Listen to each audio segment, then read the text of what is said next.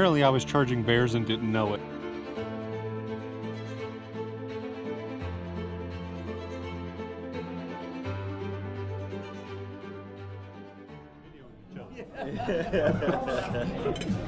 It's better.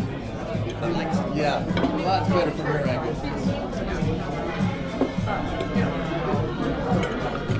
We are here at breakfast before our big adventure begins here on the Yukon River. We are at the Burnt Toast Cafe. Looks amazing, can't wait to try it. So we got all the guys here, canoe people. We are all loading up our boats, getting ready to put on the water for the Yukon. We got my brother Brian right here streaming across. We got Brad Moore over here. Jack and Rob. Morning. Getting their stuff ready. Mr. Tim Simpson. Let's go. Ready to do it? Do it. And way back there at the yellow boat, that is Mr. Mitchell Childers. So we are just kind of rushing to get our gear together because it's already you know, getting to afternoon here. So we want to get on the river. We got a lot of miles we'd like to make today, but overall just excited and looking forward to it. Let's get it done. We are here on the shore at Canoe People, putting in pretty much right now. Mitchell there is already in the water. Rest of the guys here standing by. Brian looks like he's about ready. We got Brad back there. He's gonna fit that big box he has right there. He's gonna fit that in his kayak. I'm gonna sit on it. He's gonna sit on it. No, the people here at Canoe People are actually gonna let him keep it here in a little shed that they have. So that's awesome of them. So thank you for that. And let's get downriver and do this thing. Thank you, sir.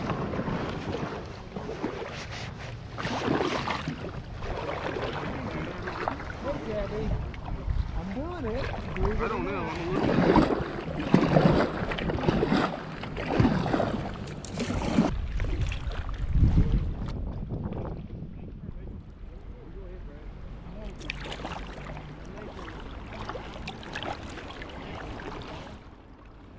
So we got excellent current on this river, really kind of scary current in a way. So we're gonna have to be super careful with it. And for right now, I went ahead and put the rudder up because I want to kind of get a feel for the boat because it has way more weight than I have ever had for a trip in it. So I want to be, you know, aware and ready for that. So right out of the gate up here, we have some little riffles. I don't know if there's a lot of riffles on this trip. I don't necessarily think that there is, but we have some riffles right here. So we're gonna go through these riffles. So just, man, we are here on the Yukon River.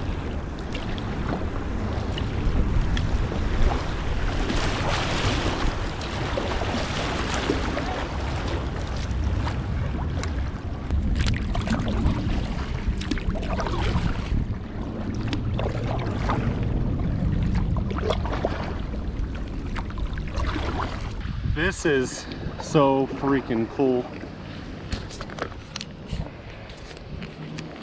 Out here, wow.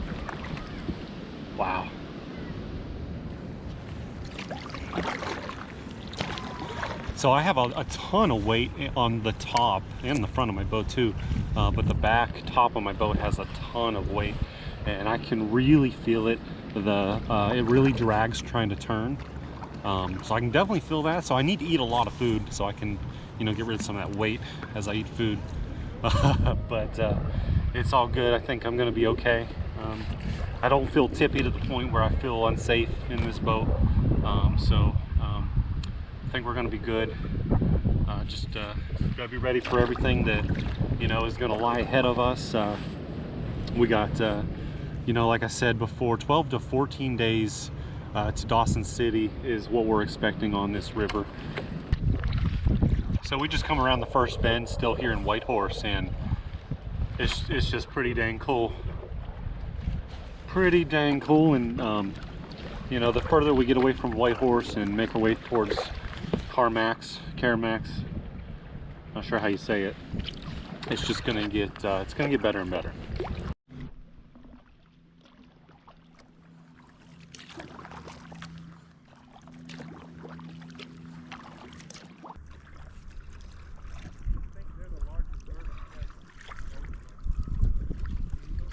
So we're just finishing up here a really wide section of this river, and what's pretty cool about it is though it gets wide like this, usually normal rivers, when they get wide like this, they really slow down to almost a standstill. This one continuously kept probably a 4 mile an hour pace without us paddling, even through this, which is pretty incredible, quite honestly. And now it's getting narrow right up here, and the speed is, I can feel us, you know, going faster and faster towards this narrow opening here.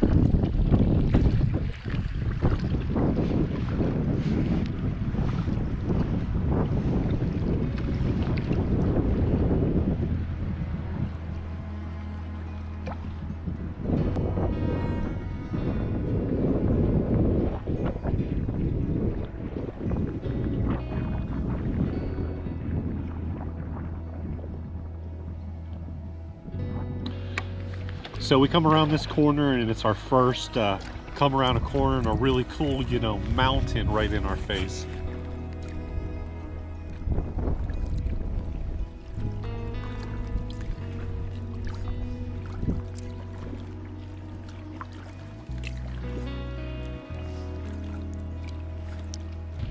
First time we got some wind in our face here, and some interesting current right here.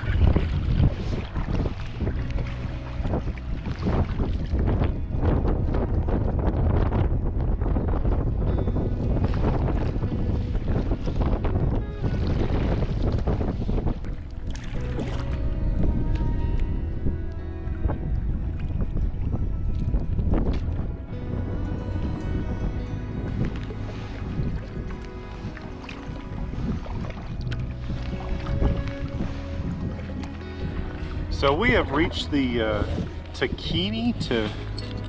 I'm saying it wrong, Takhini, I believe, river that hits the Yukon here. We're about 11.3 miles into our trip. Been paddling for about 2 hours, maybe a little more.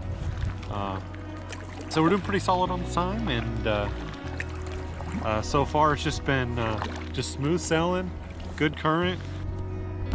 How you feeling, Brad? I'm digging it, man. How about you? Oh yeah, definitely digging it. Definitely digging it.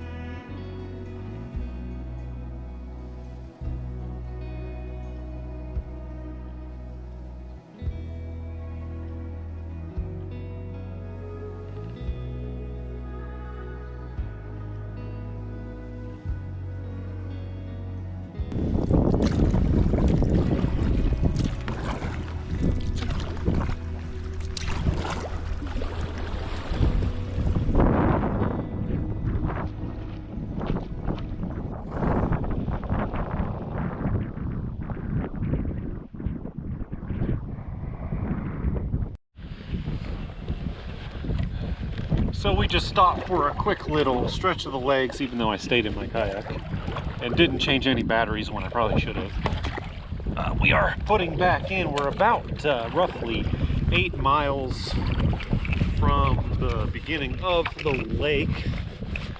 Kind of the goal is to be able to make it at least halfway through the lake, which is 30 miles long. So stop hitting me. So we are getting ready to make our way back downriver and keep on keeping on.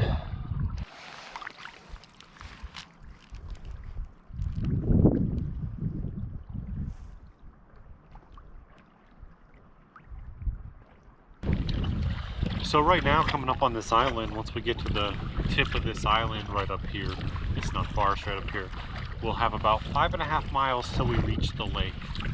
And from the lake is a 30-mile paddle to get across the lake. We're not gonna be able to make it through the entire lake today. We just got, you know, kind of a late start, didn't get on the water till a little after noon. Not really anyone's fault, just where our boats were. The outfitters didn't open, you know, till about 10 or 10:30. But coming around this corner here, hit these mountains, just a beautiful view, and it's just everywhere you turn, everywhere you look, it's pretty incredible.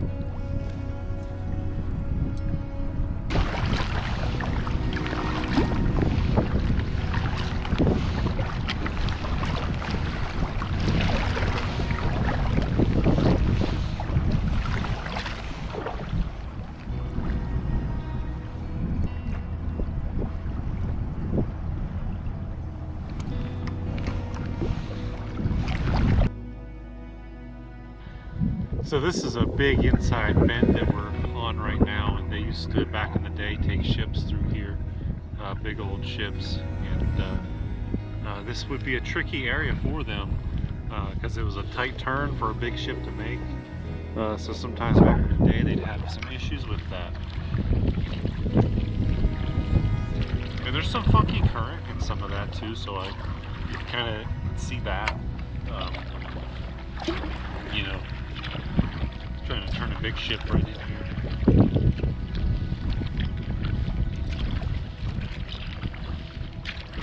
So as we stand right now, we're 20 miles into the trip and into the day. We got 3 miles to the lake. Once we get right before the lake, I'm going to stop and we're going to kind of get everyone together and come up with a game plan as to, you know, what time it is and exactly how far we really want to try to go today. There is a big island that is on the lake, probably 10 miles or so into the lake, maybe less. That might be what we want to try to get to try to camp on that island. It's a big island, so that might kind of be what the plan ends up being. That is to be determined at this point, but God, it's just absolutely gorgeous out here. We got the sun up here is peeking out for the first time today, and it's just beautiful. This water is beautiful. The water looks like you're in the Caribbean, like it's just a nice green, pretty green, not like dirty green color.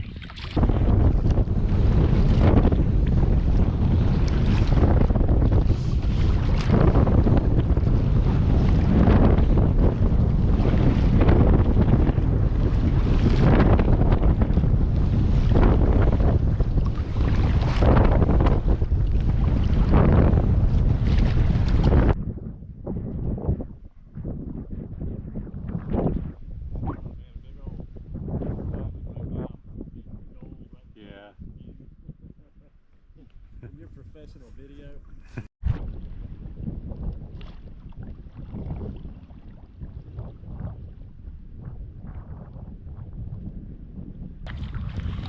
Any direction you look right now, it's just beautiful mountains in front, to the left, to the right. It's incredible right now. So let me just try to turn this camera around.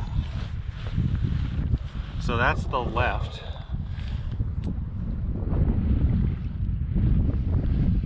Then in front and to the right side. Just absolutely freaking incredible.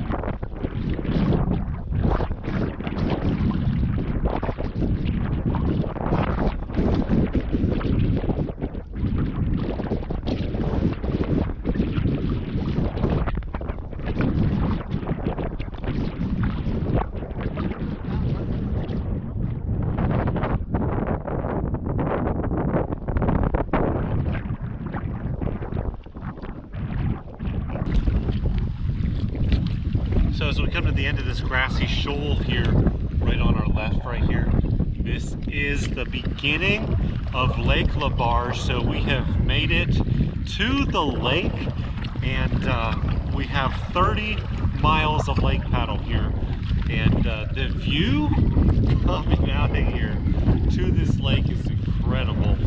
This is incredible. Oh my god. I literally just got chills because of this view.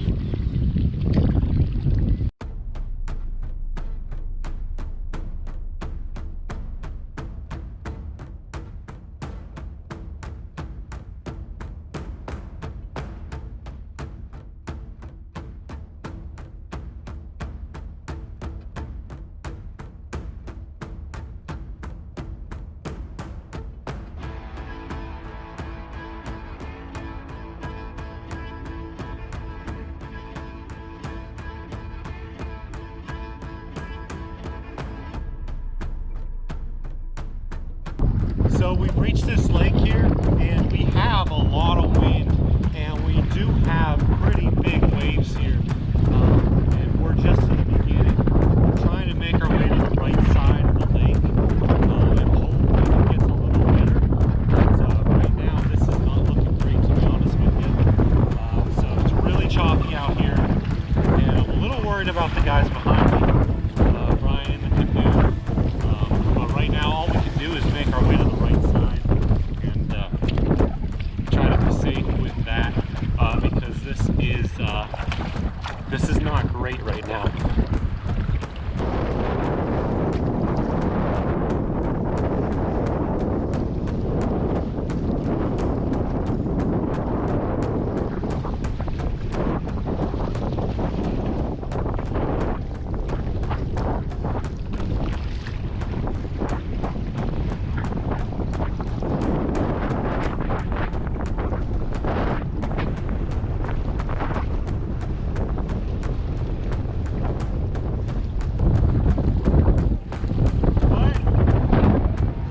They weren't.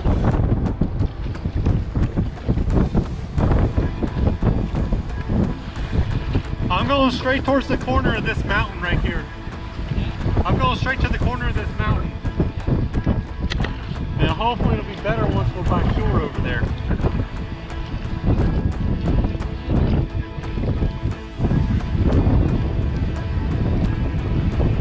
So we're trying to paddle straight to this mountain right in front of us to get to shore, but it's a lot of distance. It's not close. Going through these big wave trains right now. The only kind of good thing is they are sort of at our back, so we're kind of going with the waves, which does help us.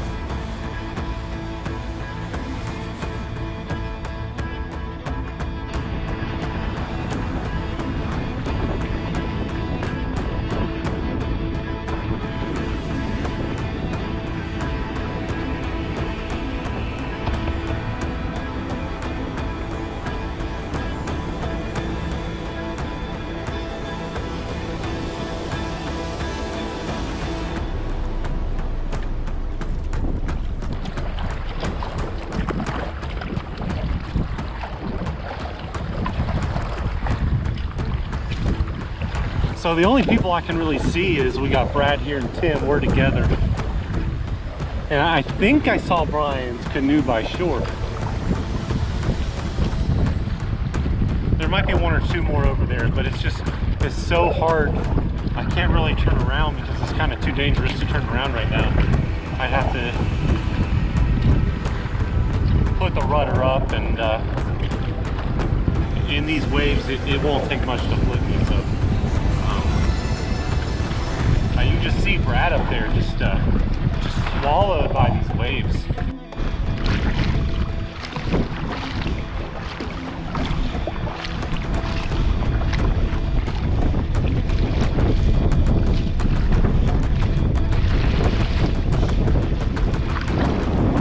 Seems to be calming down just a bit.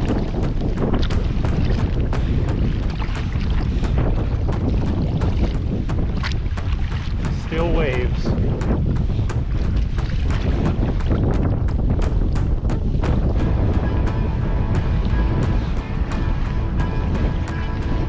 Oh my goodness.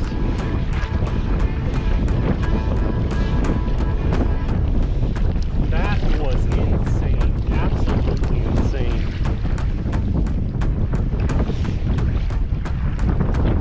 That was freaking insane. Oh my god. Alright, I think that's Brian. God, I see one other person back there. I can't even see anybody else. That means there's two that I can't see. Oh, is that someone? Okay, so we're missing one.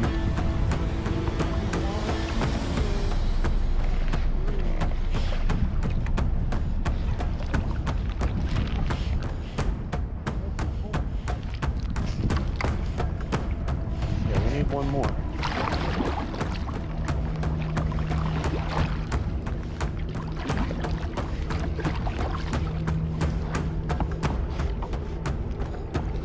Maybe we can get out right here for now. What do you say? Yeah.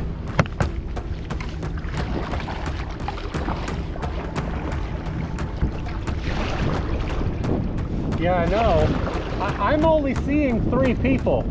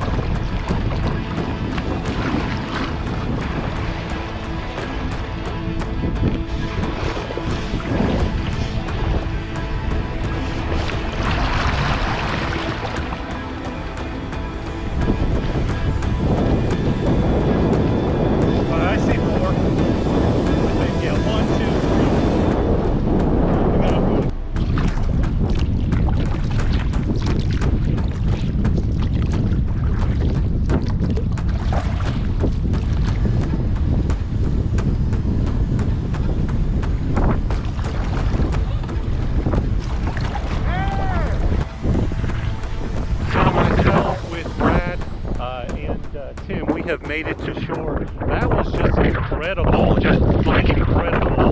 What are you trying to get over here? As we got closer to shore, like within maybe 50 feet of shore, there's still like current and some smaller wave trains, but it's not near as bad. But we still got 4 of them out there. I'm not sure who is who, but Brian's over there. I can tell that's Brian. We got someone straight ahead. Then we got 2 right there. So we got everyone accounted for. And as of right now, there's no swimmers. So just gonna stay here and hope that they make it here no problem. Because as we got closer to shore, the waves got even worse. Not sure. It's very windy, so this may not even be picked up on the camera very well. Wow. So Rob used a trash bag as a sail, and he says he didn't paddle at all through that. And it doesn't look like he has any water in his boat, which is crazy because he does not have a skirt on. My boat would have been filled because I had stuff coming over the top like crazy. I did wearing a skirt. Yeah. And he didn't think to put it on as it started, you couldn't change the battery in a GoPro. Just died. Yeah.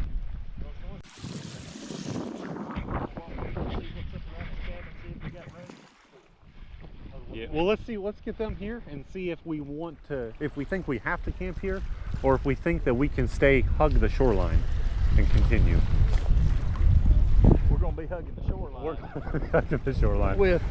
So I don't know. With them breaking right at Yeah, us. I don't know if that's an option, but they are smaller here, but there is a good bit of current. Yeah. It's gonna be swinging us right up into the. So we got to kind of see what our best option is here. This is exactly what we did not want to have happen as we got to the lake, and it's exactly what is happening. All right, so we're getting ready to leave this little area that we went just to try to get everyone together. Mitchell took off there. So sometimes when you're here and you go through the stuff, it can get heated for various reasons, misunderstandings, and stuff like that, and I think that's what happened here. So Brad's trying to get his skirt on right over there, and once he gets his skirt on, him and I are going to take down river here.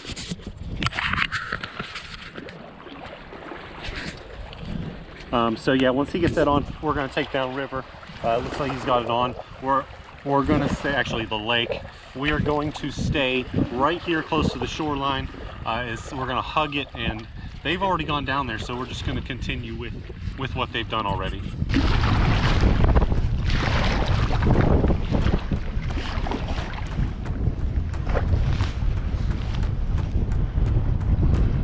Are you good? Yeah.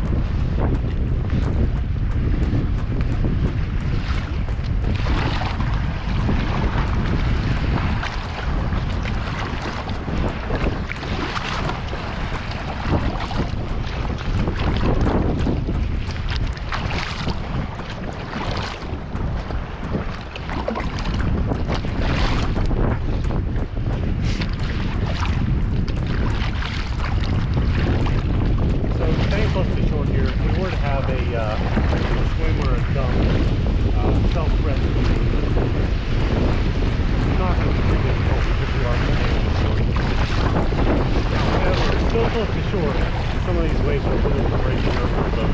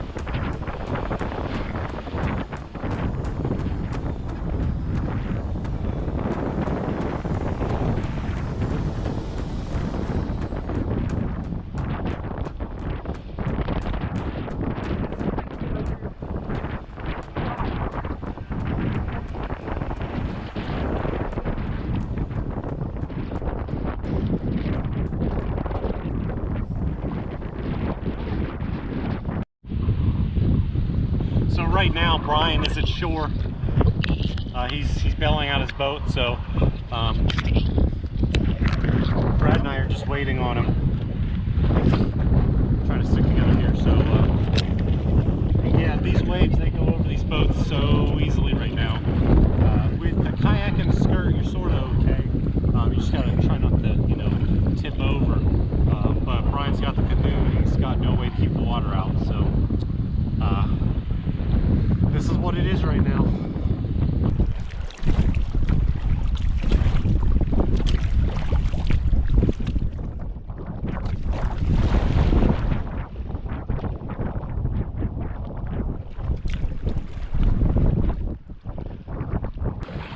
So since Brian just cleaned the water out of his boat there, it's been better. There's still pretty big waves, but they're not as big. The wind has died down just a bit.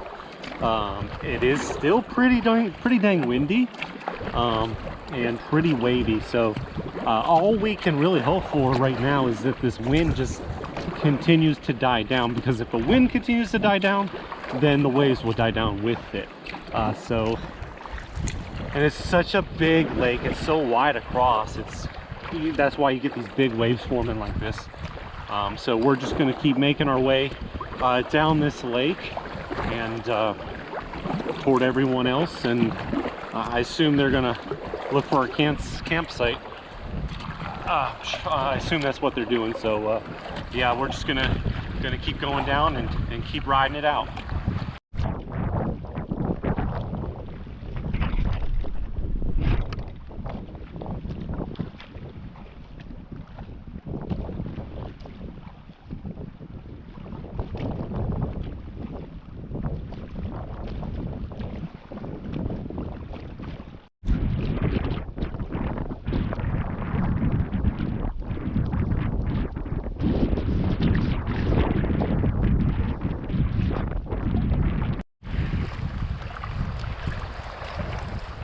So Lake Laberge here, so my guess is we're probably only about 3 miles into this lake. It's 30 miles long.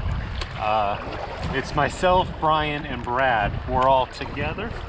And everyone else, there's been moments we've been able to see Jack way up there, but we, as of right now, I may see Jack literally maybe 1.5 miles up there. He's so far up there. It's just a speck. So at this point we're just we're trying to like I said, wheel Brian's canoe down this lake without taking on too much water.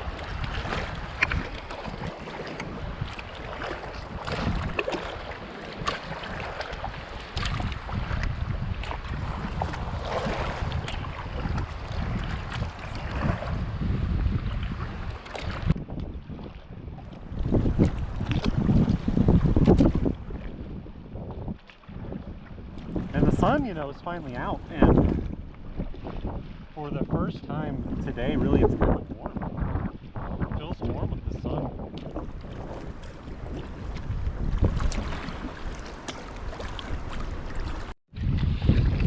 So a little bit of an update here. Waves have been on and off. We just had a little spell there of some really big ones. Brian did excellent through them. Really came over to the top of the kayaks quite a bit, but still really no change. Brian's still doing good. We're still in a group together, making our way down the lake here. We're moving pretty slowly, but we are making positive progress. So what's important at this point is we're still able to move down the lake, and it's such a long lake. We have to make progress if we at all possibly can, even if it's slow progress. Oh boy, here we go. More big ones. Turn you this way. Press something.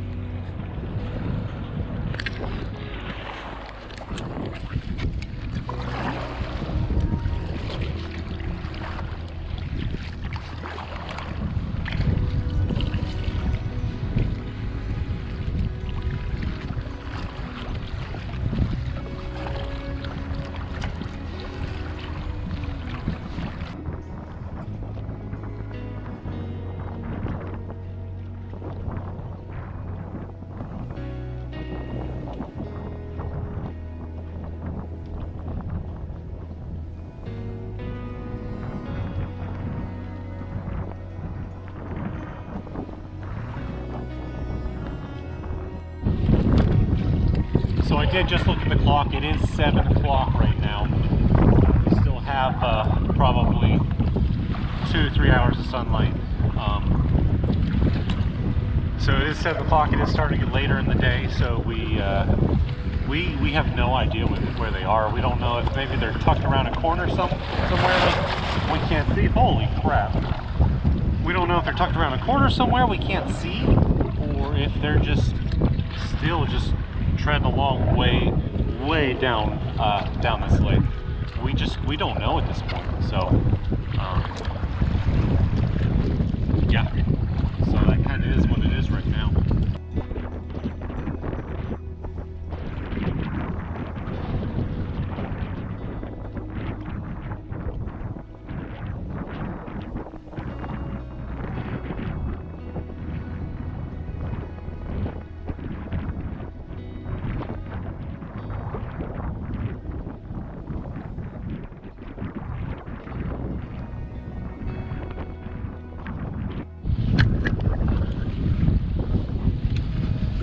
So there's a point right up here, right up there. We're trying to get to that point, get around that bend and see if we can see them. It's you know, starting to get a little later in the day, though we still have a lot of sunlight left, or a good bit. Not necessarily a lot of sunlight, but a good bit. But where we are right now, we're kind of further away from shore because we're going towards that point, and the waves have gotten bigger out here. The wind has not died down, it's just stayed consistent.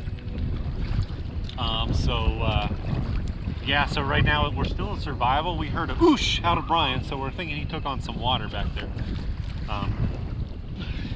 He's still floating, so that's good.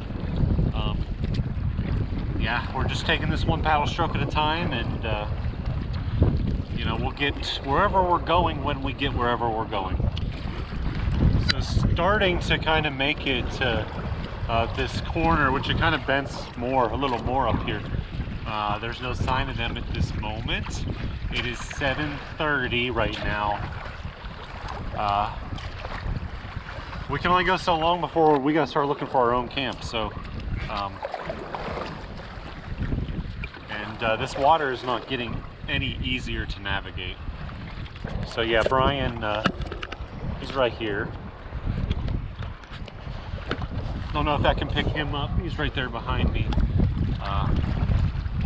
Yeah, this is certainly turning into the adventure. Night and day. Once we got to this lake, everything just completely changed. The whole way that this trip is kind of going just kind of changed.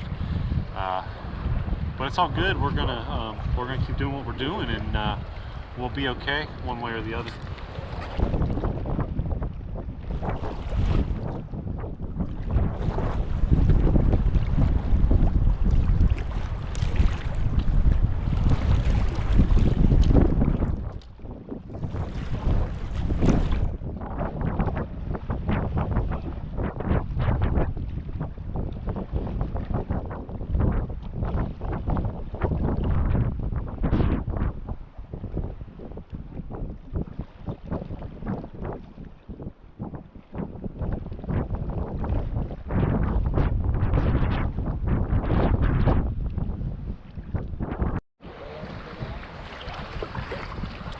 All I heard was, "Where are you?" and I tried to respond, but they haven't got back to me.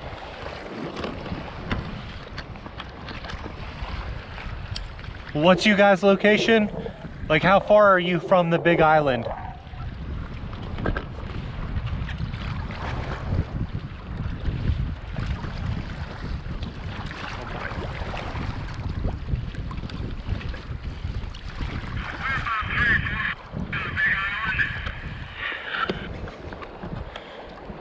Can you verify? You said you're about 3 miles from the Big Island?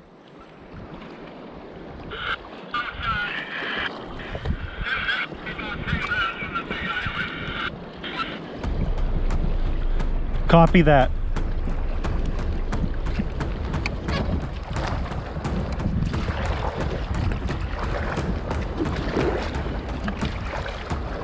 All right, they say they're about 3 miles from the Big Island, which means if my math is correct, they're about a mile from us.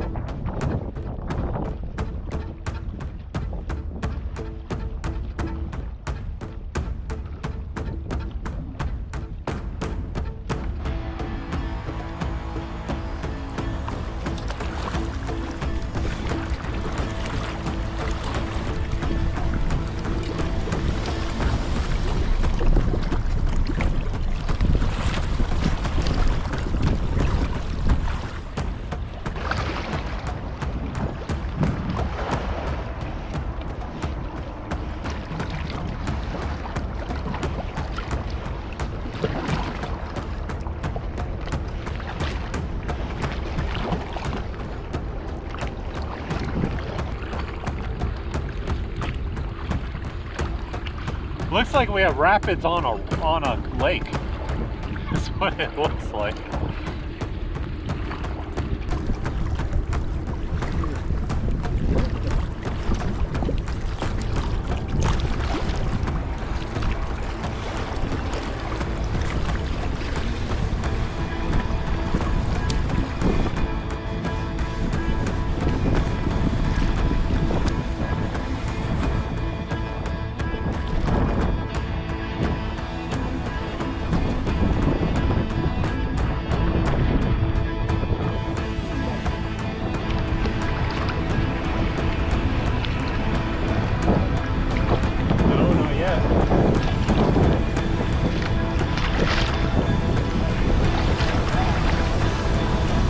What? Oh, right here? Oh, I see.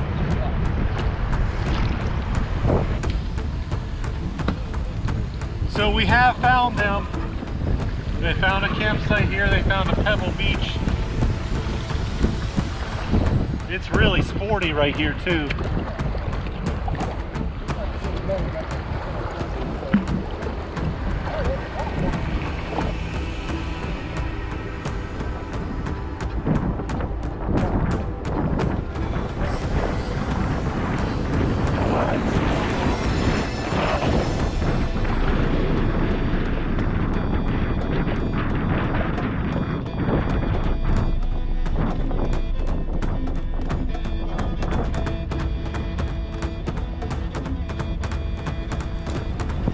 So it's been a very long day here on the lake. It looks like we're right at about mile marker 30 for the trip, which is really the minimal of where we needed to be today.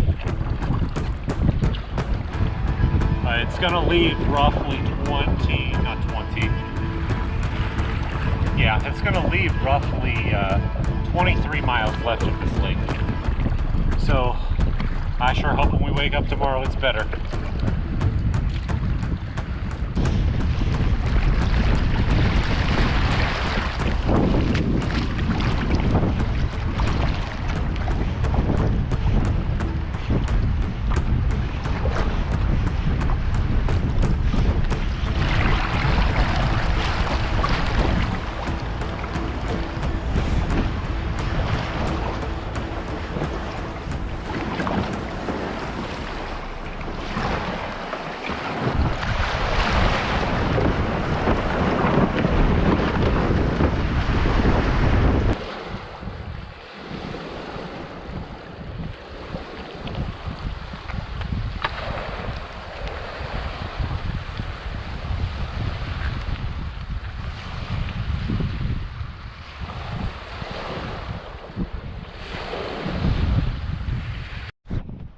Oh, I am so hungry. What time is it? Yeah, I got a 9:23. So we are here at camp. I'm still working on setting up. It is 9:23 and it's like completely light out. So yeah, so today was a pretty long day The river part was pretty good, but Tim, how was that lake today? I was not expecting that. It came out of nowhere too. Came out of nowhere, and it didn't let up till we got here. Yeah. But that's like paddling the ocean. So we're really hoping tomorrow when we wake up, it'll be calmer. We're really hoping. I just checked it. It says about half the wind. Okay, so if it's half the wind, and we might be all right, because man, there's some big waves out there After today. 12 p.m., it's going to start ramping back up a little bit, though. So we probably need to get an early start tomorrow. It's looking like try to get through this lake. We still got probably about 23 miles left of this lake. I know. Yeah. It's gonna be a tough day tomorrow. It's gonna be a tough day. Hopefully This was the brutal. winds will be nice for us. It did not disappoint. No, it That did. lake is brutal. It is. It's honestly like an ocean. There's waves just like an I had ocean. waves. So we all saw the day that Brian had today, well documented. I didn't get it on camera, but the amount of water he had in his canoe when we got to camp, I don't know how he kept paddling. I really don't. That was impressive, but I'm sure he feels it now. He doesn't like talking, so we're gonna move on. So my setup's right here. I am having trouble locating my tent stakes. I thought I brought them, so I just got some sticks down there for now, which that'll work. But yeah, I'm still hoping I kind of find them. So that's what we got going on right now here at camp. I'm finishing, getting ready to get some batteries charging, and gonna get some food here and call it a night, because it's getting pretty late, getting tired, and we probably got to get up pretty early tomorrow. So there's not many good options here to hang a bear bag, because if we go down this beach, all these trees, they don't really have any branches. So what Brad did, Brad just tied his really tight to a tree. I was able to find a tree, but it's not very high. That's all I was able to get to. So mine is off the ground, at least a little bit. So I figure they're gonna go to his first. So you know, that's I guess that's a positive for me. But let's just talk about it. It is. Let's hang on a second. It is 10:29 in the evening, and the sun is just getting ready to set back there. But it is absolutely gorgeous here on this lake. It is absolutely gorgeous. Just absolutely picturesque and just amazing. So you saw it was a really rough day, the second half of the day. We somehow got at least close to 30 miles done. We need to average about 31, 32 a day total. We got almost 30, so I think we're happy with what we accomplished. In this beautiful, absolutely beautiful country on the Yukon River in the Yukon, Canada. Still super weird to be here, but just amazing.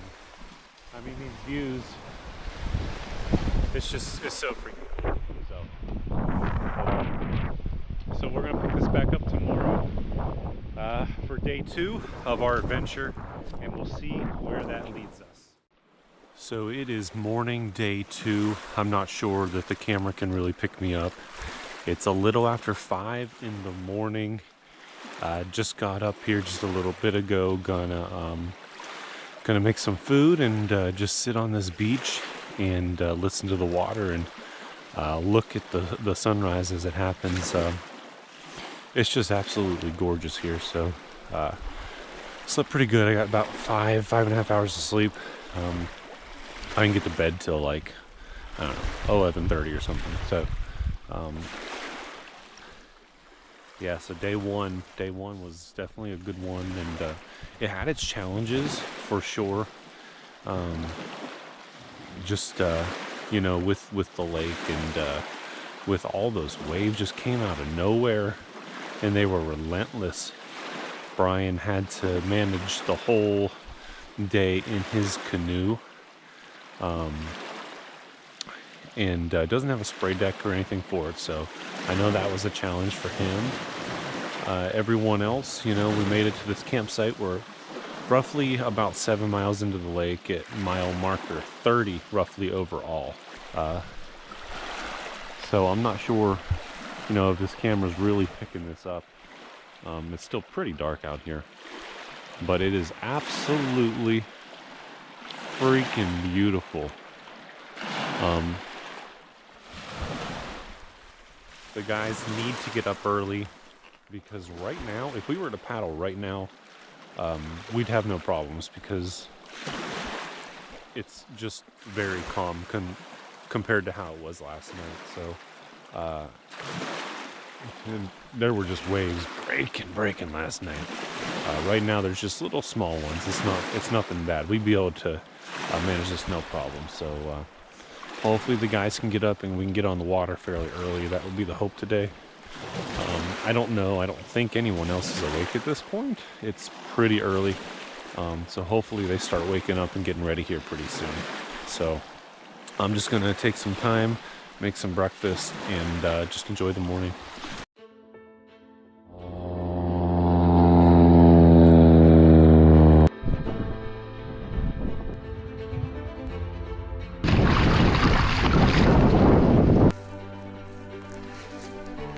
This wind is insane right now.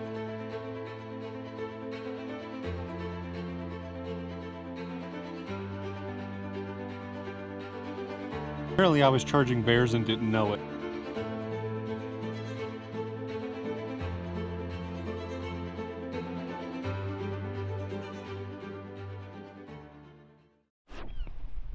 Pancake on the griddle this morning.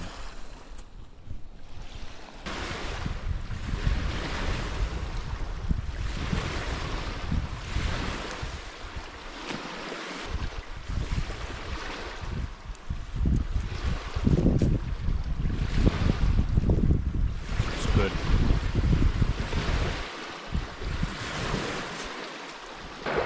So morning day 2 here. We are getting ready to put in here in just a few minutes. So there's still a little bit of wind this morning. It's supposed to be a lot calmer than it was yesterday. However, around noon it's supposed to start picking back up. So right now it's a little after 8:30, I believe. So gonna get on the water here soon and just gonna try to get some miles, because we still have 23 and a half-ish miles to the end of the lake. So we definitely need to try to hit it hard. We need to try to get this lake done today.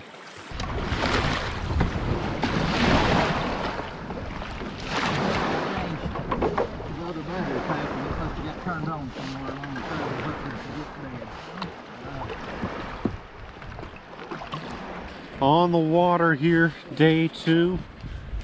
Just gotta hope that this lake and these waves are nice to us today, because they were not nice yesterday.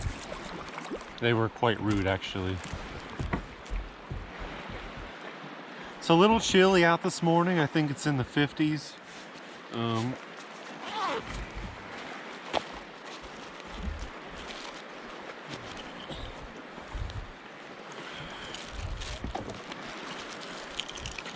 I have my nifty whistle here. It's got a compass on it, and it's got a thermometer on it as well. Yeah, it's about 46, 47 degrees, so it's pretty chilly right now.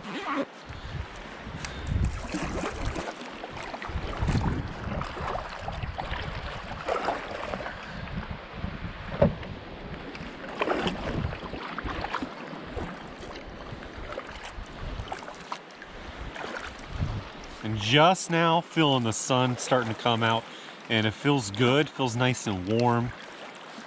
Brian's starting to paddle, so I'm going to paddle with him because he's in the canoe. He's gonna be slower through this lake.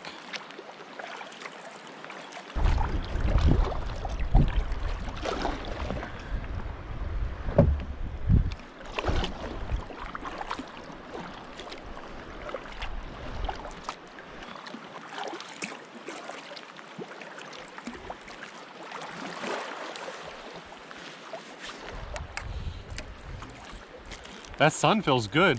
Yeah. See, these waves are already a little scary for me. A little. Not like I hope they don't. I hope they just stay like no worse than this.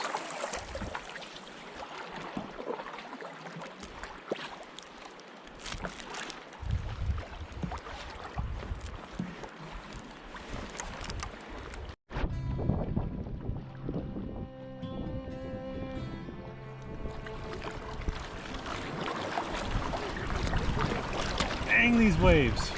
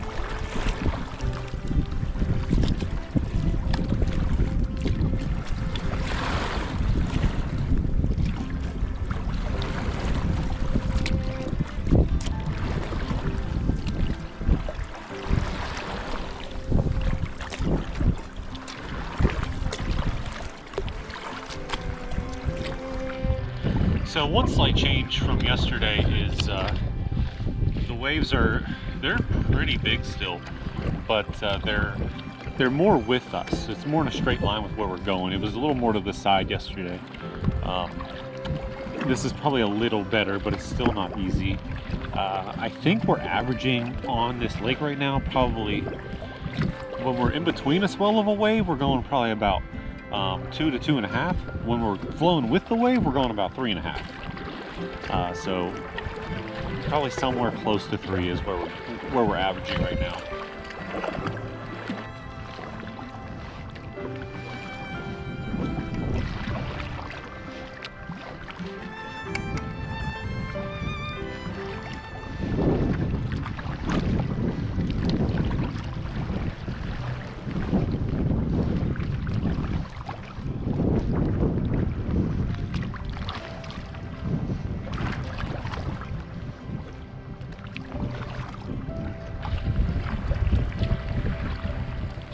That's good if we can average at least close to 3. I mean, it's gonna be a long day, but we'll give ourselves a chance to finish the lake.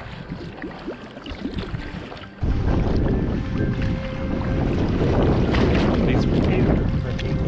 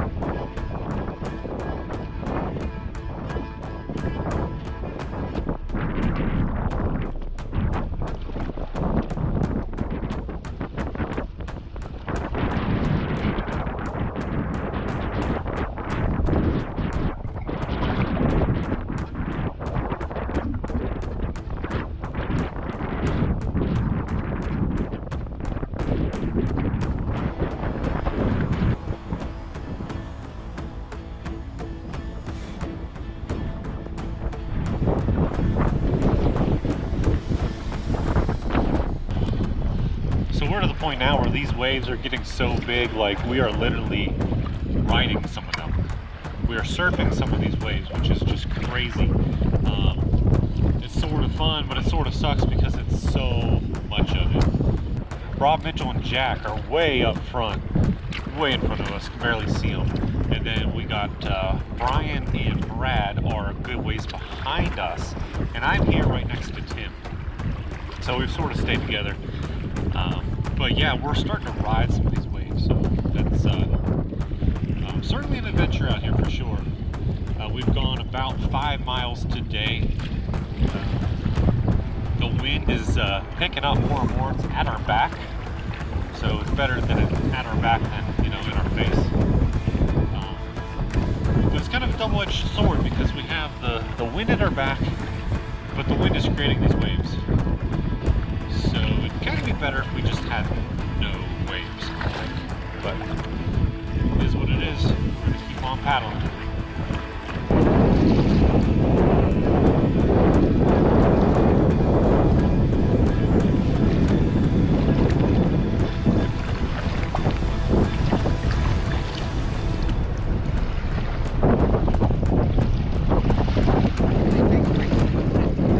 I know.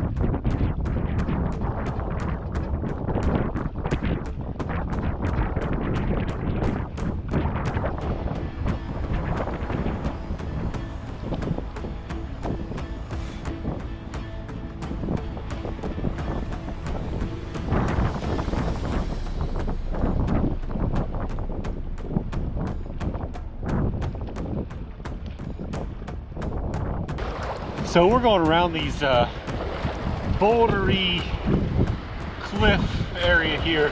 We're looking for a place to pull over to take a break away on Brian and Brad, who are way behind us. And this might be a beach right here. It's very wavy here, having these boulders, you know, cliff boulders beside you. All this rockiness, I think, just makes it more choppy and the waves worse. But I think there's a beach up here. I think we're gonna head to that beach.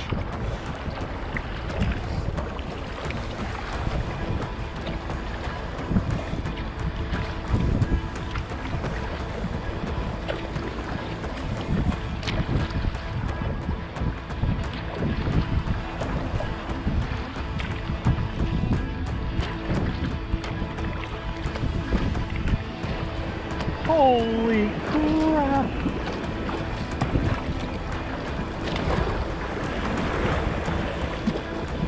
These waves are incredible.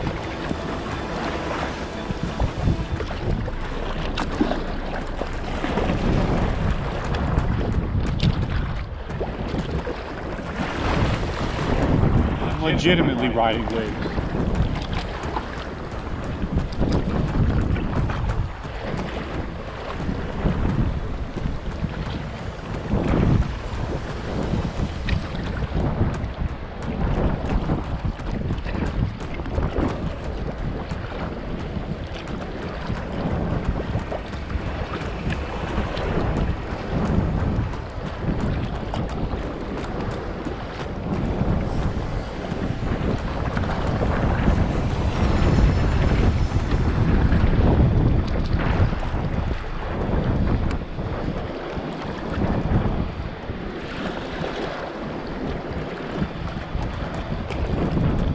Might be an inlet almost.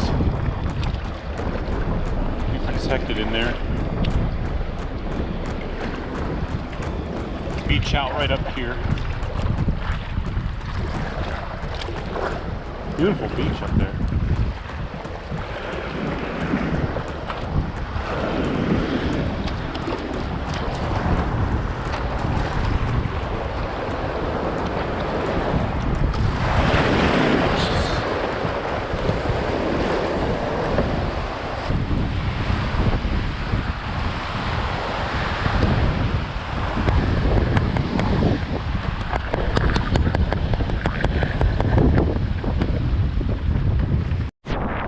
So Brian and Brad are coming. I'm trying to get their attention to go to their left of these rocks here, because there's a nice inlet here. Current's better.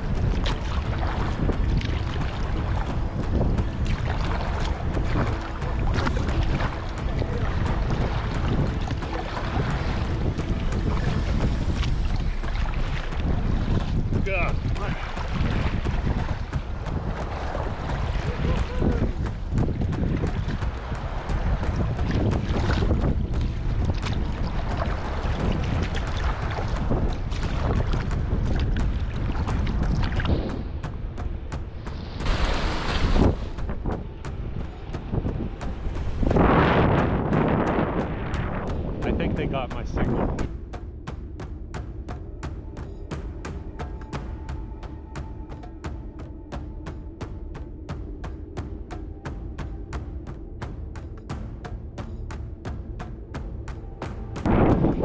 This is just insane out here. These waves are really going. Brian, these waves are really going. Brian has made it here.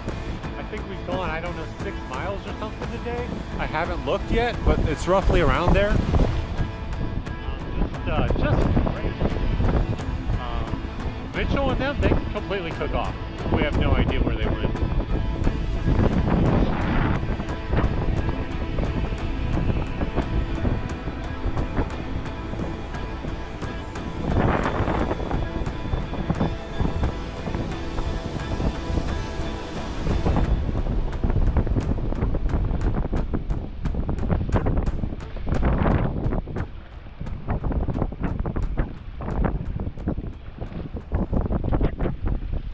Thinking they were going to stop to get us all back together, and they never did. We couldn't even see them anymore. Could not see them, so we were like, well, we're going to stop and wait on you guys, so we can at least get us 4 together. That was insane. It was crazy. You did pretty dang good, though. There's not a lot of water in that boat. Well, one way was all it's going to take for me. Yeah.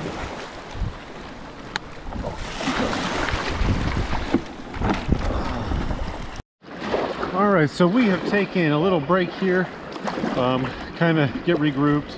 I went ahead and threw my dry suit on, and now we are Tim and I are now with Brad and Brian, and we're going to stay with them. Rest of the guys, no clue where they are. So as far as I'm concerned, this is Hey, don't forget to tell them Brad took a nap. Oh yeah, Brad took a nap over there on the rocks. I thought he was dead. Turns out he wasn't, so that's definitely a good thing. You You weren't moving at all.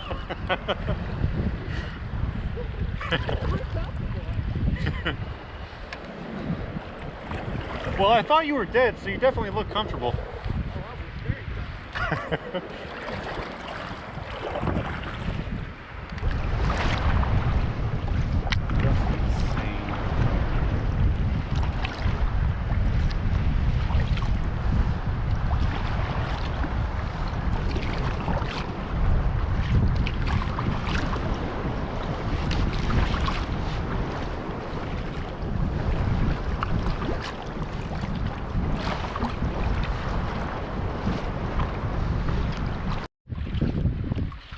So up here to our right, Mitchell and them, they did stop. They did find a beach. We're just going to keep paddling through. We figure they'll probably figure out, you know, that what's going on when we don't stop. But we just took, you know, we just basically took a break, so there's no need for us to get out of the boats again. And they're clearly paddling way faster than us, so I think it'll be fine.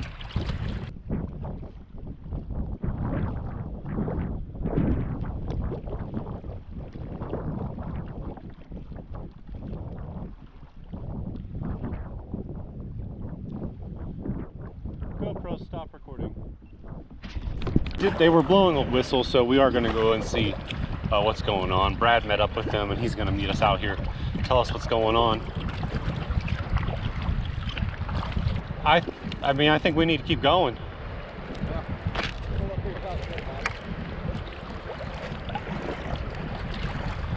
is just 12:30, but I don't know how far it is from here. How do they know we can't find a campsite, period?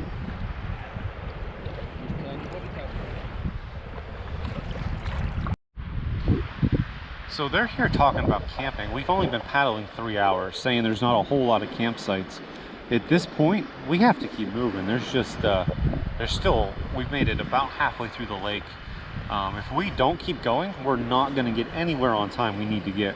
We're not going to get to Carmacks in time to get the guys off, and we're certainly not going to get to Dawson City in time. So, my opinion, we got to stay on this water. We got to keep pushing forward. We got to get to the end of this lake, or at least close to it. Otherwise, we're in a bad position here. And quite honestly, the waves have died down just a bit. The wind has died down. It is a little bit better at this point. So conditions are a little more favorable than they were right before we stopped for that break just a little bit ago. I'm not sure what they're deciding, but hopefully moving down the lake here.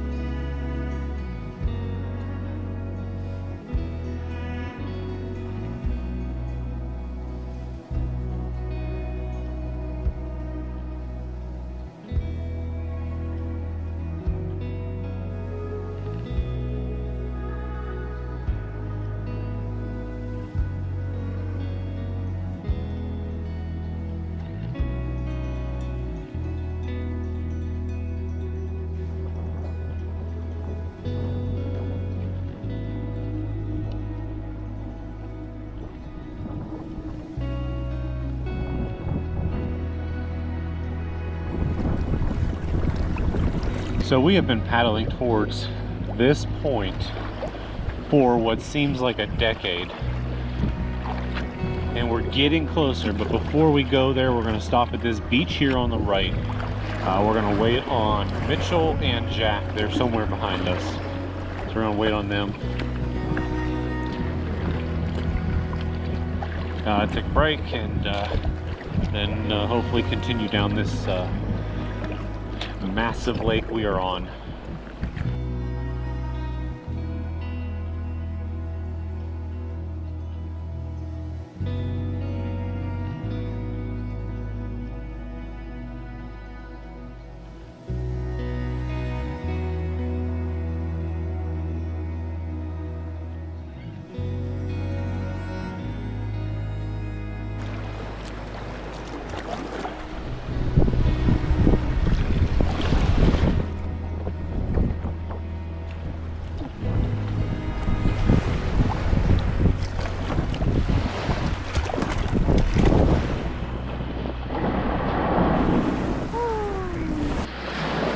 So we stopped for this another break here. A couple guys hadn't eaten anything, so we needed to stop for them. Mitchell and Jack continued on down the lake here. We're really trying to bust it to make it through this lake. We're getting ready to put back on and put some more miles behind us.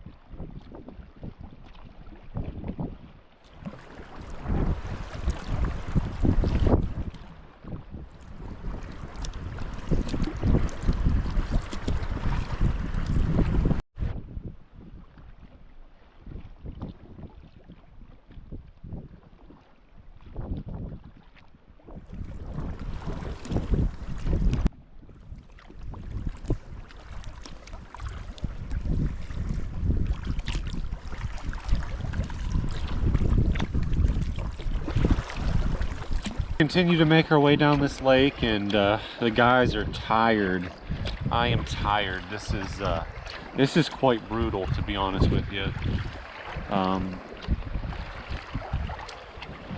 We see, you know, we keep seeing points in front of us, like that point right there, and I keep being like, okay, I'll check the GPS when we get there.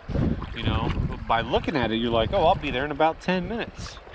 10 hours later, we're still paddling towards it. So it's pretty brutal. The good news is the waves aren't bad right now. The waves and all that, it's actually fine. There's still waves here, but nothing like we've dealt with earlier today and yesterday. So we're still making our way. I don't have a mileage update quite yet, but yeah, it's we're keeping on.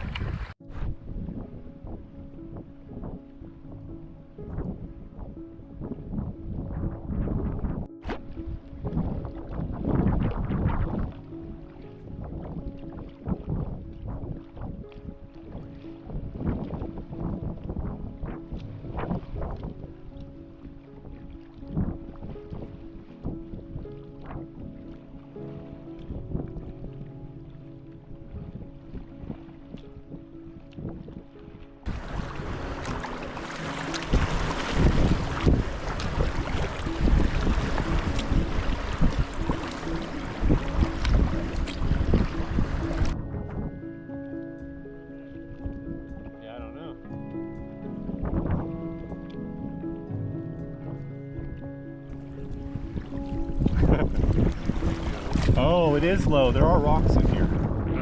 It's really rocky in here. That is what it is. It is really rocky in here. Yeah.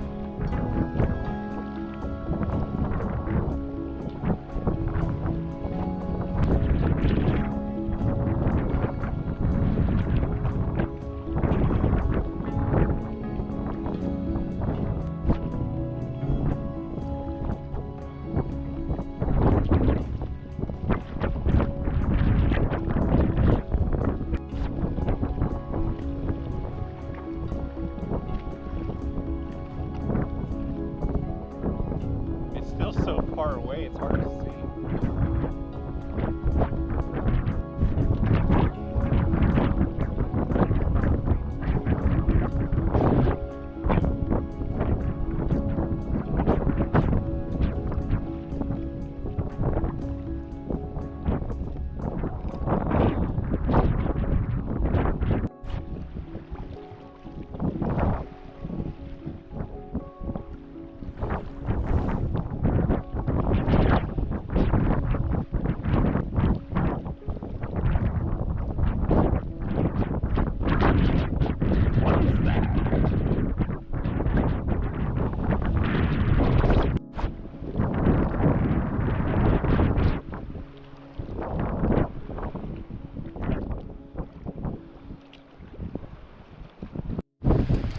So we have seen traces of Mitchell and them up in front of us, but it's so far in front of us, it's probably a mile and a half. So we can tell that they've been looking for campsites, but I can also tell you we have reached the overall 50-mile marker of the trip, and we have 3 miles left on this lake. So it's been a long, hard paddle today, trying to stay on track with the time that we need to be on. It's not going to be a ton of miles today, but we really need to get done with this lake. Or at this point, we are at least close. And after this day, I will take close because, you know, 3 miles or less, that's fine. It's going to be less than 3 miles because I don't see them a mile in front of me. So yeah. Been an exhausting day. Been a hard day. We knew the lake day had the potential to be a hard day, and it has turned out to be quite hard. Tim's here beside me. We got Brian and Brad a little bit behind me. They're together, and then the rest of them are up front, way in front of us. So yeah, that's what we got going on right now.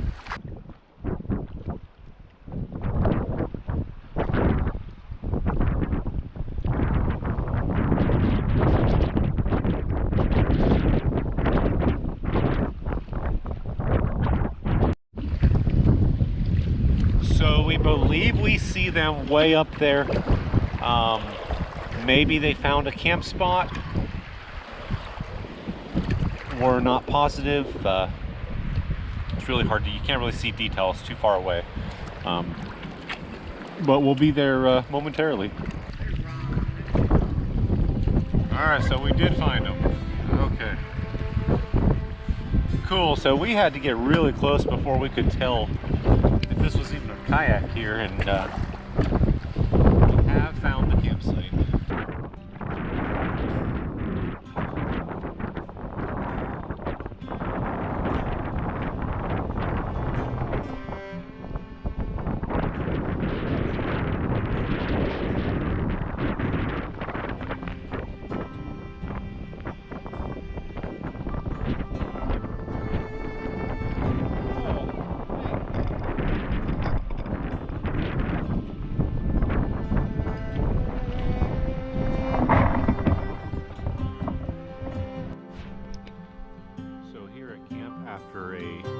Just exhausting day is the only way I have to put it. Beautiful scenery, can't complain about that, but boy, it was a long day. We are roughly 2 miles from the end of the lake and back to the Yukon River, so really excited for that, because I gotta be honest, I am over this lake.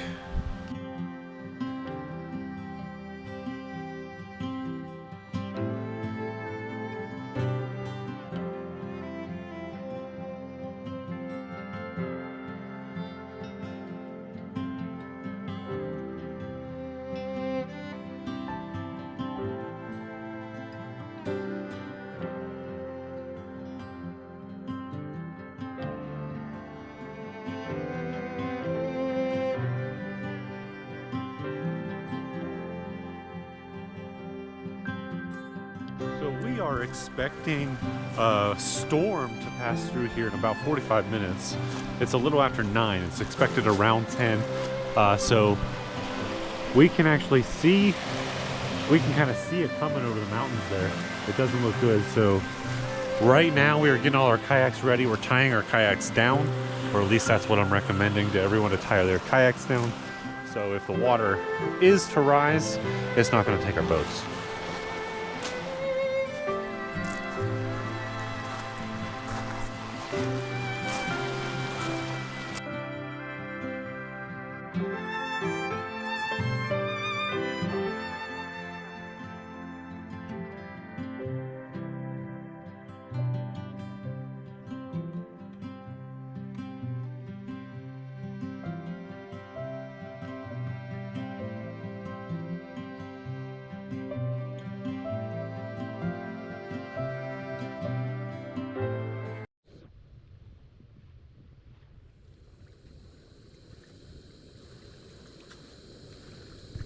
It is morning, day 3, and I'm just making my pancake breakfast.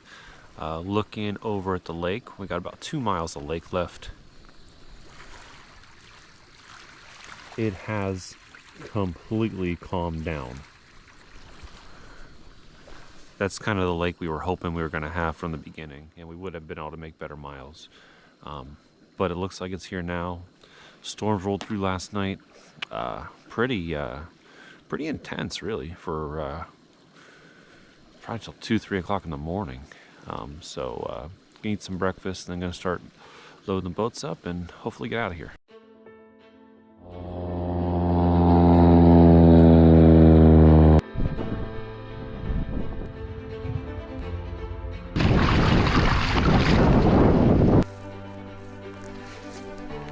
This wind is insane right now.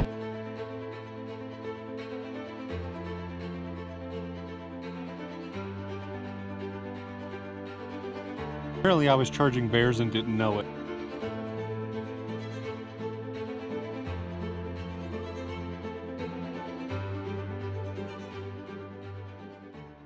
So this morning we got Brad, Tim, and Rob going ahead. They are feeling a little nervous about making their flight in a few days out of Carmacks, so they're going to go ahead and make sure they put down miles. However, we are getting ready to get back to the end of the lake, back to the river, and the current is really supposed to pick up steam, so I'm thinking we're going to be all right. It's going to be down to myself, Brian, Jack, and Mitchell continuing this journey together. So there they go, down the lake back toward the river. So morning, day 3 here, just putting in the water here near the end of this lake. Myself, Brian, and Jack, looks like we're going to take off, and kind of Brian's a little bit slower than Mitchell. Mitchell's still finishing up getting his stuff ready, and he'll catch up with us pretty quick. Here we go, day 3, Yukon River Expedition. Let's do it.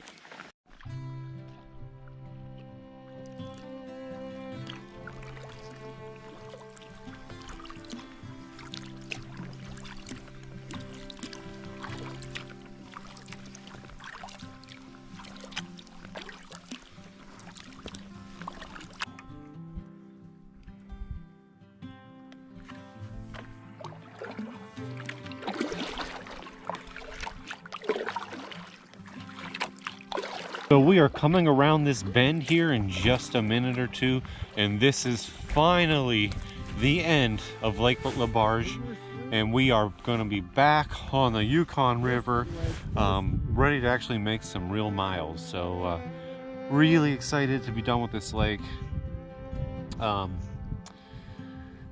Beautiful views on this lake. A lot of them we couldn't really enjoy because we were just trying to honestly survive. Reaching this corner up here in the beginning of a new chapter, as it's the end of the lake and back on the Yukon River. Super excited. So from here, for the next 30 miles, the current is supposed to be some of the fastest current on all of the Yukon River. until we hit, I believe it's the Teslin River. I may have that wrong, I'm not sure.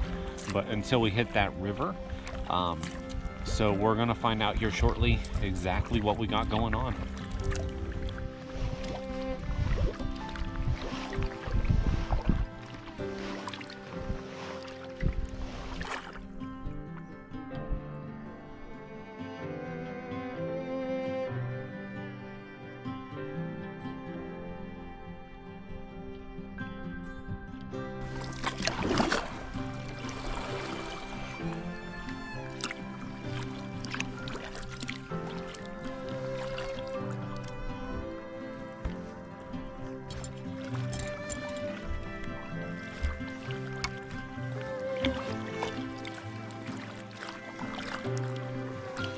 Coming around a corner here, the river has picked up some speed.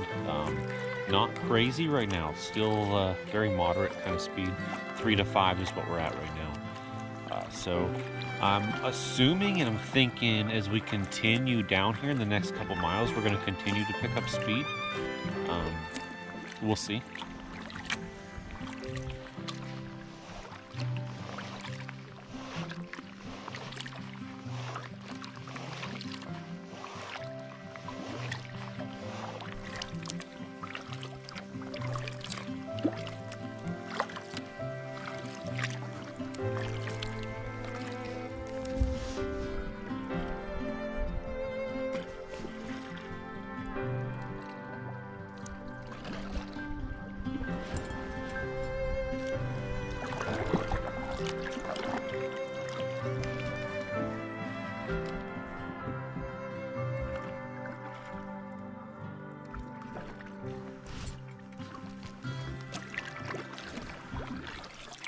So just a little bit further down this river now, and the speeds have started to pick up. We are now, let's see here, I am coasting at about 7 right now.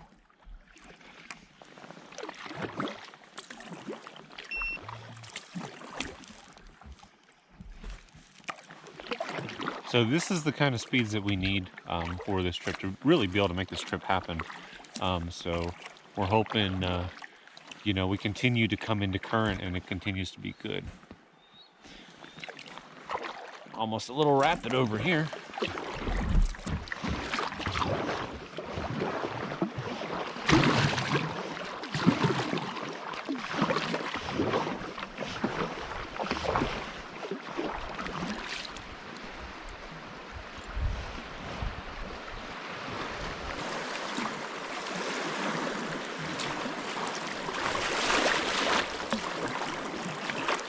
.4 miles an hour. I know I was paddling through that.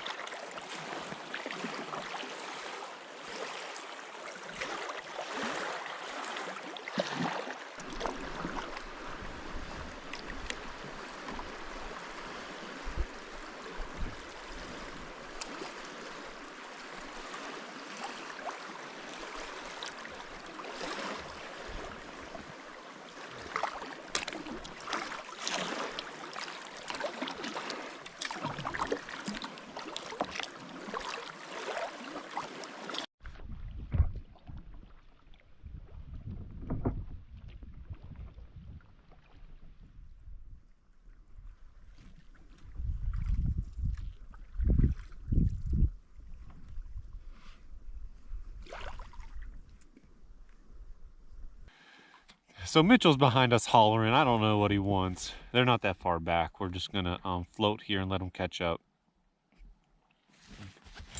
Just floating at 5 miles an hour down the river.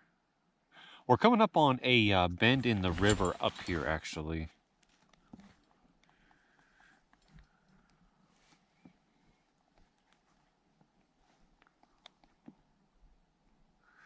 It's called U.S. Bend. U.S. Bend starts at mile 59 of our trip and it ends at mile 60 pretty much. So it's a mile-long bend. So I'm wondering if the river's going to slow down going into that bend. Probably going to be some pretty good swirlies in there.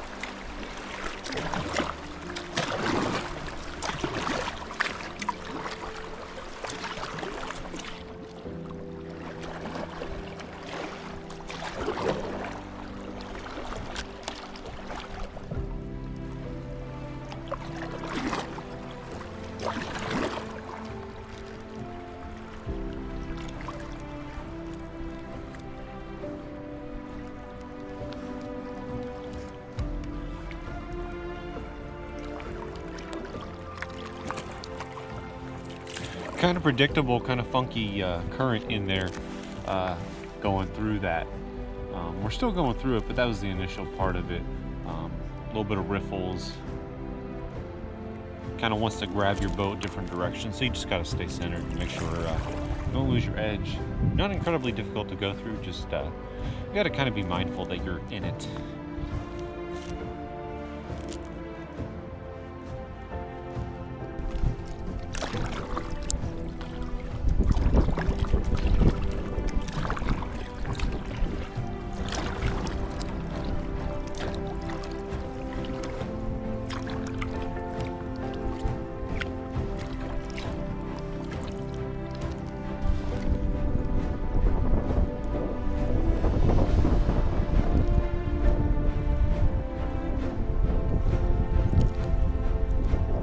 That's a cool view though.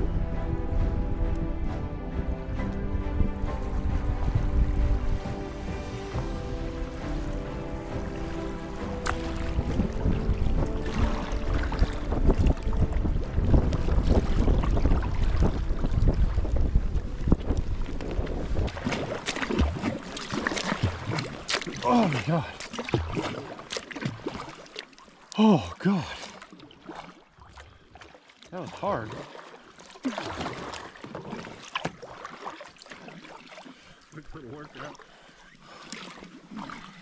Whew. I wasn't sure I was going to make it. Me either. Jeez. Good job catching that eddy, guys. So what? I said good job catching this eddy. So here at this island, walking through this island is pretty cool. It looked like there was a cabin back here somewhere. So let's go check that out. So it is not a cabin, but it is a porta-john. Potty, potty, potty. So just after just a quick stop, we're back in the river and gonna head downstream some more. And as we get back in here, I noticed I see some blue sky. Hopefully the sun's coming out soon. That would be fantastic. The wind has been on and off, depending where we are on this river, I think. When we're in the wind, it's actually pretty chilly. But when we're not in the wind, it feels good. So being that it's easy to kind of get separated because there is quick current now, we came up with a little system with the whistle. If we do one blow of the whistle, we just want to get the other people's attention. If we do two blows, someone wants to stop and get out for whatever reason. If there's three blows, then that is the emergency. We need to act if we were to get that.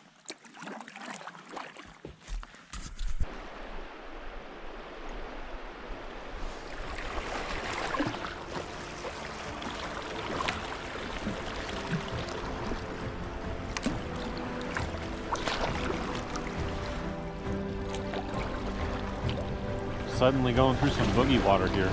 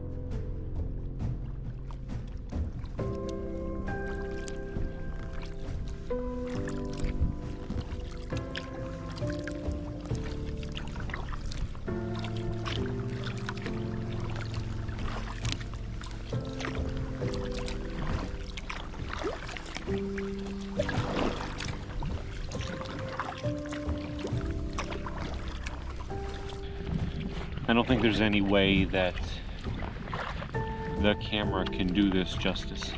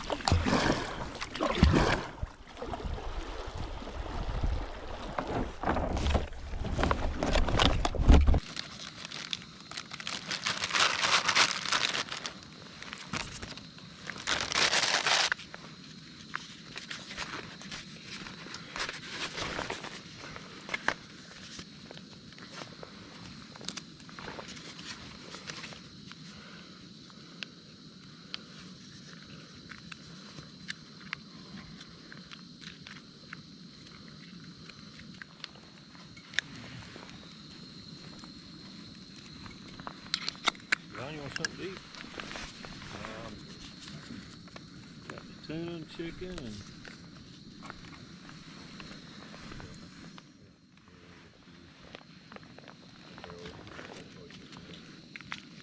well, there's mine.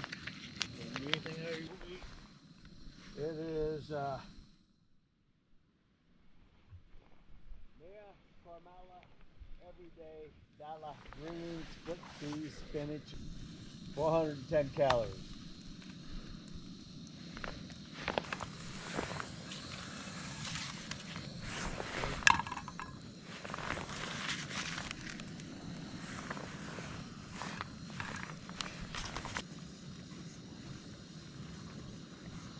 That's pretty good.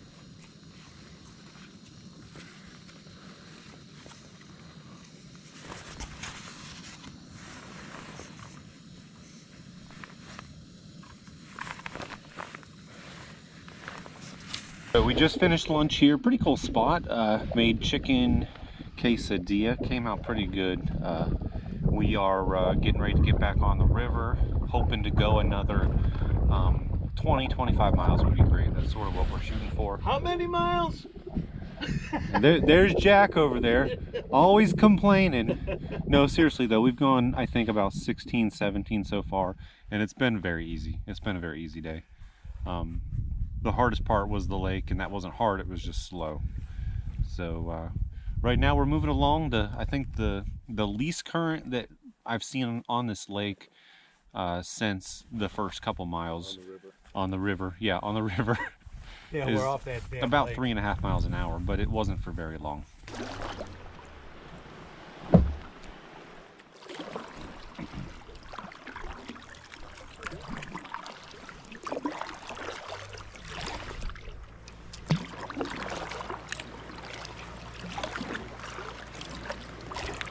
Surprised to see a motorboat down here, but I guess we're still just you know, 16 miles or so below the lake, so it's still not crazy far in the wilderness quite yet.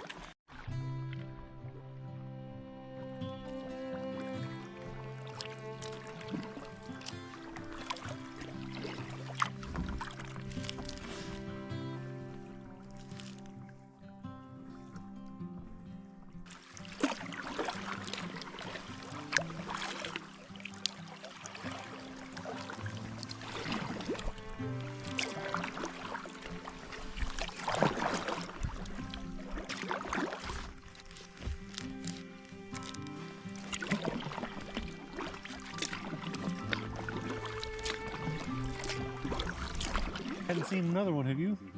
Not a boulder. Not a boulder rock. I saw one sticking out of the water in the lake.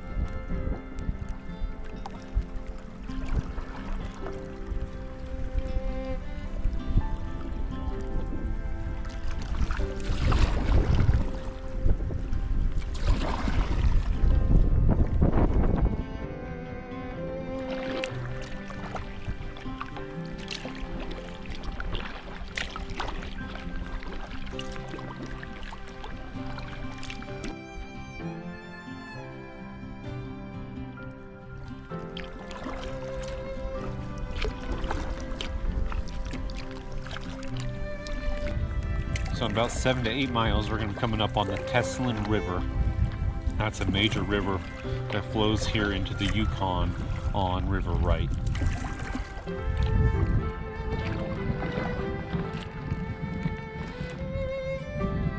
And the views just continue. Like, they just continue. They just don't stop.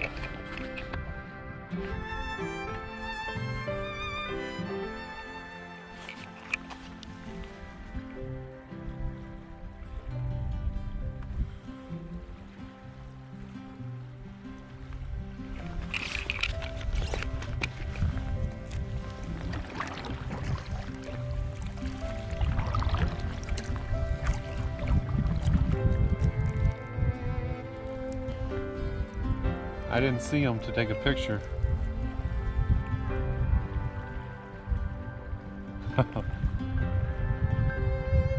Oh, one of them got a fish.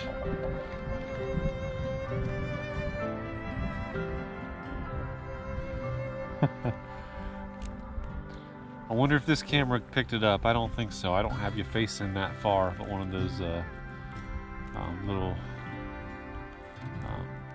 chicks there who got a fish, and then the other one was fighting with it.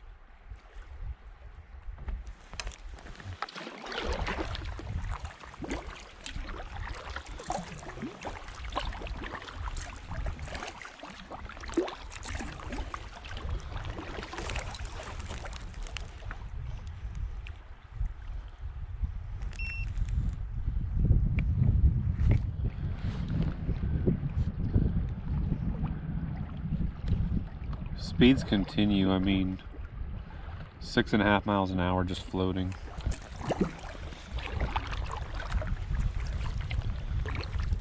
Incredible views. So freaking cool. It's all here from, you know, the pine over here to the cliff and to the giant mountain and cliffs in front of us. It's so freaking cool.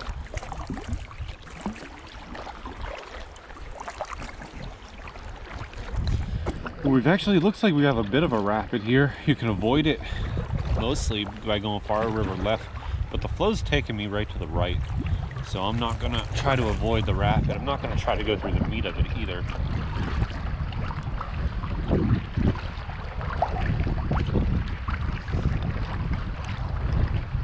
Just pretty much going where the flow's taking me.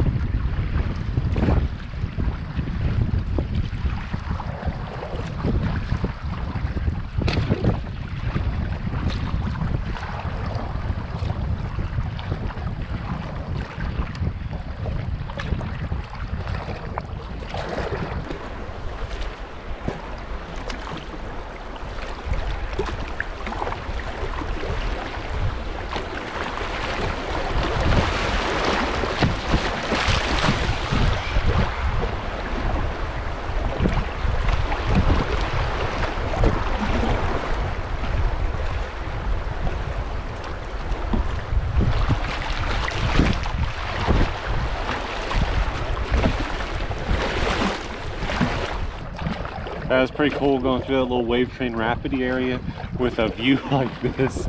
That's freaking cool as heck, man. Heck yeah.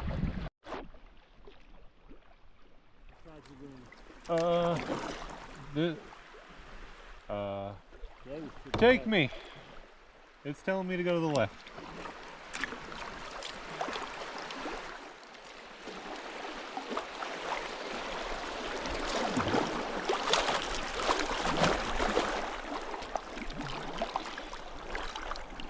So that one was a little strange. Flow was almost even, it seemed, on both sides. So I let the boat decide where it wanted me to go. And it said left, even though the right looked more fun.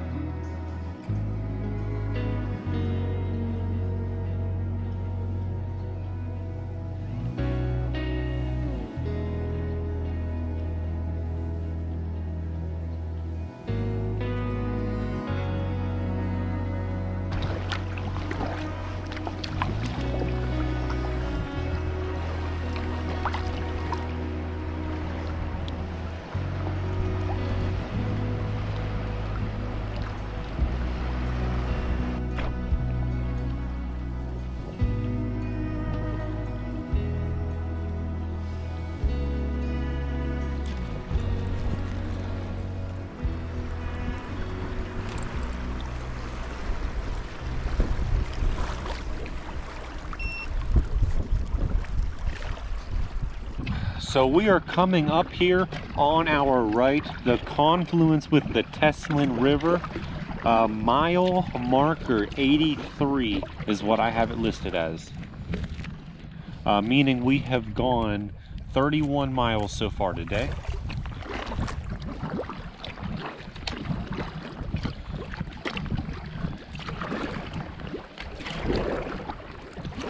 So right up this way,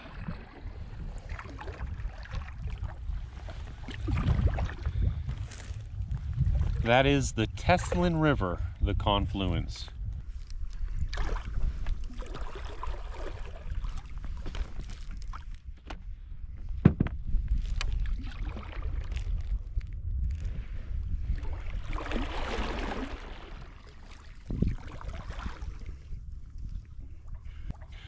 So the Teslin River is one of the major waterways that converges here with the Yukon.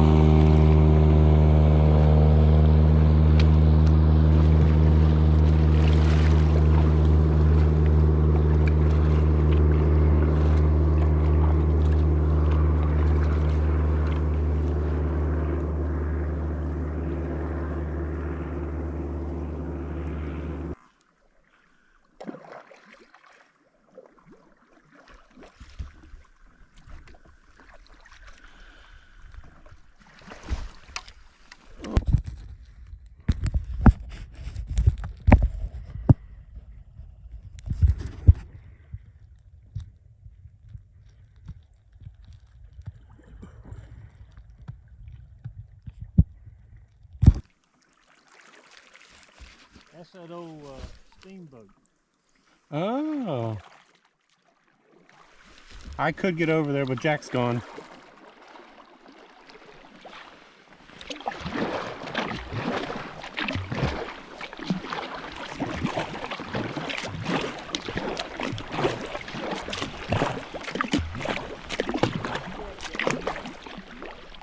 Yeah, no, we can't get there. So we went past this island and we lost Jack. He got out downriver somewhere. Pretty heavy current. But on the backside of this island, the current wasn't too bad. But we noticed there was some kind of old steamship up on the island. So we're to the backside of the island now, and we're going to see if we can make our way through to it.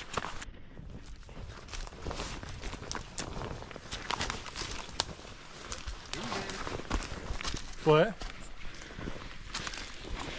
Hey, Bear.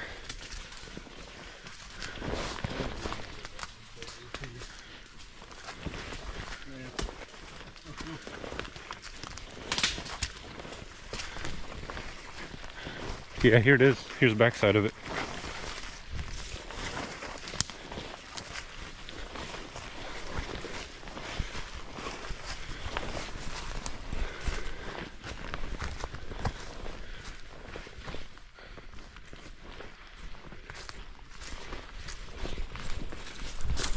So we have come through the back door.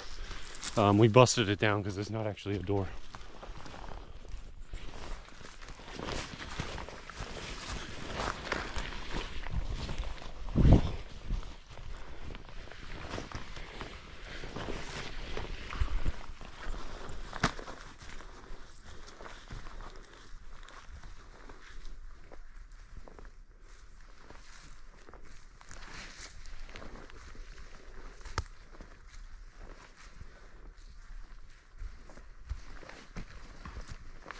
That is pretty cool.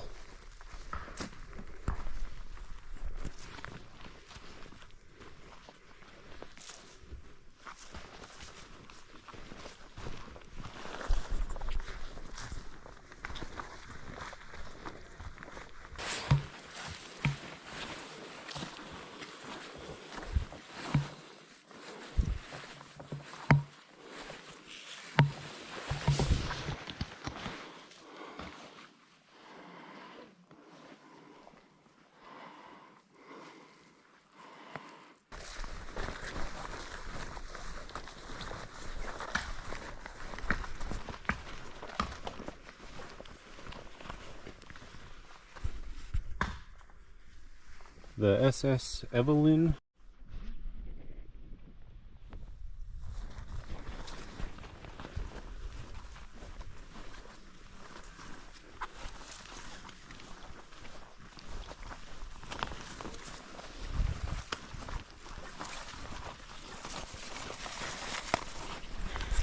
You see where they put the turns in, Yeah. for the horse to go around. Draw it up here. Really cool. Just one of the reasons you do a trip like this in a place like this.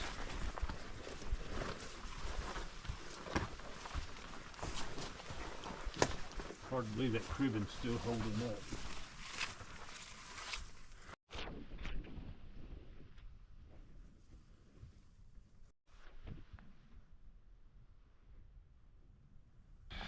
After looking at the old ship, we are back in the boats and back headed downstream, pick up Jack on the backside of this island, and make a few more miles, pedal another hour or so, and then start looking for camp.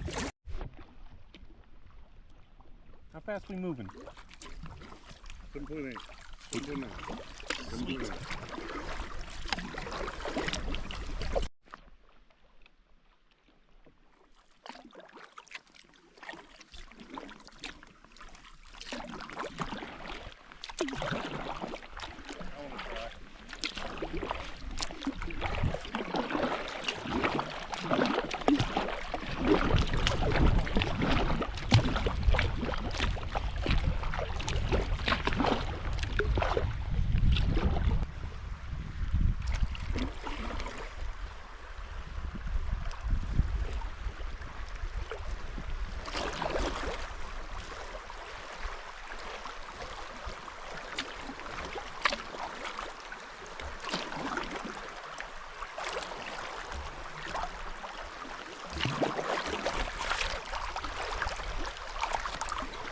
Not sure that was worth it.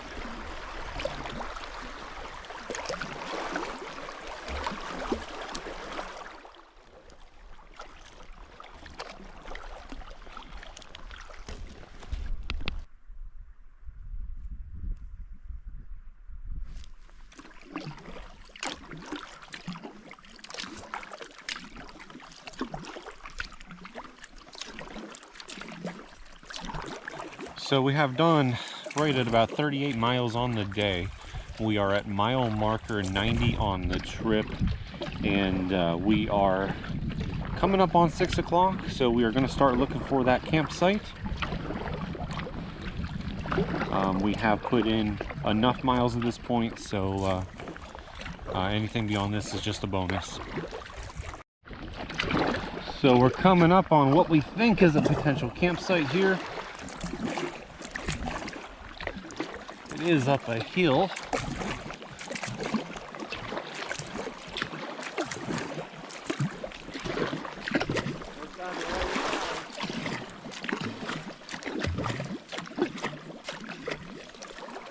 Boy, is this water moving here.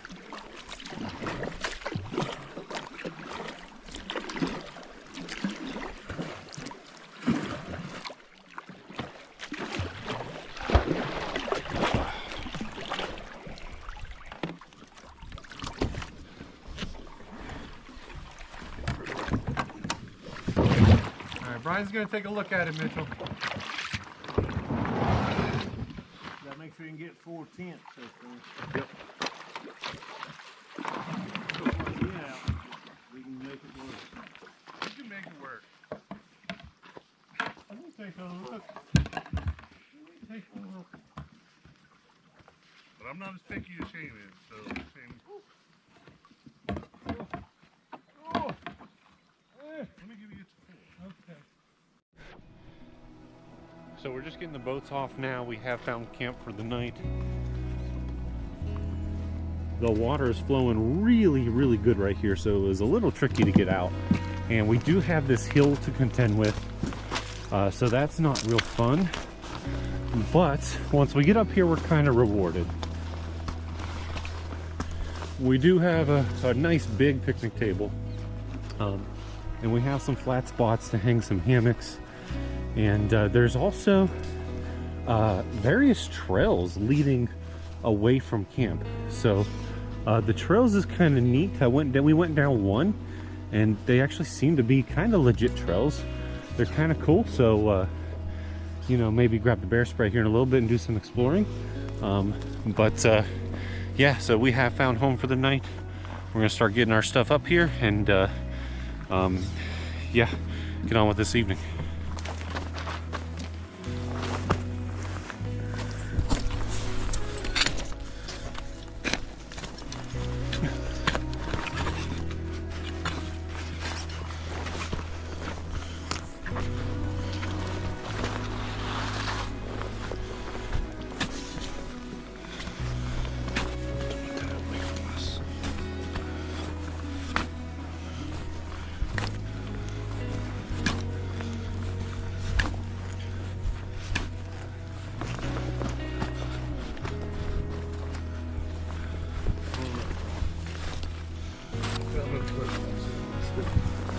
use my step.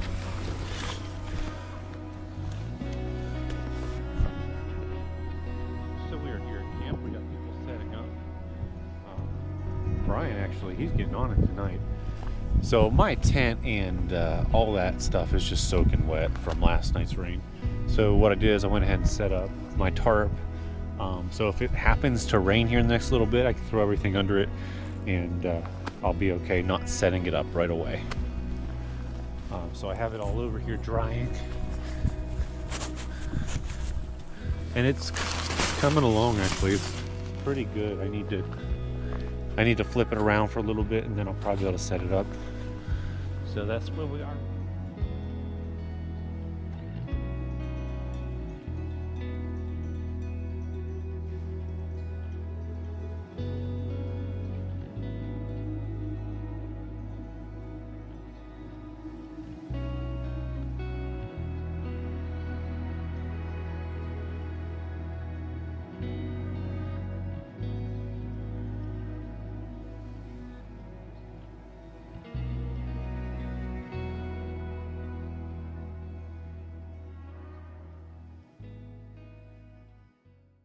Good morning, morning day 4, I believe.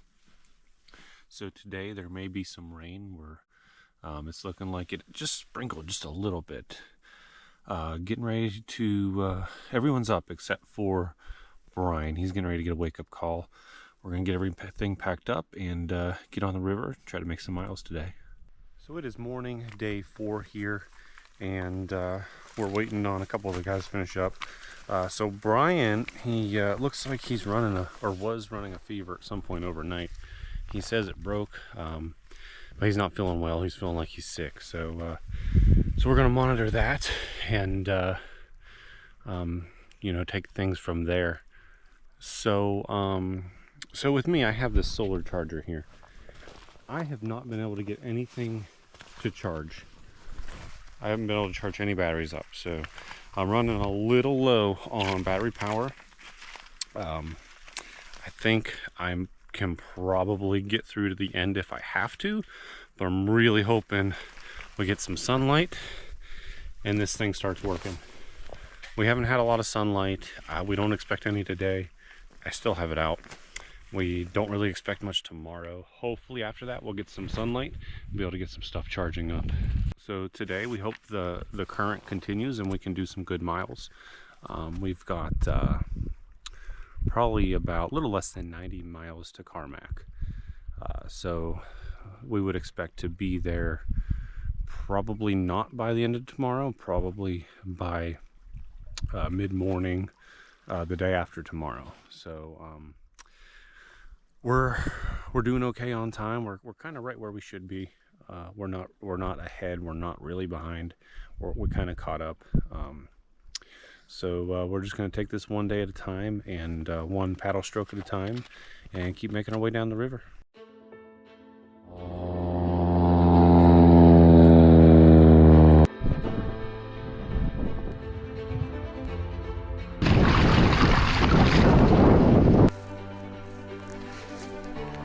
This wind is insane right now.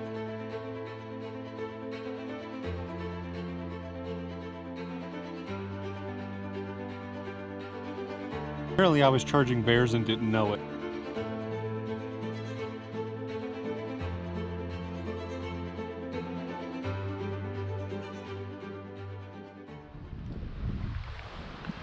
Here on the shoreline, I am just on the edge of the rocks. I can just slide right off these rocks. They're pretty slick. And we'll see what we can do today. Hopefully this current continues. Hopefully Brian starts feeling better. And hopefully it's a good day on the waters. Come on, boys, we'll see where this road gives up. Blacktop and gasoline, it won't be enough. But I keep shifting into neutral while the river's racing by. Yeah, I'm sitting in the chamber, locked and loaded, let me fly.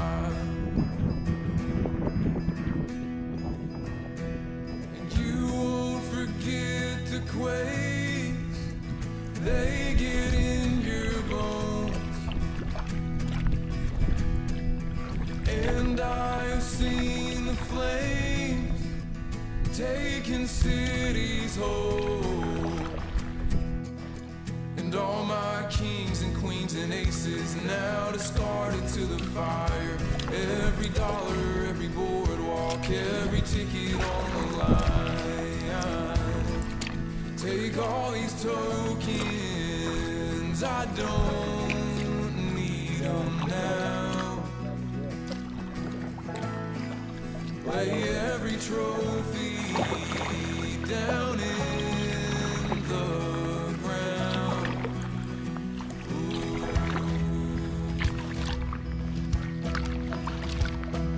And now I have heard a sound in my waking dreams.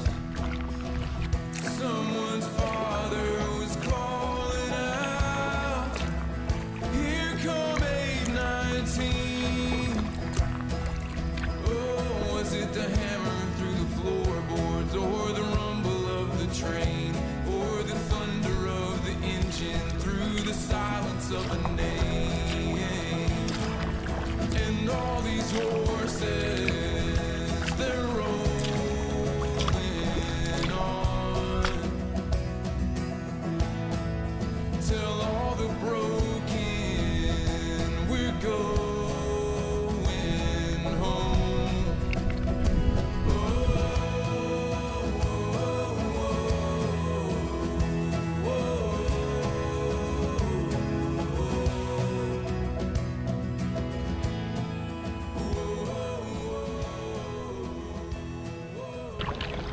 Coming around this bend here, the views are just something.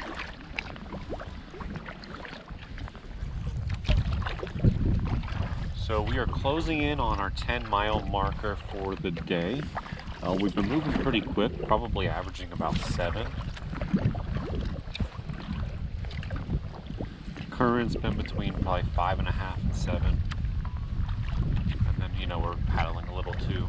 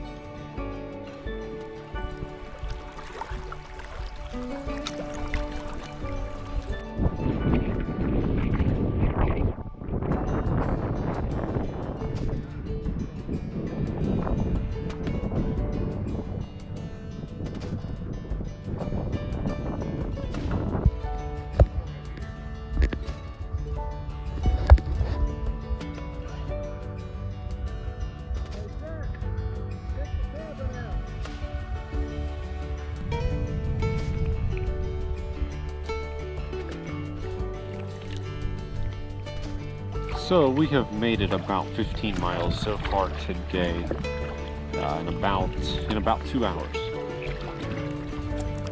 So that's pretty good pace there. Come around this bend, another spectacular view. They just don't end. It's pretty much all day long. Right now it's starting to sprinkle a little bit. Hopefully it doesn't turn into anything too crazy.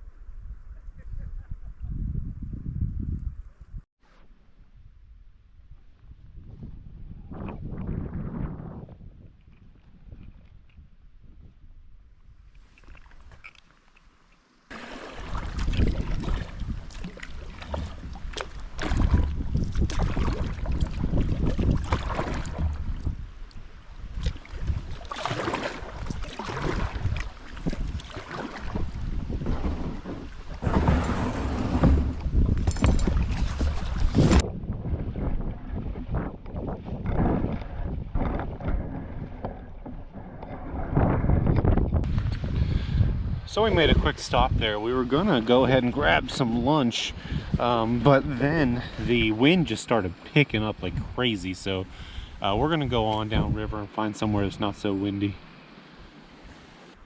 Boy, I hear the wind though.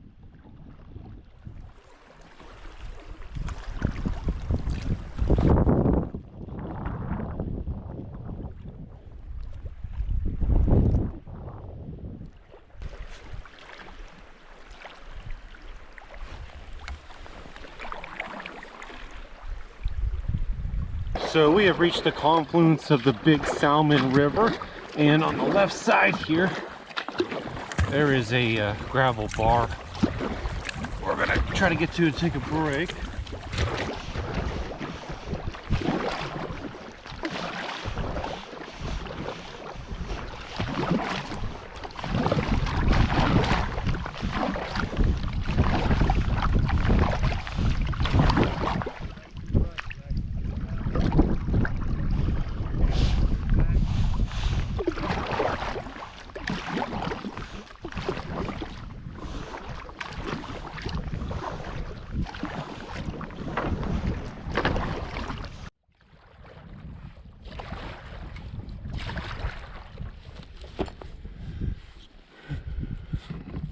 So Mitchell getting ready to get in his boat, as is Brian. So just gonna kind of float down here till they get in, and happy, happy, joy, joy. Down the Yukon we go.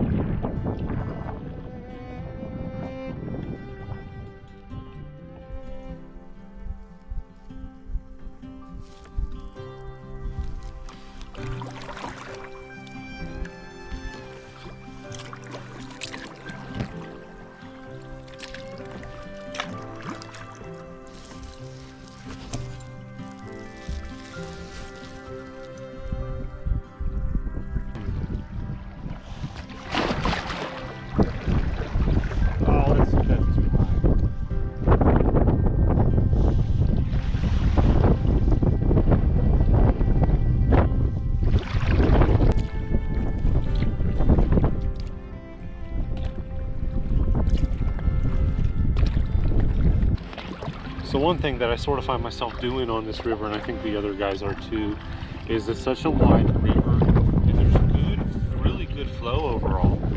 But let's say on the left side of the river, you may have a flow of like 6 to 7 miles an hour.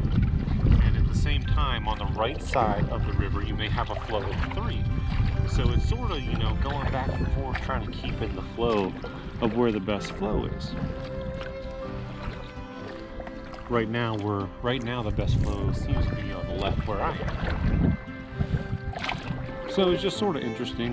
One of those kind of things really didn't think about or expect coming into this, but you know, as we're doing it, figuring out where the flow is pretty important time-wise. So we're here beside the sandy cliff. It's a windy day, and there's literally rocks and sand falling into the river, and we can hear the crumbling.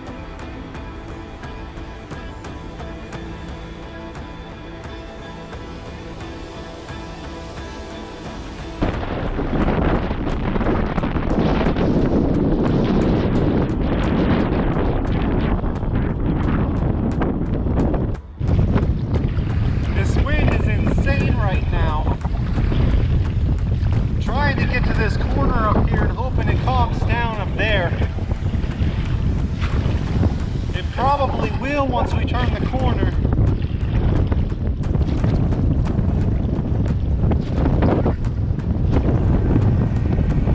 Oh, Brian, you don't think we can do anything with this?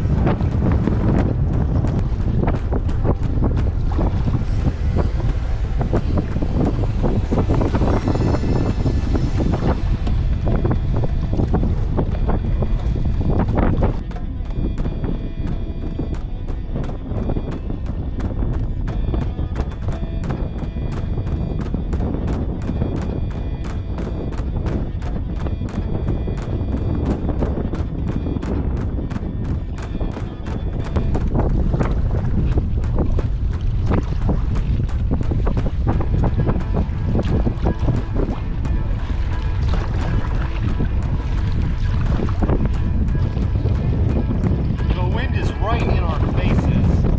Very, very hard.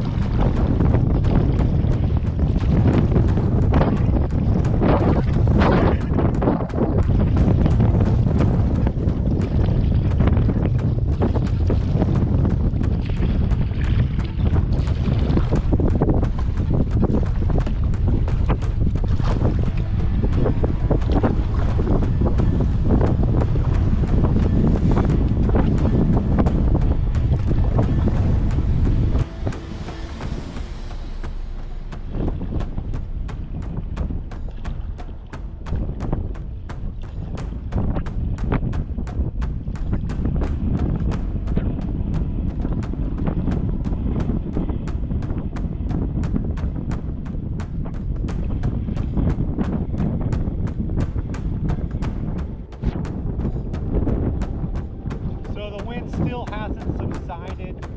Still haven't gotten to this bend yet. It's just really slow moving with this headwind.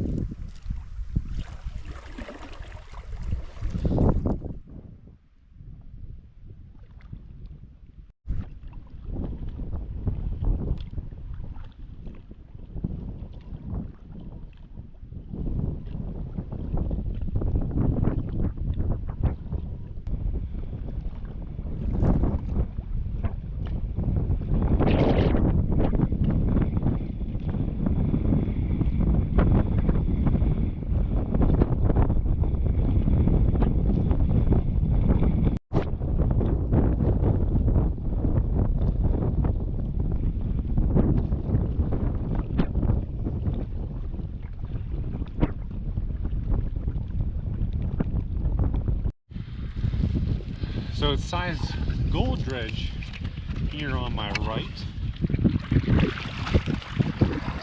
I don't think we're going to stop because we're at the point where we're going to try to find a campsite.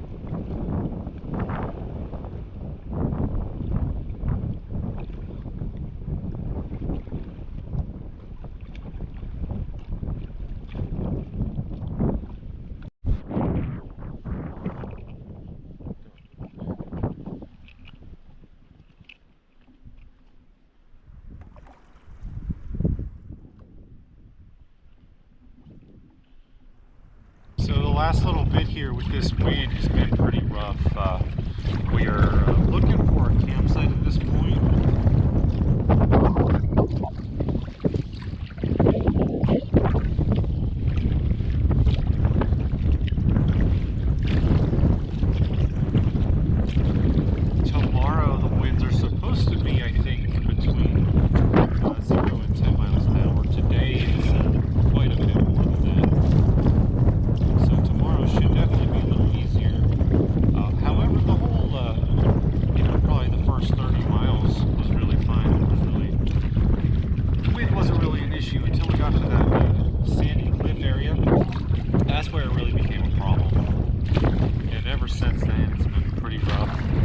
However, we have gotten some of the current back to the river, so that is a plus because we really had no current for a while. But now we have current again.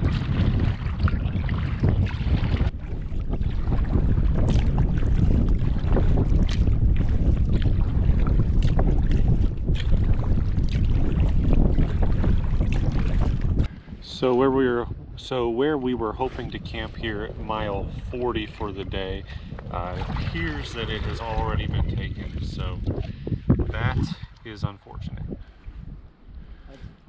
because we're pretty burnt out. I know Brian is exhausted.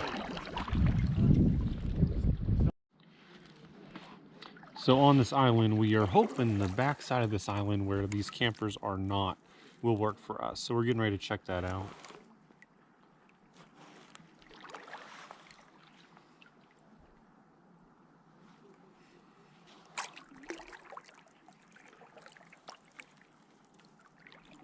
Is there anywhere on the back of this island to get off?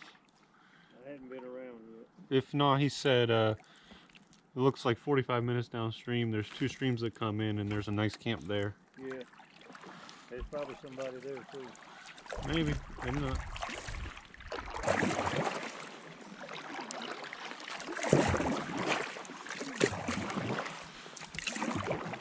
If they don't mind if we stay here, I wonder if there's spots up there.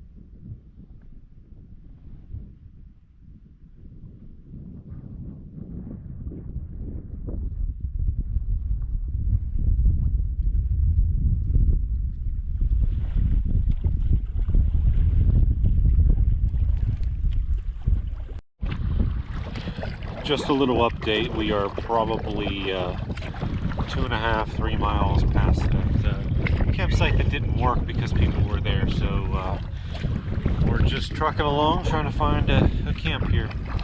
There's one listed here in a couple miles, 2-3 miles.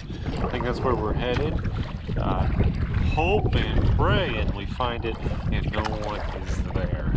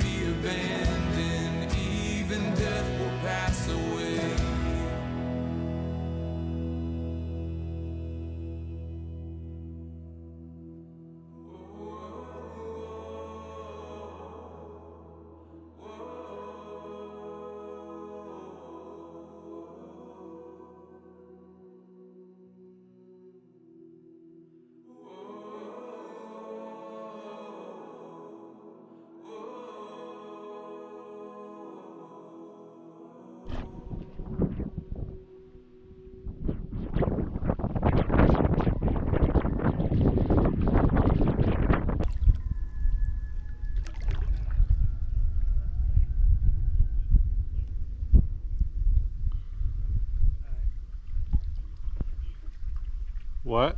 All the guys are here. This isn't the one that we're looking for, but it doesn't have an outhouse or anything. But the other one's got to be right around the corner. What do you guys want to do? I have no idea. Is this the campground we were talking about? He doesn't think so because it doesn't have an outhouse.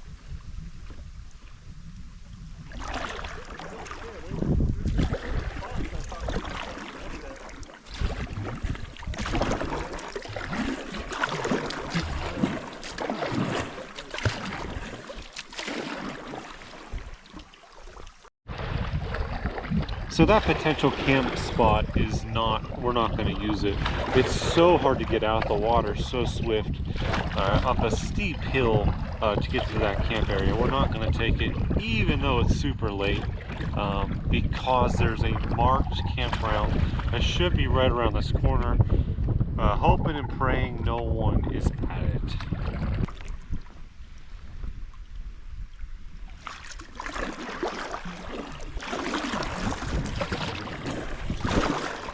Oh yeah.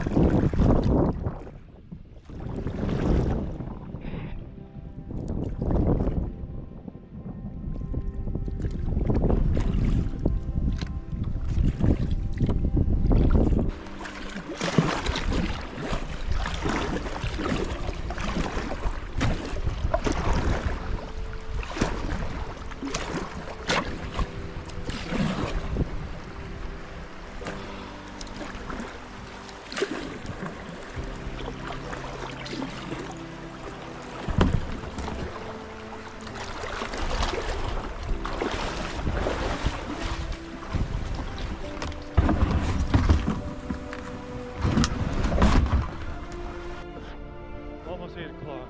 We have finally found our camp. It is pretty cool. Let me give you the tour before I set anything up, even though I'm exhausted. It's actually kind of two-sided. Brian and I are going to take this side, and then Mitchell and Jack are going to take the other side. Let's go for a tour. Nice gravel area to put our boats and stuff. The part that kind of stinks is going up this, but it's sort of similar either side you go to. We got trails each way. Sandy, you can put a 10 or 3 over there, but there's more spots this way.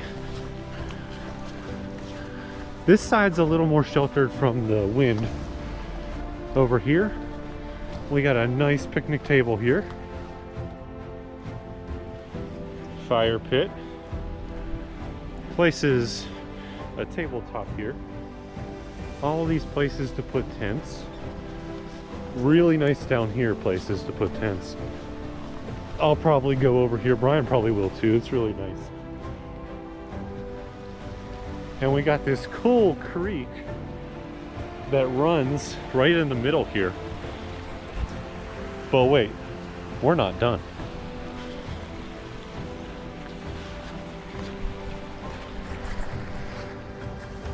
We have this well-constructed bridge here.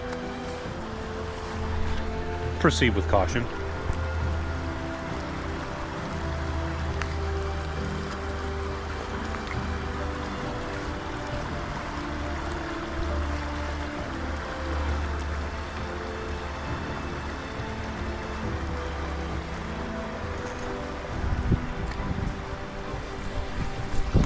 I made it! All right, now we go up here to the other side of camp. Walk down this short path here.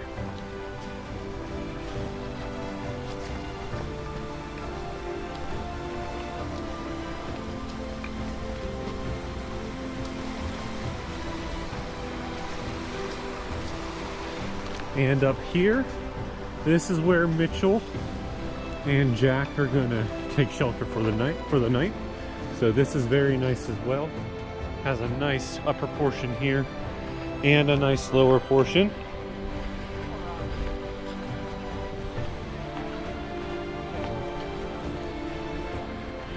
It is late. We have paddled a long day.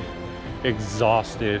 I am gonna go ahead, set up shelter, get something to eat, and I'm gonna go to bed, and I will see you tomorrow.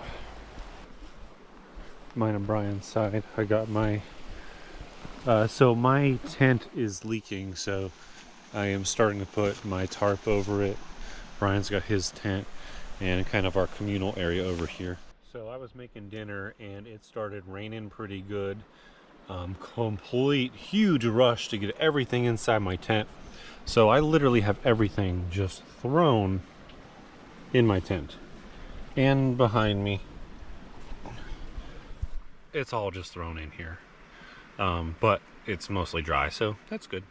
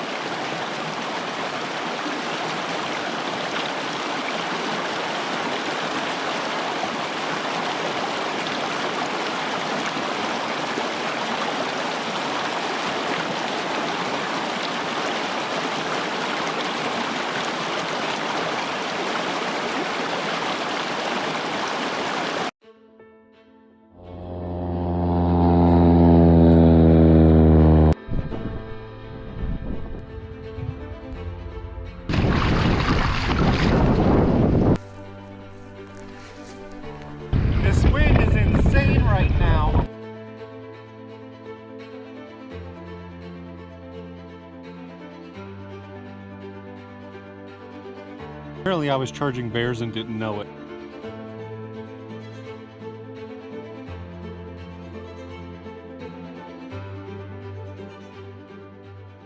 Right here. It's been drizzling, a very slight drizzle all morning so far. It did rain last night. Not quite as bad as the rain on night 2, I think it was, but it did rain last night. So we are, we're cleaning up camp here, and kind of the hope is to be able to make it to Carmacks today. If we can get there, we can get to a campground, maybe even get a cabin for the night, which would be nice. We still got a ways to go, so I'm not positive we're going to make it. But the sooner we get on the river, the better chance we have.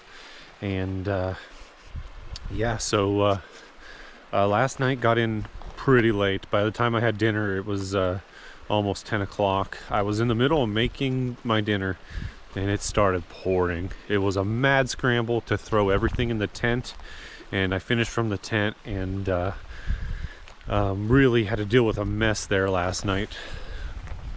Raining again this morning, just a little drizzle. But the cool thing is there's this creek that goes in right in the middle of the campsite here, and it's a fantastic creek to filter from. So I feel real good about my water today, real fresh. So I went ahead and filled up my water jug, and I filled it up last night as well. I drank a lot last night. The Yukon River is fine to filter from. It's just really silty, and it's okay. I'll filter it when I need to. But this is where I filtered from here today and last night.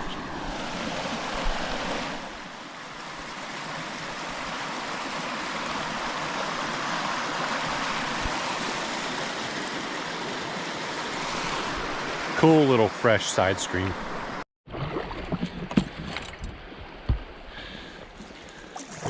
So Brian and I here on day 5 are starting down the river. Mitchell and Jack aren't quite ready. So Brian and I, being that the canoe is slower, we're just gonna get in the current and just kind of float down the river. Not really try to paddle too much here, and Mitchell and Jack will eventually catch up. So that's what we're doing this morning. It is pretty chilly. It's about 49 degrees, rainy.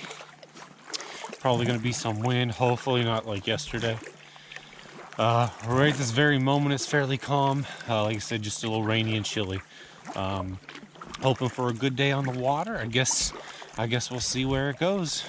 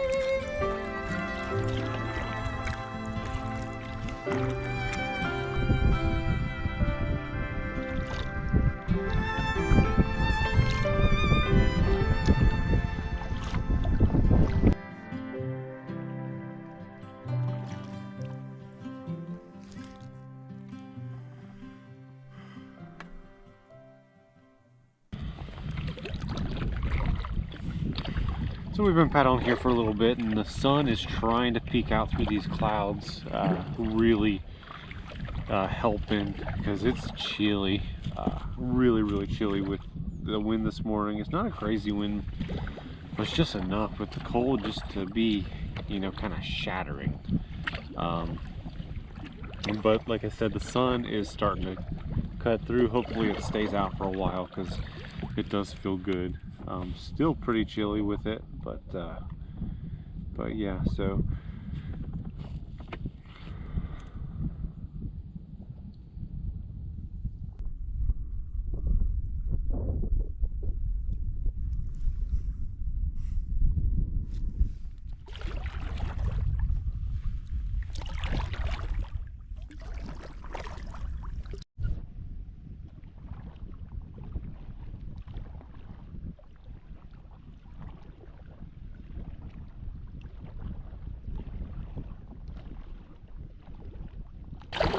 So we have reached the Little Salmon River, the confluence of that. What? Wherever the water's going. Which way's?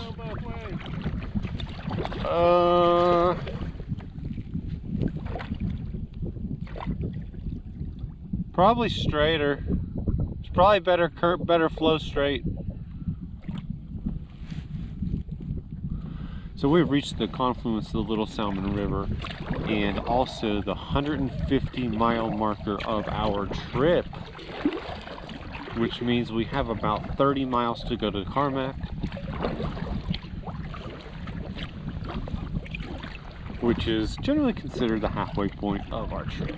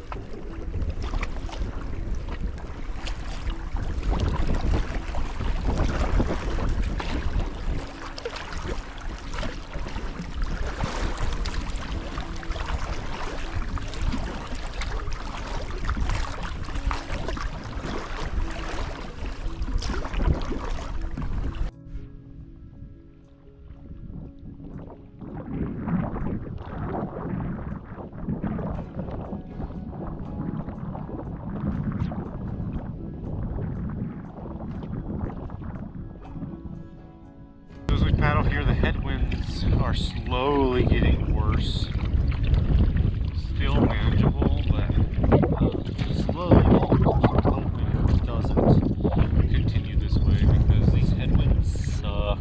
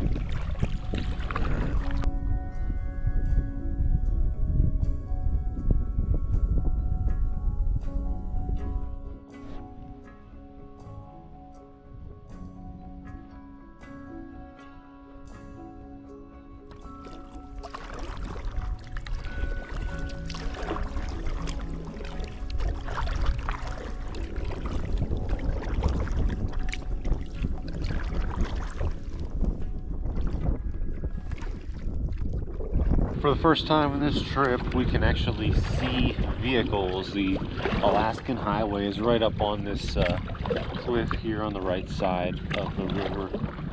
So we're seeing some vehicles go by now. So we have the sun peeking through now. It feels so much better when the sun's out right now.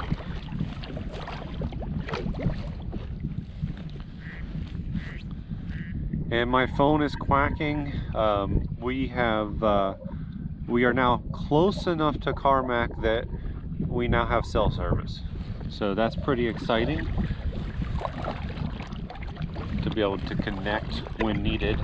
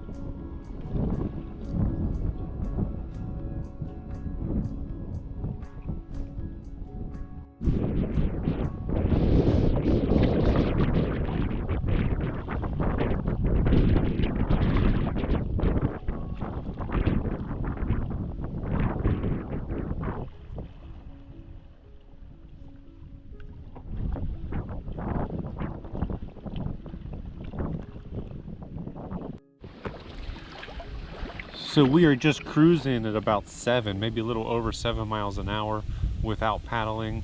We have probably 17 to 18 miles to Carmack.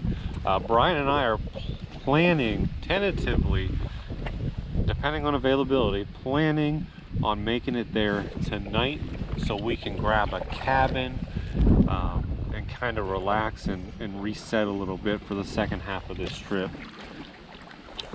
So today started out really chilly, kind of rainy, a little bit windy. It's still a little bit windy. The sun is out, at least sort of out. It's cloudy, but it's feeling a lot warmer than it was earlier. Current has just overall been fantastic today, so it's making these miles easy. We have not paddled hard all day, not at all. So that makes it really good as well. So we'll see where this takes us, but so far so good. Downriver we go.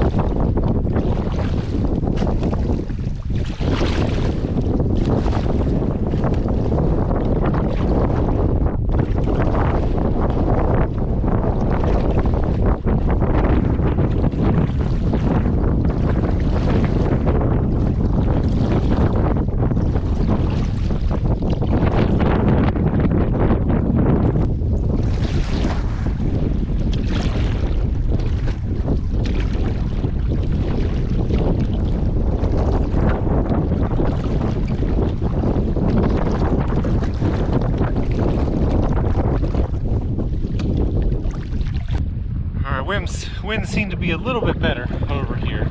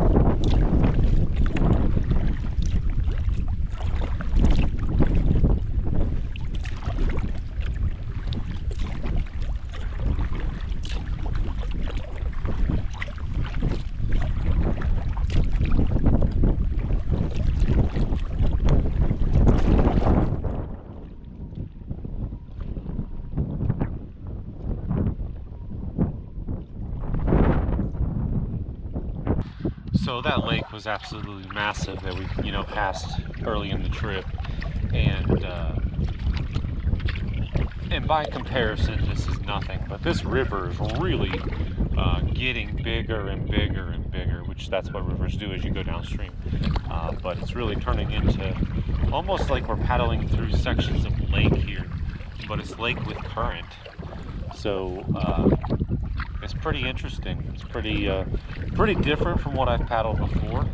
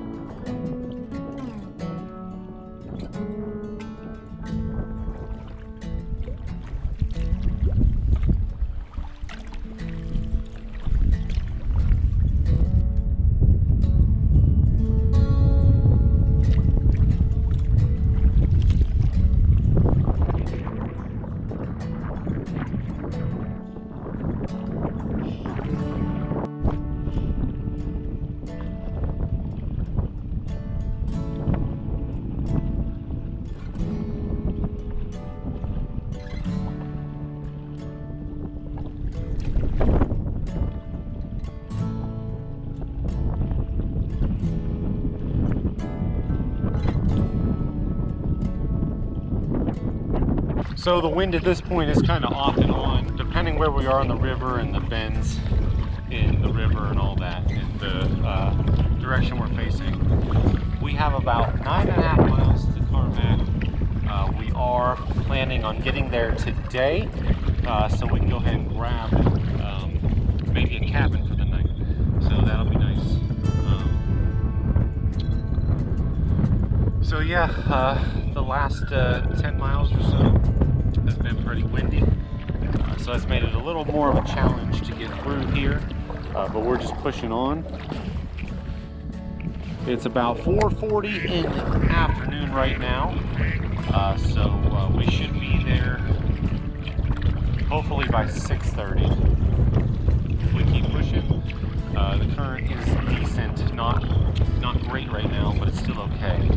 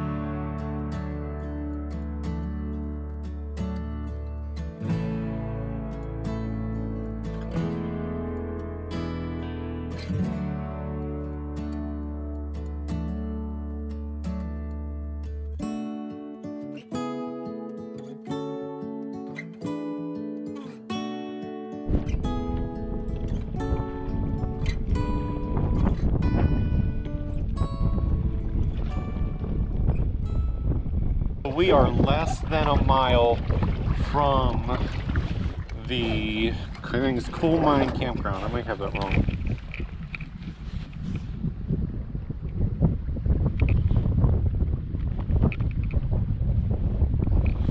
Nope, that's right. From the Coal Mine Campground. Just been dealing with these heavy winds here. We got to find a way to get out earlier, because being out later in this stuff, these winds are getting bad every day. It won't be tomorrow, I'll tell you that. So we're just going down the right side of an island here, and after we get to the end of this island, somewhere not too far after that, we should be able to see the campground. We should be able to get off somewhere.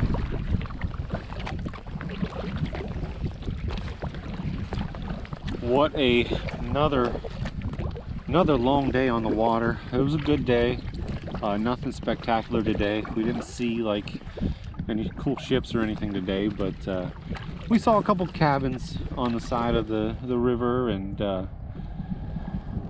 that's really about it. Some cool mountain scenes, and some just beautiful areas. Mostly good current. The last 20 miles hasn't been quite as good. The first, 23 or so were a little bit better today. Still been a good day on the water, and we're going to be in Carmack. We're basically in Carmack. This will be to where we're going to call home for the night here shortly, hopefully.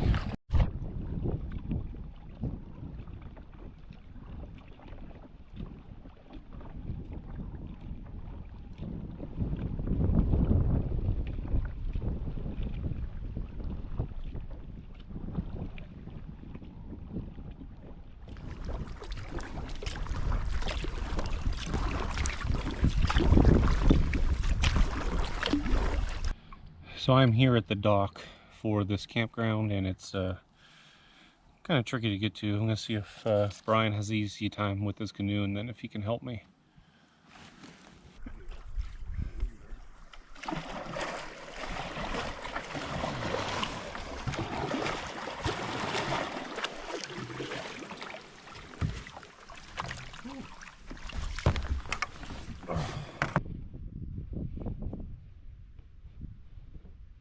Good job.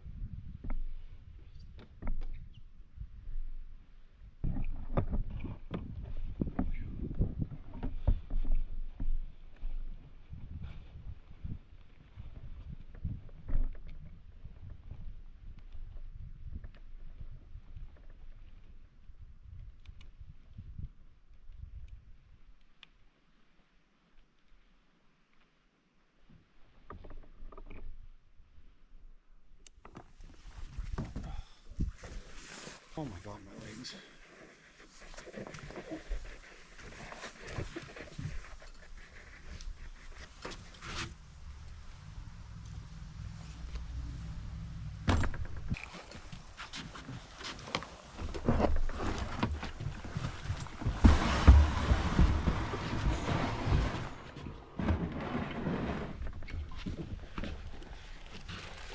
Campsite.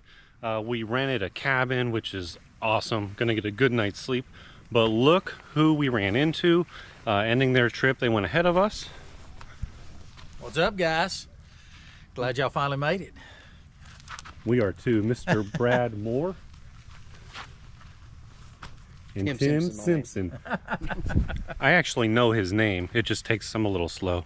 After paddling, never mind. I can't talk about what I paddled, because these guys paddled way more in a day than I have. But yeah, we're gonna keep on keeping on. Tomorrow we start the second half of the trip, so excited. So let's check out the cabin. So excuse all my stuff I got everywhere. I'm gonna be charging some stuff tonight to set myself up for the second half of the trip. But got a table, TV, refrigerator, microwave, a bed in there, a bunch of drawers. I mean, anything you really need in here. Has no sink or bathroom or anything like that. You gotta go to the communal area. But pretty cool area. Excited to try to get a good night's sleep. So I'll see you guys on the river tomorrow. It is day 6 here. Brian and I at the campground getting ready to put in to continue our journey toward Dawson City. Brian's back there. He's got his canoe already down there. My kayak's pretty much loaded up, ready to go. And also this morning, we say goodbye to Tim Simpson and Brad Moore. It's good paddling with you, great buddy. paddling with both Nice you guys. to meet you. Man, Nice safe to meet journeys. you. Enjoyed it. Be safe on your way home. And I need to get your inReach link so I can Yeah. follow you going down. and we're going to do that, and we're definitely going to catch up in the future. So Yep. it's been a great trip, and I look forward to more, and hope these guys get home safely. Yeah, Yep. you too.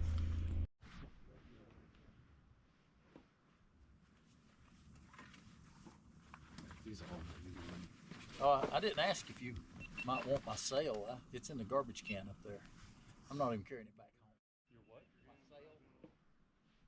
Oh, your sail. No, I'll be all right. Yeah, man. Nice meeting you. Nice paddling with you. Yeah. I thought you were talking about your cell phone, like you threw your cell phone away. What? Sail. I was like, I'm not even putting that back in the box. Yeah, I'll give you my sail too. You can have it. Yeah, there was plenty of wind, but also plenty of waves. Alright, we'll see you.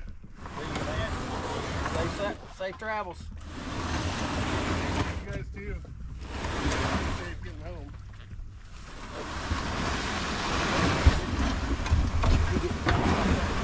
You sure you don't want me to hold it? It'll be a long time.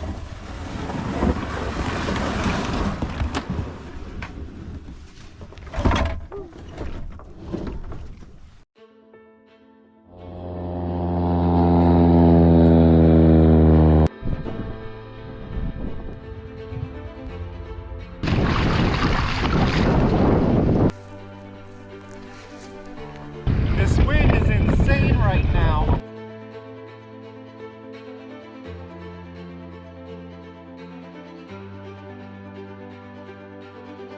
Apparently I was charging bears and didn't know it.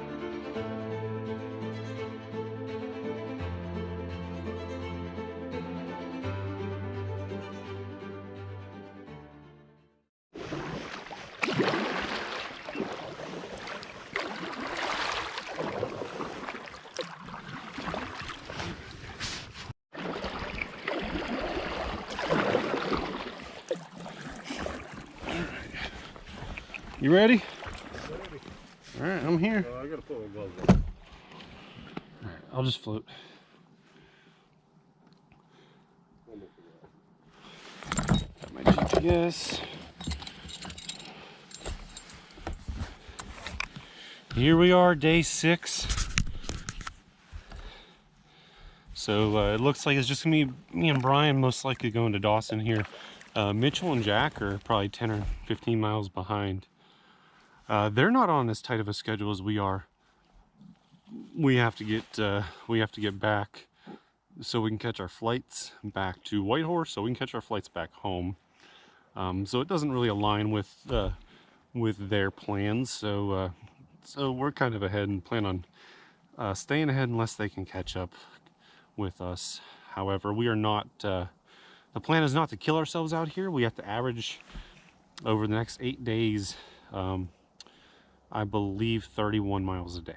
So we've averaged more than that in the first 5, so really should be no problem. And you know, we may even be able to get into Dawson a little bit early, which would be cool. So you know, we'll see how this goes, but here we go, day 6.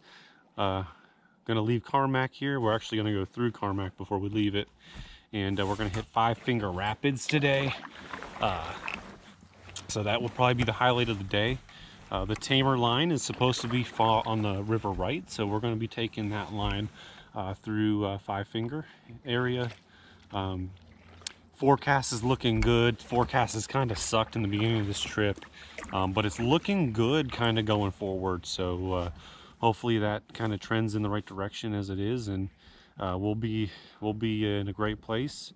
Hopefully be able to get to camp a little sooner some of these days, get some better rest so we can get on the water a little earlier. because we'd rather paddle earlier than later. Later is when these winds are getting bad. However, the forecast is looking better for the winds too. So all around it's just looking good. Let's do it.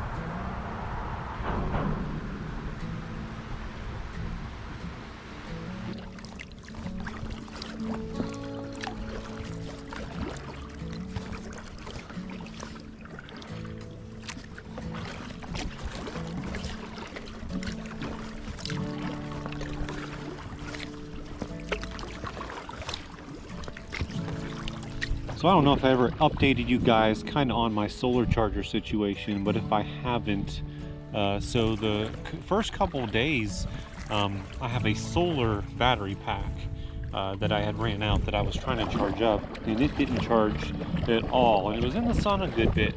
I think it was on day 2 and maybe day 3 as well. Couldn't get it to charge a lick. So then I moved on to a 10,000 mAh battery pack, and that one 2 days ago, with probably 2-3 hours of sunlight, charged up to 3/4 of the way full. And yesterday, not a whole lot of sun yesterday either, it charged up all the way. So now I am confident that you know, it's just those solar battery packs that aren't going to charge up. That the regular battery packs, which I have a total of 3 10,000 and 2 25,000. So I think those are all going to charge up, no issues. So I think I'm good on battery power and the solar charging. It was just those solar battery pack chargers, those were the issue. Yeah, so we're just leaving Carmacks now. Probably still within a couple miles of Carmacks. Good current. Moving at 7.6, 7.7 with a really easy paddle. 5 Finger Rapids is at mile marker. I think it'll be 23 on the day. So that'll be supposed to be just a spectacular area. Really excited to go through there. And you know, we're hearing all these stories of people seeing all kinds of wildlife and all that along their float and their journey. And Brian and I talking, and also Brad and Tim, we've seen like nothing. So maybe that'll change, but I think it's just kind of avoiding us. So definitely hoping to see some of that as we move forward, and hope to get some drone footage for you guys as well, because the weather forecast is finally looking a lot better as we move into the coming days. The first 5 days was pretty cold, pretty rough weather, rough lake and all that stuff. And as you heard, my phone just quacked. But we're still close enough to Carmacks that we still have a signal, cell signal. We'll lose that soon. But yeah, so downriver we go.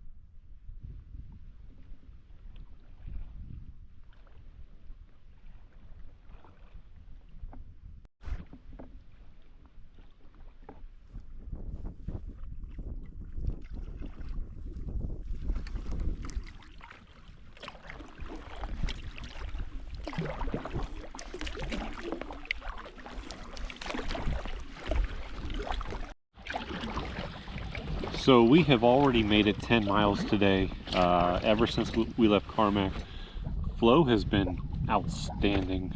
The flow's been right around 6.5, 7 miles an hour. So we're just kind of just flying here, really easy paddle right now. So we have about, I think, 12, 13 miles to Five Finger Rapids. We're going to get out before that and kind of make sure we're where we need to be with that rapid when we get there. But beautiful day out here. Just enjoying the river, enjoying the landscape right now.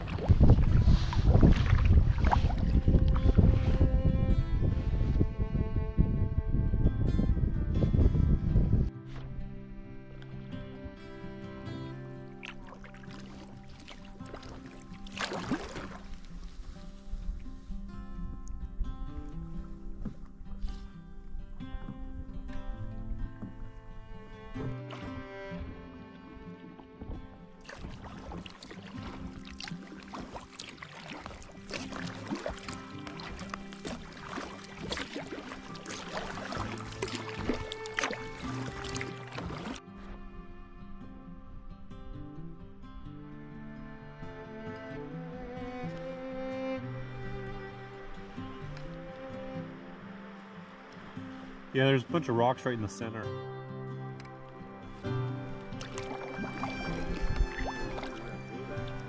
Oh yeah.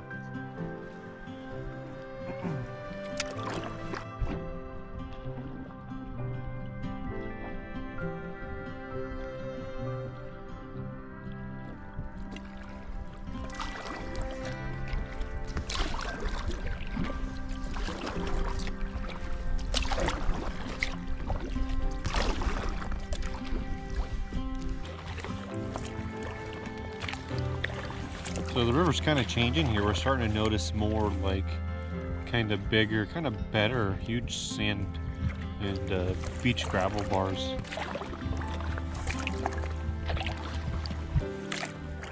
And the scenery is picking back up again. The current has remained pretty good. Right now is about the slowest it's been, and we're still going about 4.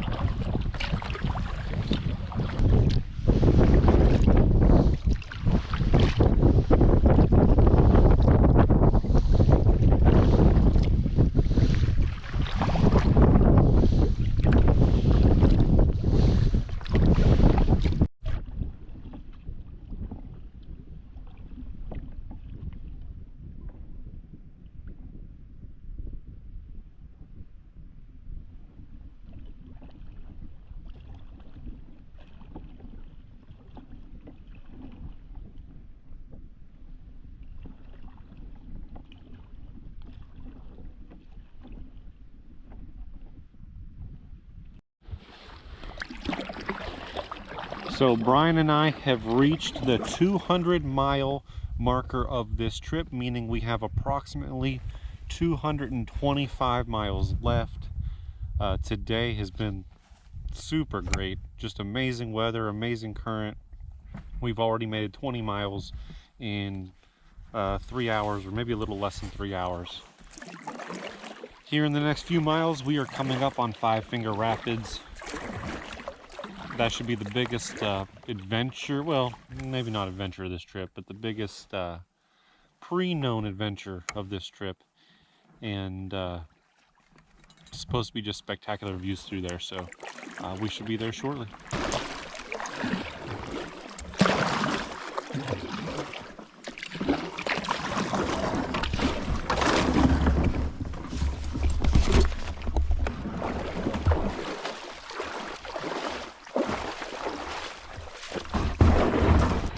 Just left this really cool beachy area just to kind of look for a campsite where we might want to find one, took the jacket off, and coming right up on Five Finger.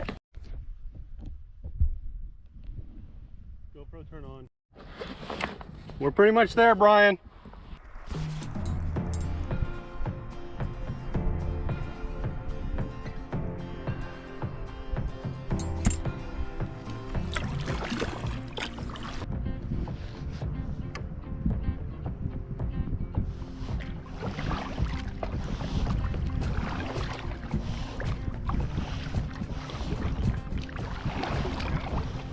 What? I think it continues. I don't think it's just one little thing. I think it wraps around the bend. I think it wraps around the bend.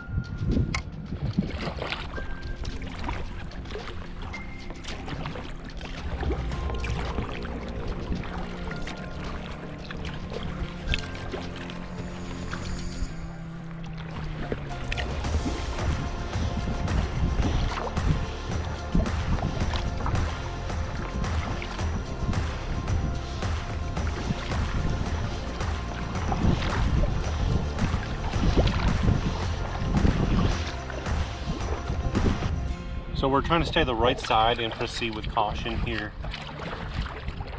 Just having a canoe and a full boat of gear for this long expedition trip. Neither of us really want to take a dump here into the water. That would not be ideal. So little rapids start here on the left side. Look like maybe class 1 to class 2.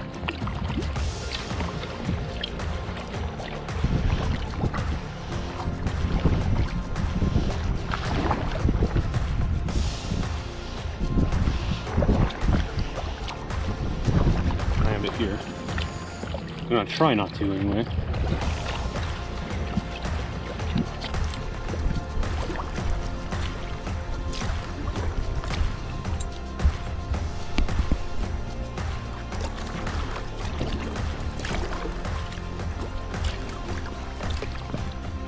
think we want to take that right of the big boulder.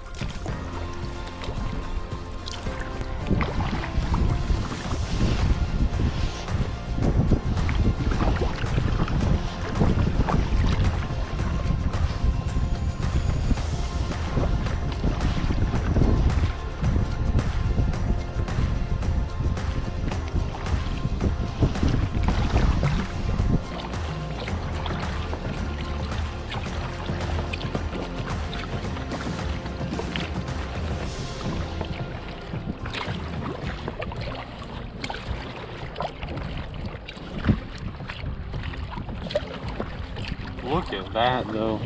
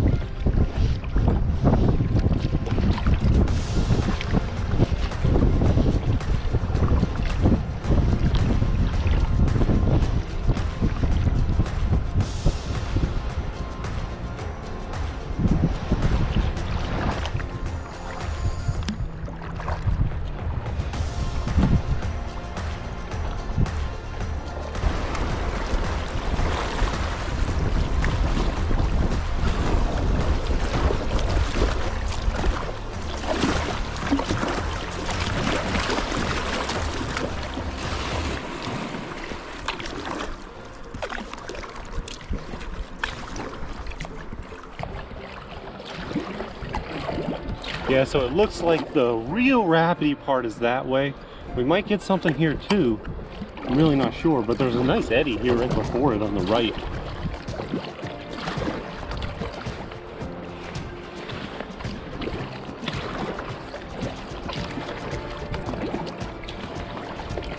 But I am seeing some white up there, so I do think we're going to have something coming up.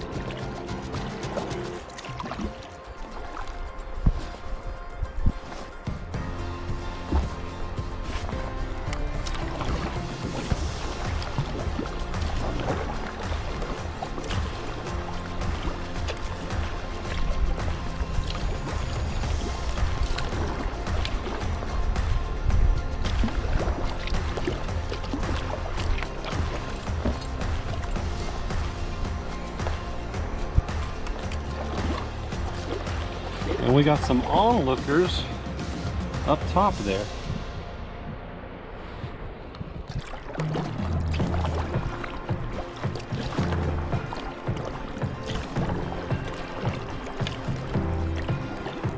Sometimes I play it safe, and you can see it. It's easy for me to show. But sometimes I'm really brave, Which is beautiful. and that just means that I'll try again tomorrow. It's my dark created mountains where the valleys used to be. Gotta change perspective if I really want to see that sunrise over the water. I swam over and under, get lost in all the wonder, never call it quits. No, when life hit me apart, I went faster apart. I just gotta remember I was made for this.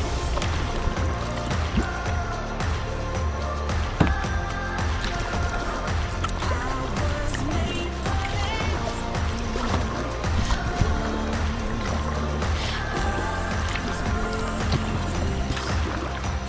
I live among the waves. Let them take me as far as they want to go. And it's time for me to say, they won't break me, I'm braver than I know. It's my dark created mountains where the valleys used to be. Gotta change perspective if I really want to see it. Sunrise over the water, I swam over and under, get lost in all the wonder, never call it quits. No, when life hit me harder, I went faster and farther. I just gotta remember I was made for this.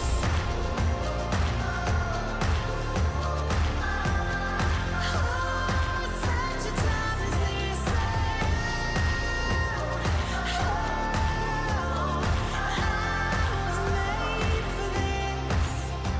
It's my doubt creating mountains where the valleys used to be. And all the things I thought I knew were changing like the seas. Yeah. But I've overcome it all and I'm still here. Oh, I gotta change perspectives if I really want to Beautiful. see. This side of the rapids aren't much. Sunrise over the water, I swam over and under, get lost in all the wonder, never call it quits. No, when life hit me harder, I went faster and farther. I just gotta remember I was made for this.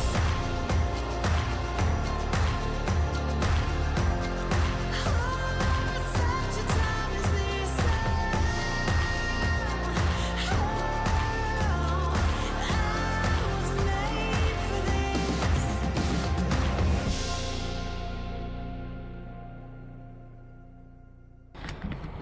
Absolutely amazing. Oh my god, just beautiful. Pretty cool we had some onlookers there too.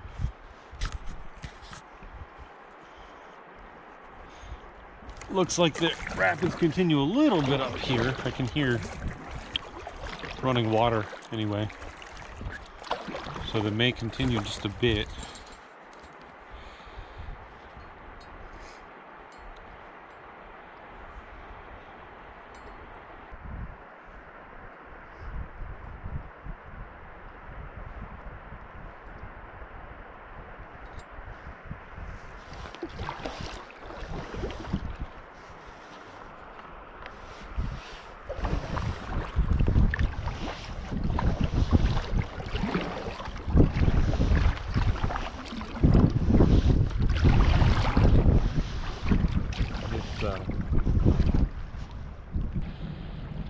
For me, since we left Carmack, this is the most beautiful stretch of river I have ever seen.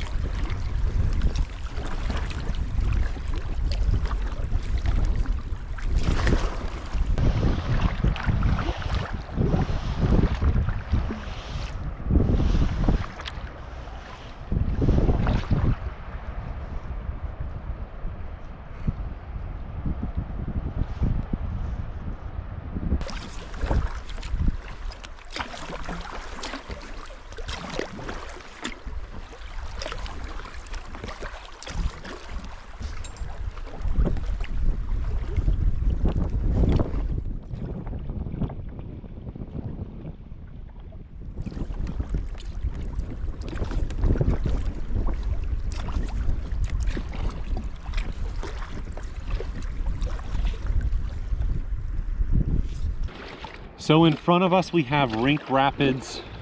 I actually don't know really much about this. It looks bigger on the right, but it kind of looks like the rapids are spreading the entire length of the river too. I think I'm gonna go more center on this, just so I sort of have options from there.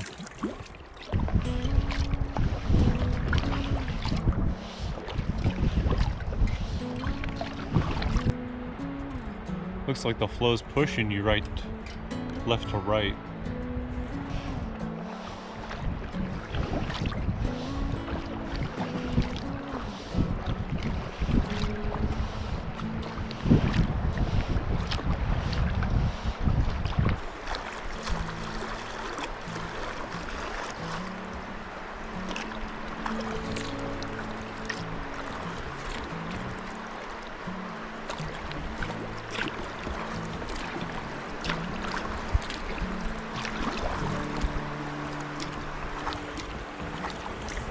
Looks like a little class 2 fun over there is what it looks like.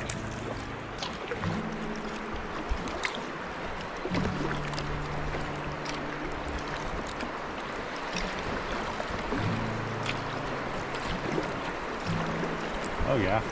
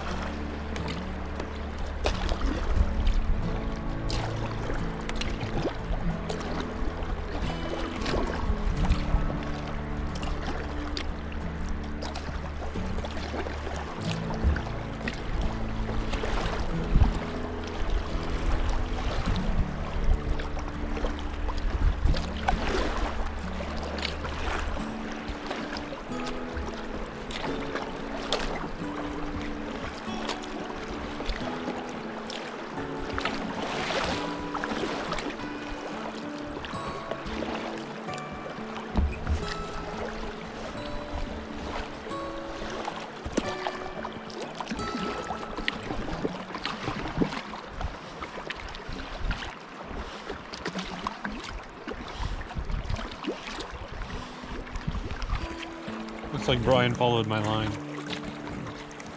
Ended up being probably the best line to take for trying to avoid the bigger stuff.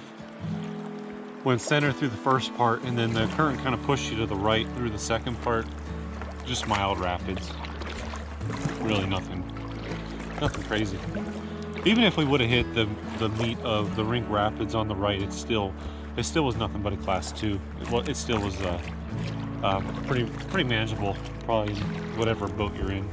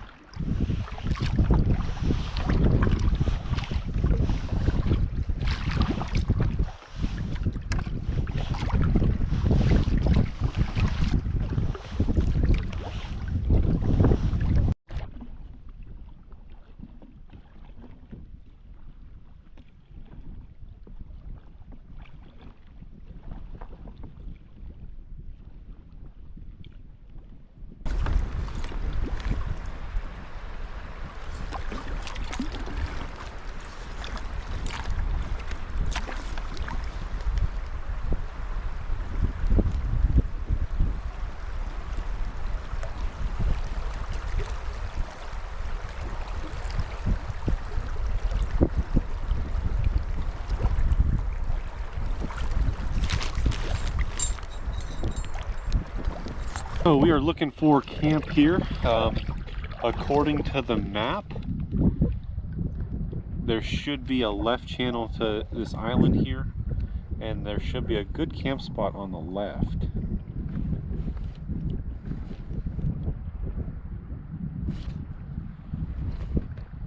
I think it's once we get up here a little further.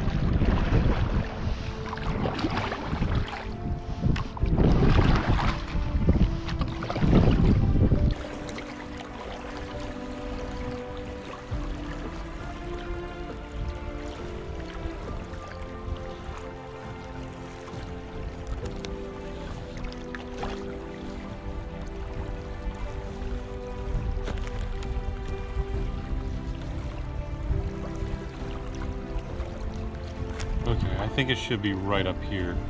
This island is a lot longer than I thought it was. I think they're considering that all one island.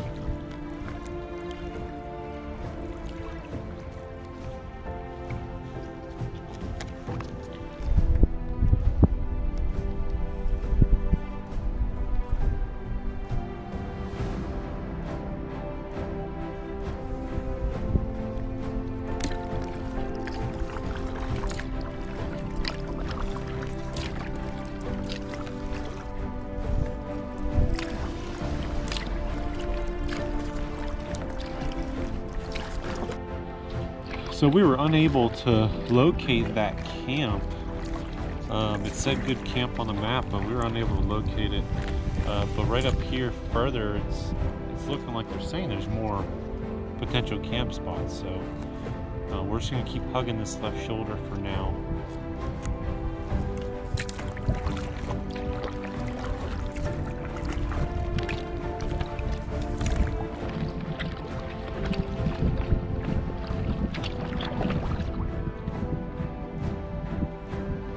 Small, good cabin, good camp. Maris Creek. Should be a Maris Creek coming in.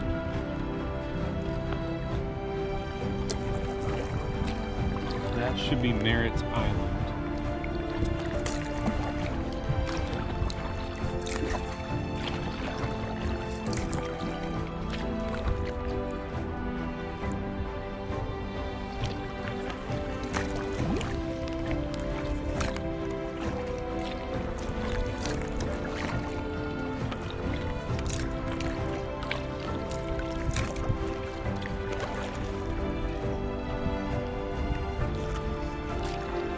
Most of these camps that we found have a noticeable spot to get out of the water. I haven't seen anything here right on the shore, but a lot of this looks like it'd be good up there. But this is not a good place to get out.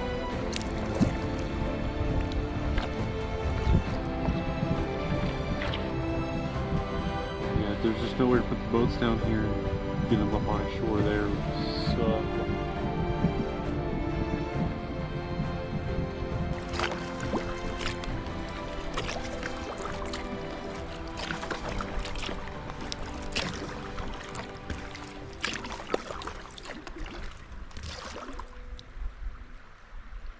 We never could find the first camp that said good camp, but there was another one listed not far upstream, not far downstream, right up here on the left. But unfortunately, there's some boats there, so that one is taken.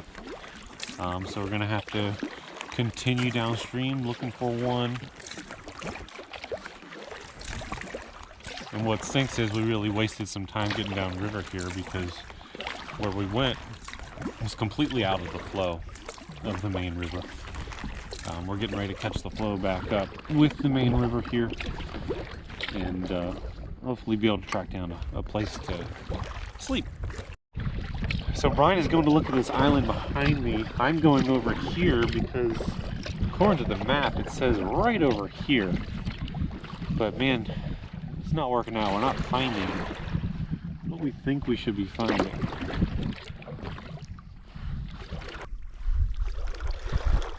I should be able to still get back to that island.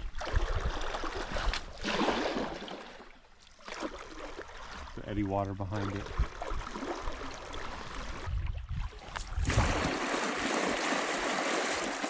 I'm not seeing anything here. I'm gonna head over to the island before I'm not able to get over there.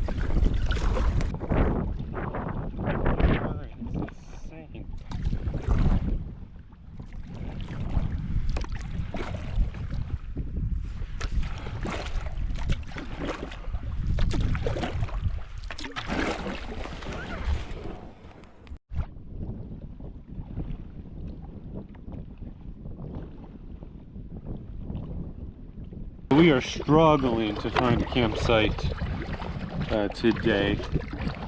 We found one. We thought we were gonna find one around 35, 36 mile marker. We're now probably at about 42 for the day. There is a good large spot listed. I'm not even sure how far up here. It's a good ways up here. But we're kind of checking out these islands and the shoreline, see if we can find something that can work. But right now, it seems that either it's too overgrown or it's too steep and too hard to get to. So we're dealing with one of those two things at the moment. Does that lead anywhere? I don't know. Talking about there? I was talking about on your left. Well, there too. Oh no, it just goes into a big bush. Never mind. Never mind.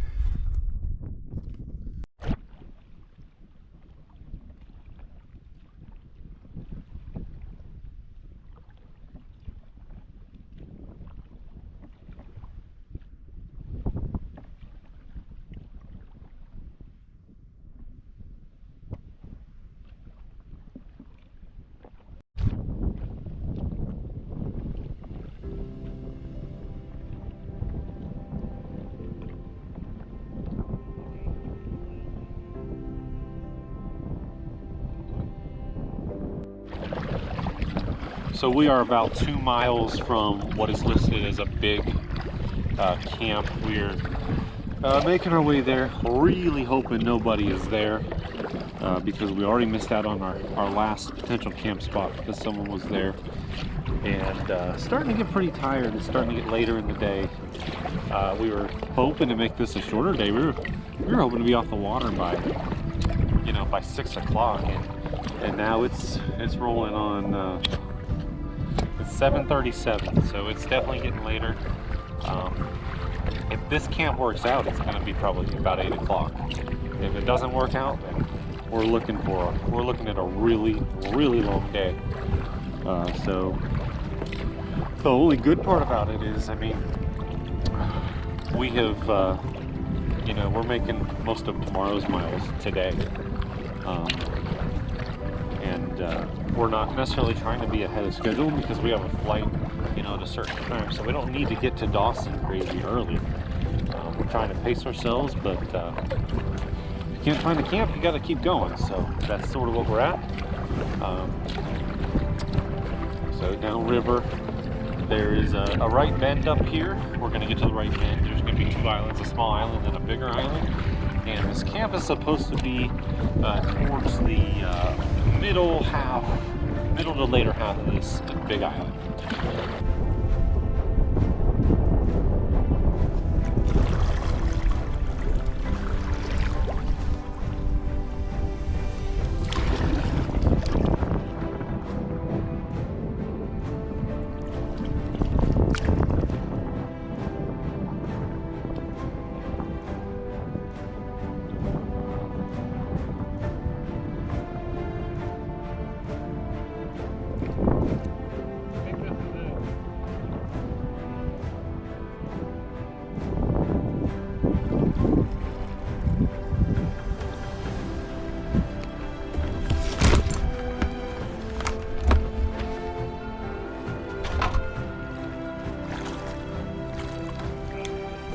I think so.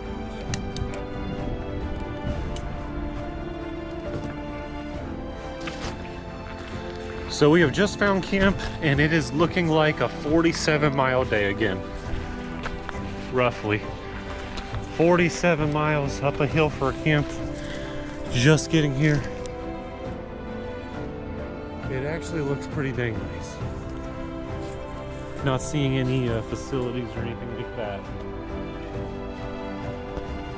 Couple fire rings. Really open area. It's actually quite nice.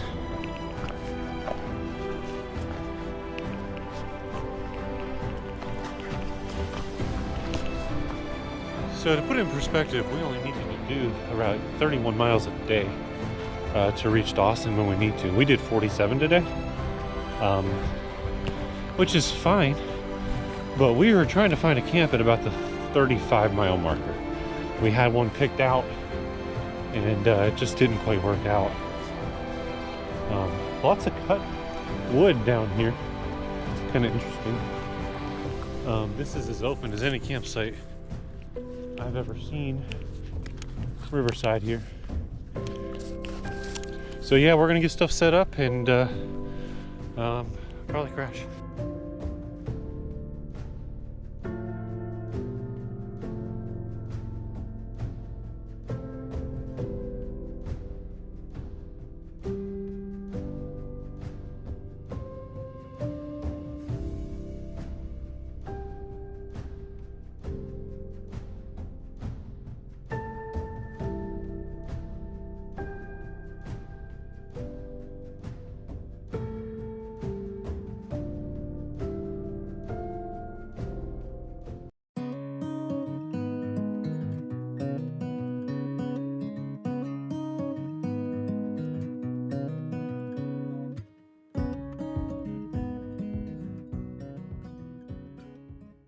Is morning day 7, I believe.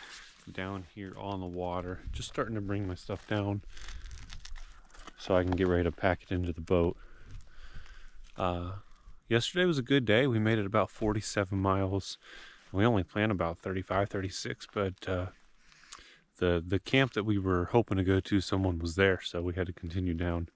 We finally found this camp. It was up a pretty high, pretty steep hill, but all in all, it's a good camp. The low last night was only in, I think, the mid 40s, but boy, did it feel cold. I was so cold last night.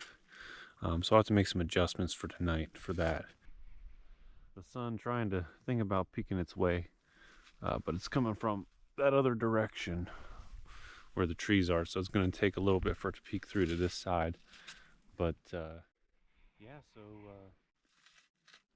you know, we were on a pace at the beginning of yesterday where we had to do 31 miles to make it to Dawson in time. And now we're sort of thinking if we do 40 miles a day on average, we'll make it there a couple of days early.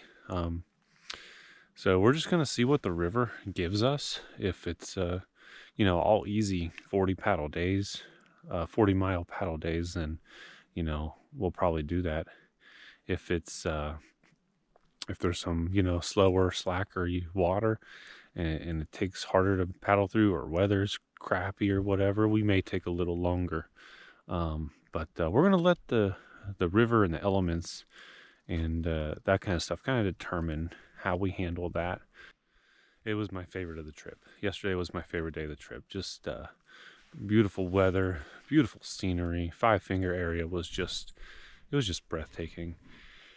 And I know we don't really have that kind of stuff coming up, but we're going to have still a lot of beautiful scenery and a lot of beautiful stretches of river coming up. So excited to see what lies ahead with that. And so I'm getting ready to go up there, wake up Brian, and we're going to get on the river here in a little bit.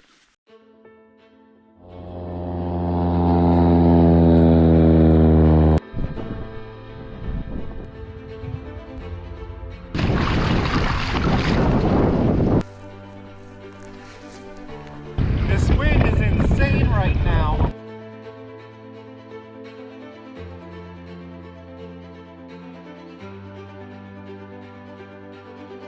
Apparently I was charging bears and didn't know it.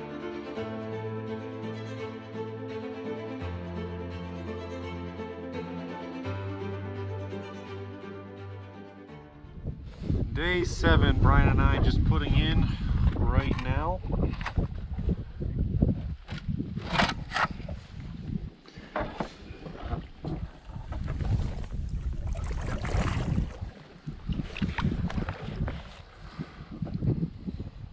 So yesterday we did officially eclipse the halfway point in mileage of the trip.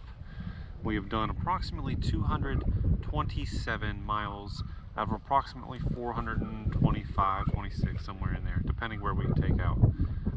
So it leaves us right around 200 miles left. 40 miles a day, we'll get there in 5 days.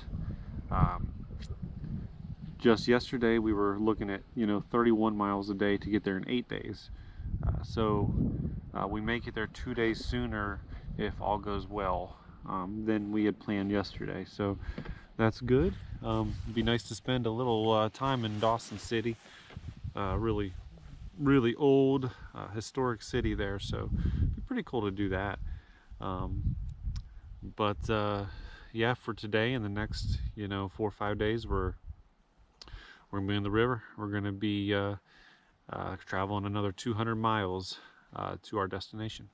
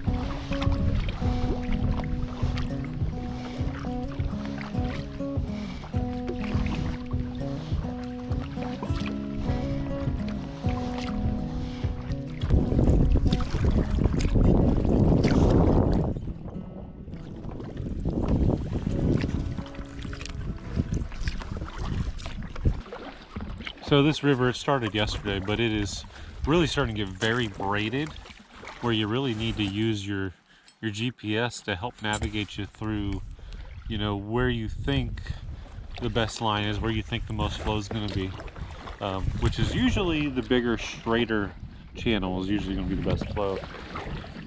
So we're just kind of navigating through that, trying to get through all this the quickest way we can and most efficient way.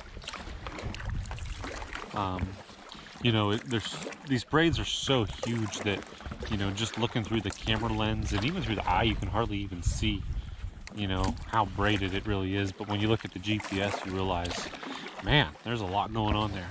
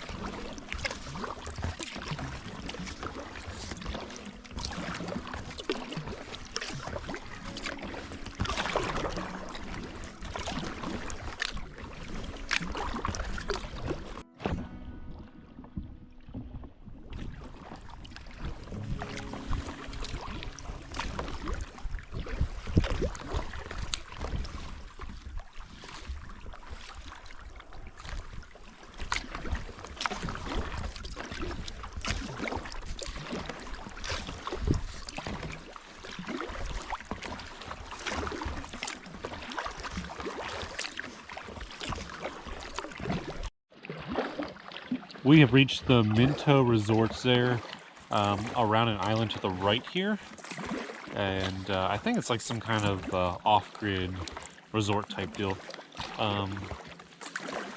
We're not going to go that way though. We're going river left around this island because it seems to be the better line. More direct path to where we're going.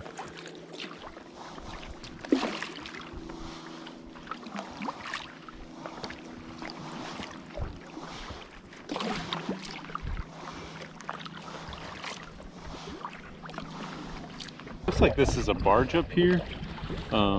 It looks like they use this for river crossing. Current day.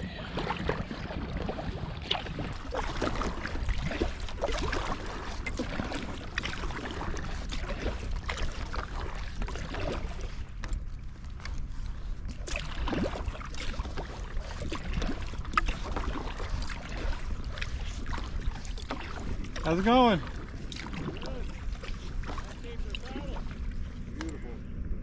Perfect. Be a nice spot to work too, I'll tell you.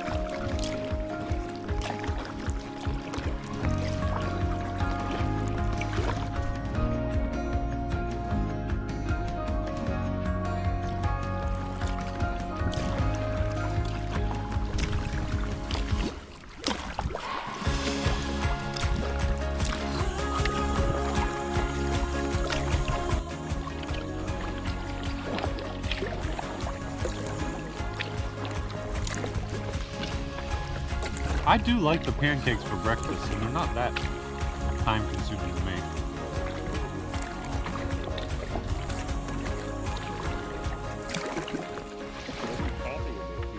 I have syrup, yeah.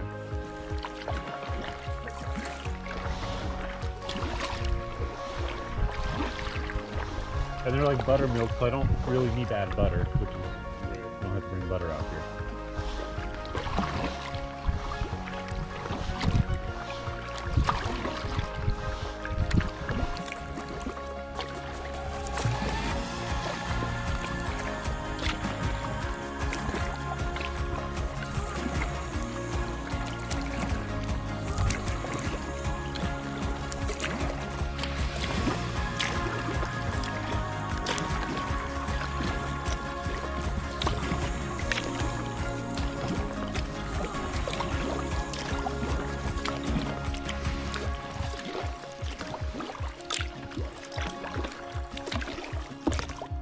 Maybe over here is a decent beach, one of these.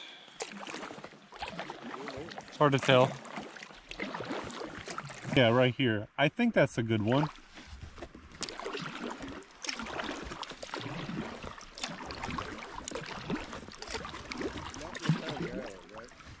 No, not here, right there. We've gone 20, I don't know, over 20 miles, and we're gonna take a break here. this rocky beach.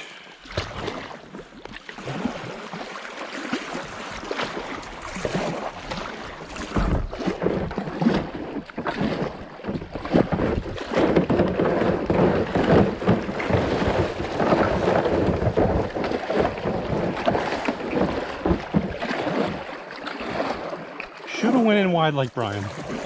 That was a little more eventful than I was hoping for. It's all good. We made it.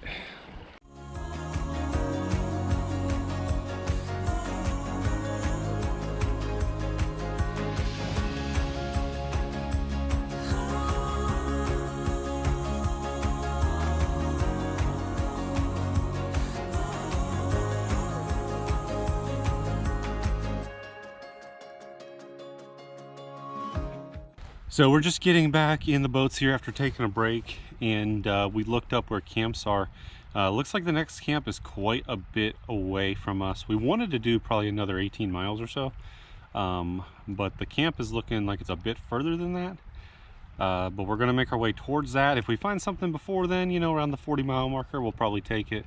But just looking at the book, there's not much listed for the next 30 miles. So it'll all work out. Hopefully current continues. It's been great all day, and we can get there at a decent time. Let's get in the flow.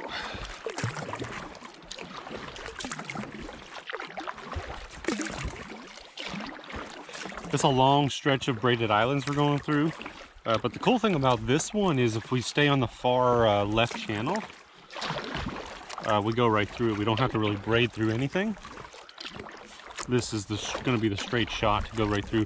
Hopefully good current too, because it's not really interrupted by islands on this side.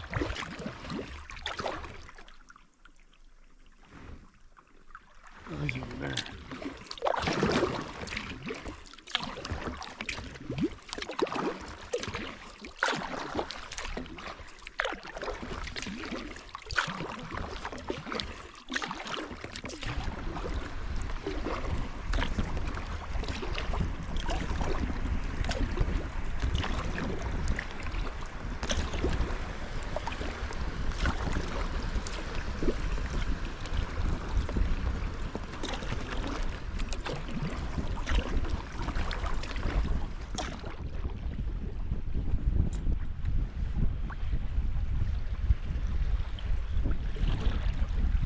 So we have reached mile 250 for the trip. Super exciting. It means we have about 175 miles left. Trips, you know, the first half so far was filled with just terrible weather. Terrible weather on the lake. It was cold and windy. We've had so much wind in the first, 5 days of this trip, and these last two have just been gorgeous. So we've got about 23 miles in so far. Looks like we probably have about 20 or so left to find what is marked as a good camp. We're just gonna hope no one's there. Last night when we found a camp, the first one we found, someone was there. So we're gonna really hope someone's not there this time, and if they are, we'll have to keep going downriver even more. But once we get to about 20 miles from now, we'll probably start looking for a camp, even if it's not a marked camp. But the problem with a lot of these islands is they're just so overgrown with so much like shrubbery. It just makes it not a place where you're really able to get tents in there, or hammocks if you had a hammock. So yeah, we're gonna keep going downriver here. It's beautiful out here, beautiful river. Still hard to believe, we're on day 7 of paddling in the Yukon. Just amazing out here.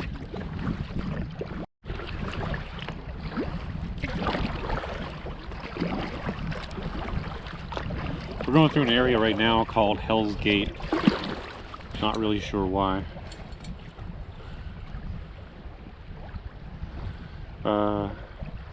Maybe it's because the current picks up here. We're going 8.5 miles an hour. 8 miles an hour, not paddling. I don't know if that has something to do with it.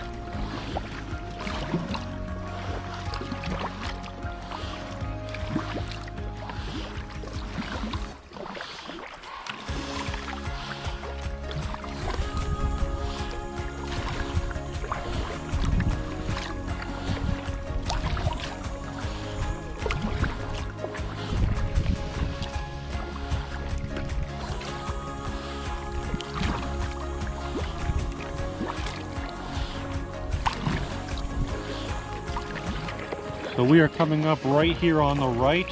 This is the confluence with the Pelly River. It is one of the more major rivers that flows here into the Yukon. And a pretty big milestone to reach this river, so pretty exciting. Heck yeah. Pelly River. Right over here to the right. You can't really see it, but it's coming in between that mountainous valley right there. So pretty cool. I bet the Pelly has some beautiful views on it, I'm sure. We just gotta get around this little thing one way or the other.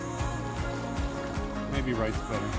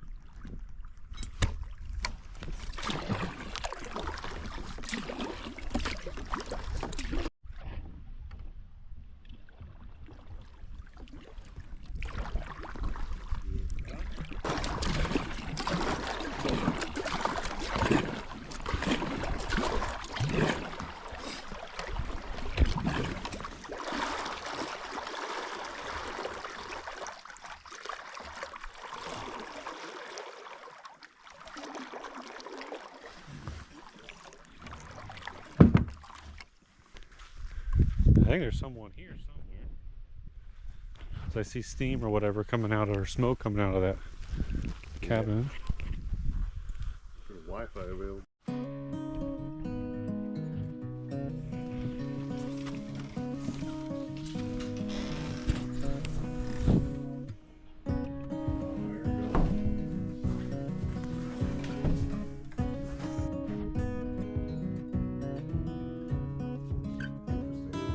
It is.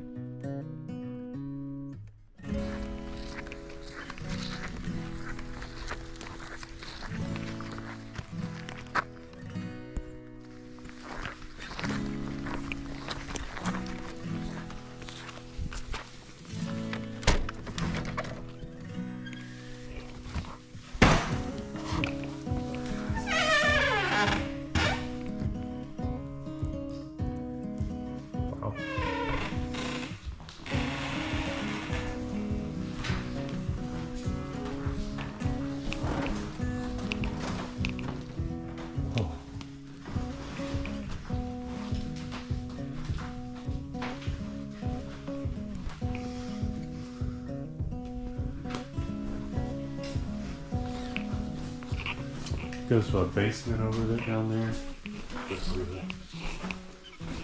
I'm not going down there.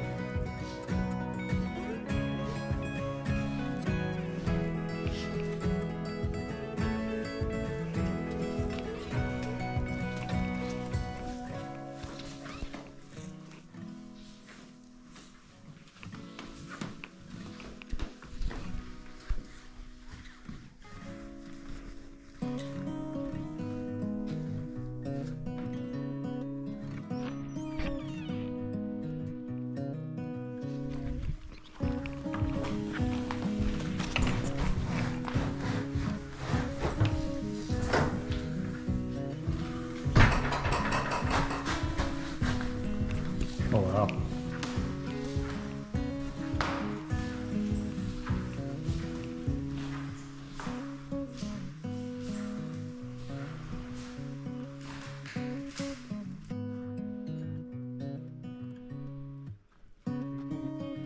It is. So many different historical buildings here. Really cool piece of history here on the Yukon. So we spent just a little bit of time there at Fort Selkirk. It's a pretty cool historical place there here on the Yukon. Somewhere it looks like we could have camped if we wanted to. But we're just kind of short on our miles. We really, ideally, would like to get another 7 miles in. But really cool place. So if you're lucky enough to paddle the Yukon River here, definitely stop by there. We didn't even check out the whole thing. We probably, checked out maybe a third of it or so. I don't really know how big exactly it is, but we checked out a good bit of it. A couple awesome old churches. Kind of a communal place where you can prep food and stuff in there. I imagine they have a couple people that live here. We just didn't see anybody because there was a private property area that we couldn't go down.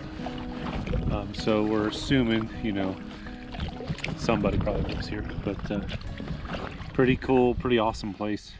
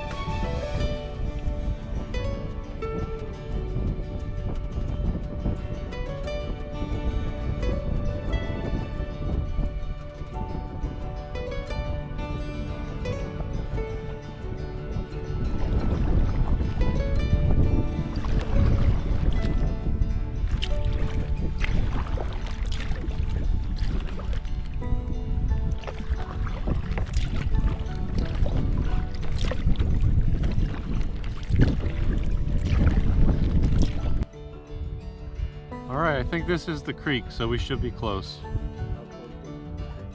Not far after at all. Maybe right around this bend, or maybe before it even. It's like 3/4 of an inch on the map. Not right. Somewhere it does, but no, it doesn't. So that should be Black Creek.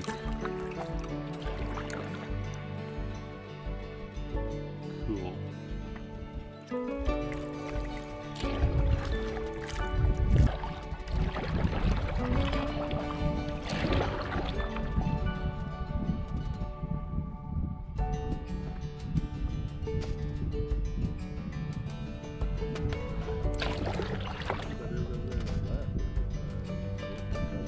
Oh, yeah.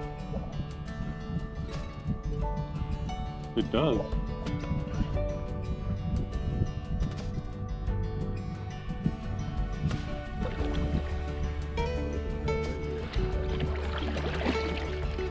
Do you think that's it?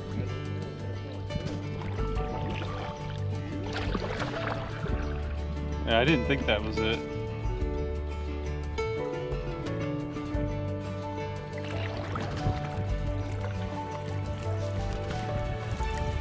Wait a minute.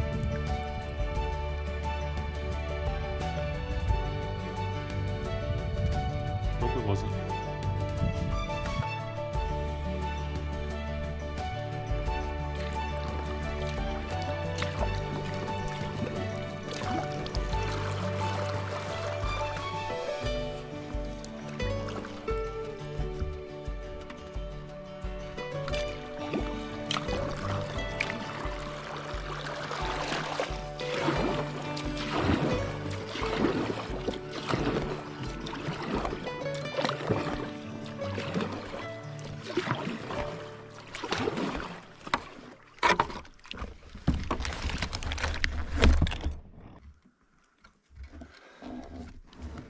Maybe we should just try to head across to that island.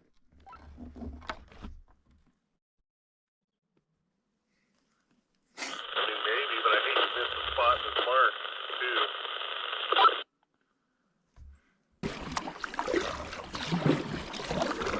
too. So right now, I'm going to try to cross over to that island where Brian is crossing, because it looks like we're going to be able to find a camp over there. It looks really good from this side. So there's too much current. I can't go straight across, so I need to go upstream in the slack water before I start trying to cross, so I have time to get all the way over there and don't lose the island.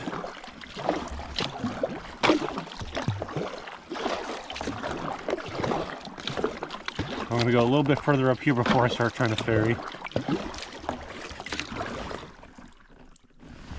Brian got over there.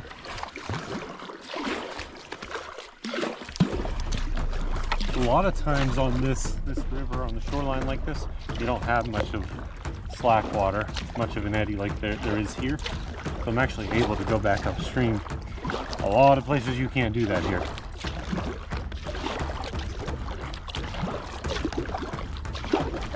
That's a long ferry, so I want to give myself room. Where these rock bluffs start coming out, that's where I'm going to start ferrying. Water coming off of this corner. Should give me even a little bit more room here before the current grabs me. Let's go.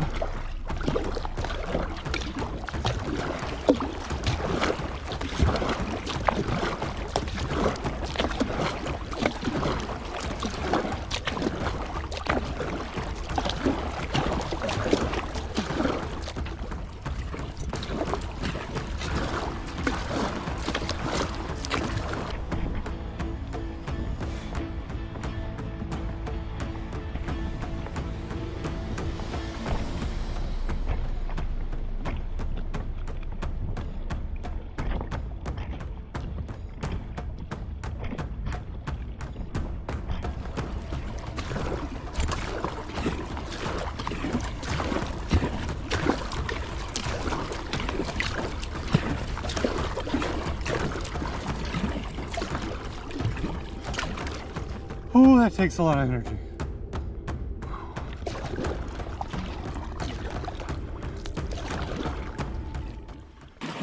It's overgrown.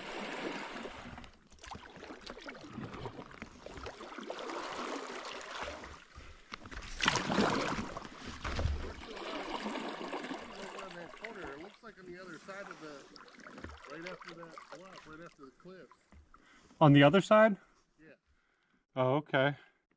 I didn't notice it until I was paddling over here. You said it looks like that's where a campsite is? It looks like it could be. It looks like possible, you know what I mean? Okay. I was too close. I couldn't really tell, Yeah. you know.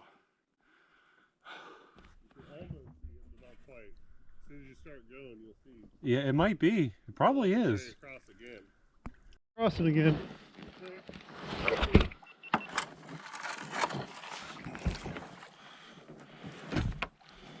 Is it down there a ways? Do I have to do a ferry like I just did? It's after the cliffs on the right. Okay, so it's not crazy close. Okay. So this island is overgrown, so we're gonna go Brian thinks he may have seen the camp on the other side. So we're going to ferry back across. But this isn't as hairy. We have a little more time to make this one happen. Because he thinks he may see a beach down there. After the cliffs is what he says. So I don't know. We're going to take his word for it here. Go back to the other side.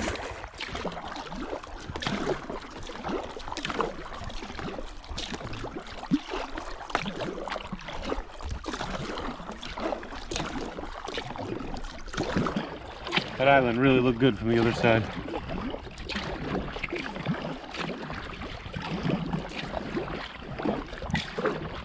He says we could have made it work, but it's very overgrown.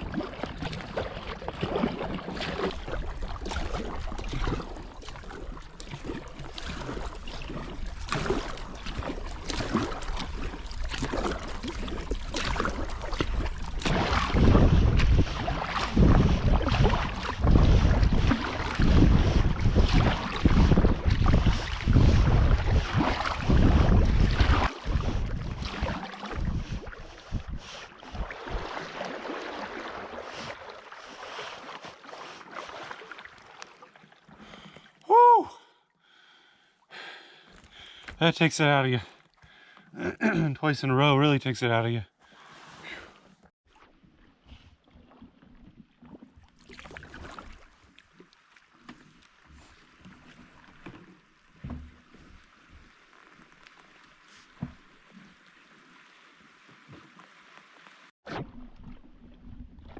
So we never did find that camp, so we are moving on, trying to find another one up here. This is a great resource to have, this book that I have, but some of the stuff is a little tricky to read and maybe just a little off from what it actually looks like when you're here, so to make it tricky to actually find what you're looking for on the map.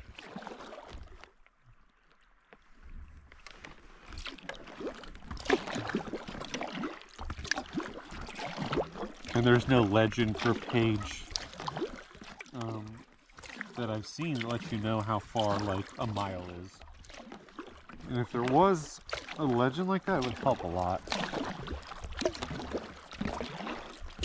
But that's all good. We're gonna keep going downstream. It's starting to get pretty late.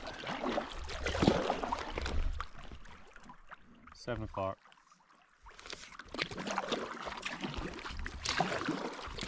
We did make a couple stops today. But man, we were really hoping to get to a camp before this late again, and it's just once you get in a trend of hitting up camp spots so late and getting up late because of it, it just sort of sets the whole trip and makes it hard to change back to getting up early.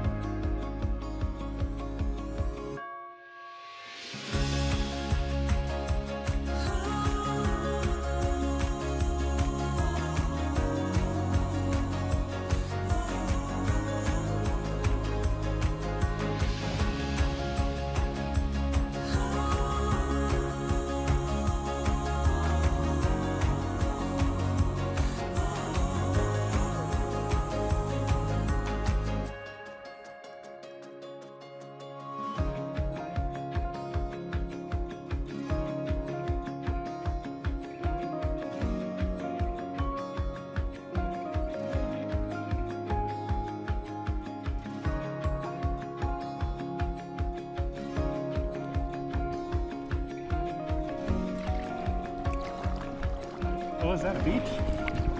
Oh, I think we got a beach. That's a beach? Yeah, it looks like it.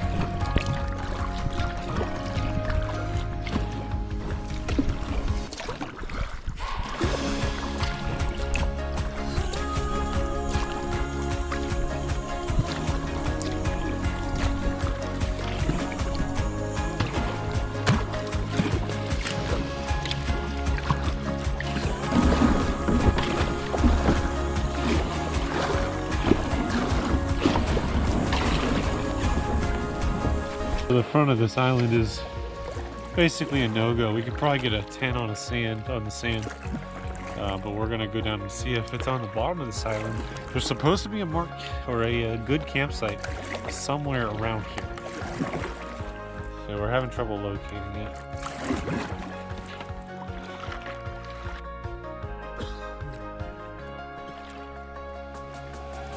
Fingers crossed.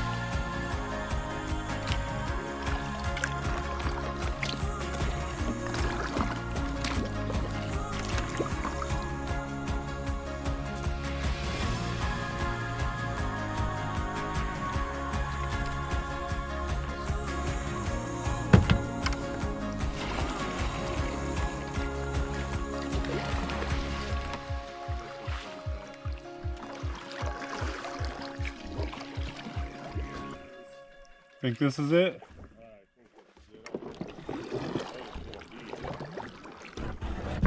Yeah, this looks a little more promising. 52 miles of paddling and bypassing a really nice camp spot at the fort. We have found camp finally. It was on this island. It was just a little further down the island. So it's pretty nice, but we do have to be careful because there are a few down trees. So we got trees here. Obviously we do not want to set up under these trees. Down trees here, more over here.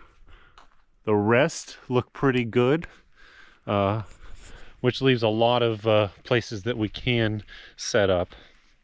Long day, like I said, 52 miles. Obviously puts us in a good spot because we are amazingly good on mileage now. But yeah, so it's late here. I don't know what time it is.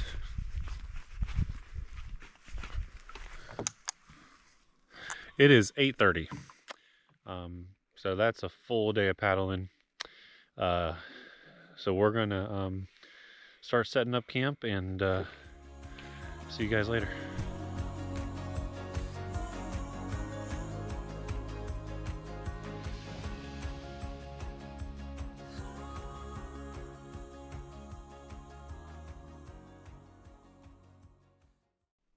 Good morning, just waking up here on day 8. So it looks like we made it about 52 miles yesterday. Yesterday was a great day, beautiful scenery. Got to go to the fort, which was just awesome, and just a beautiful day, beautiful scenery, and hoping for more of the same today. Good morning, guys. It is morning, day 8. Getting ready to start cleaning some stuff up. Just down here by the boat. The sun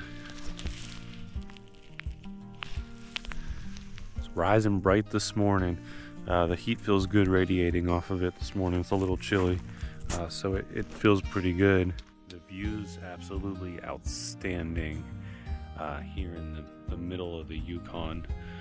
We are probably about 140 miles from Dawson City, so we're still looking at another 4 days of paddling. So yeah, we're gonna start cleaning up camp here in just a little bit. Probably have a little bit of a leisure morning. We keep getting into camp so late. It's hard to get on the water early the next day. That's just kind of the trend that you fall into on trips like this sometimes. So we'd rather be to camp early and be leaving early in the morning. But you know, when you get to camp, you don't eat dinner till 11 o'clock at night. It's hard to get up and get going by 8. So you need some time to rest in there. But yeah, looking forward to what else this journey has to bring. If it's more of the same, we'll be just fine. Hoping the weather continues to be great as it has been the last couple of days. But yeah, I guess we'll see what happens.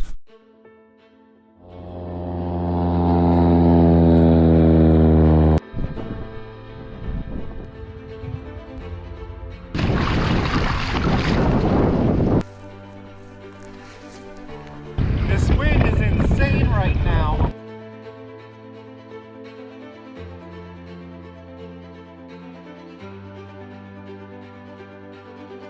Apparently I was charging bears and didn't know it.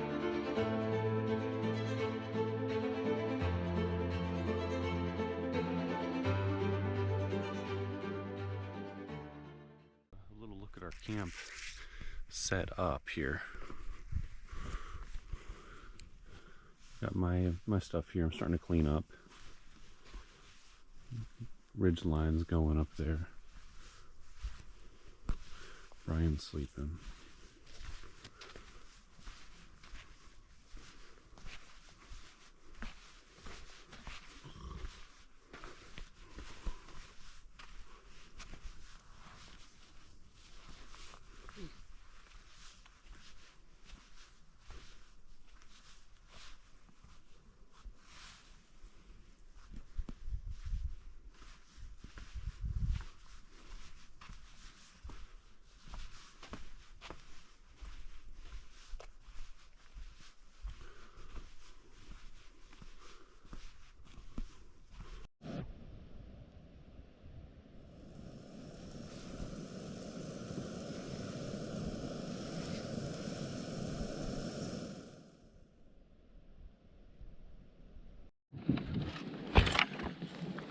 So we are floating off for morning day 8.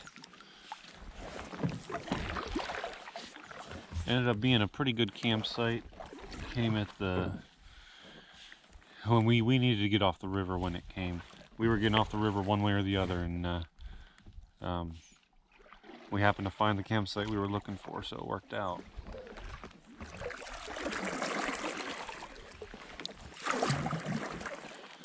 So sort of the hope is to have 4 more days left on this river before we make it to Dawson.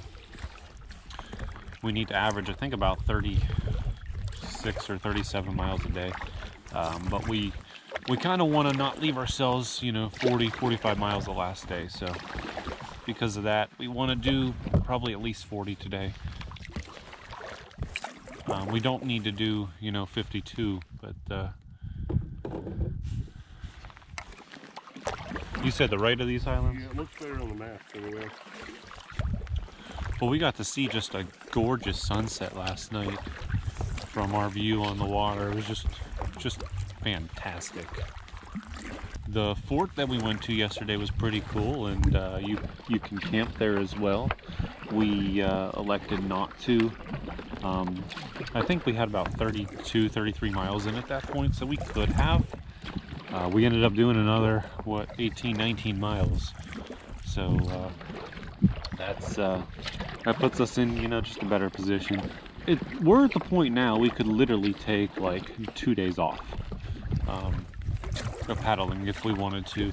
We're not gonna do that. We're gonna keep on paddling, and we're gonna get to Dawson. But we have almost 280 miles completed on this trip. 280 of about 425, and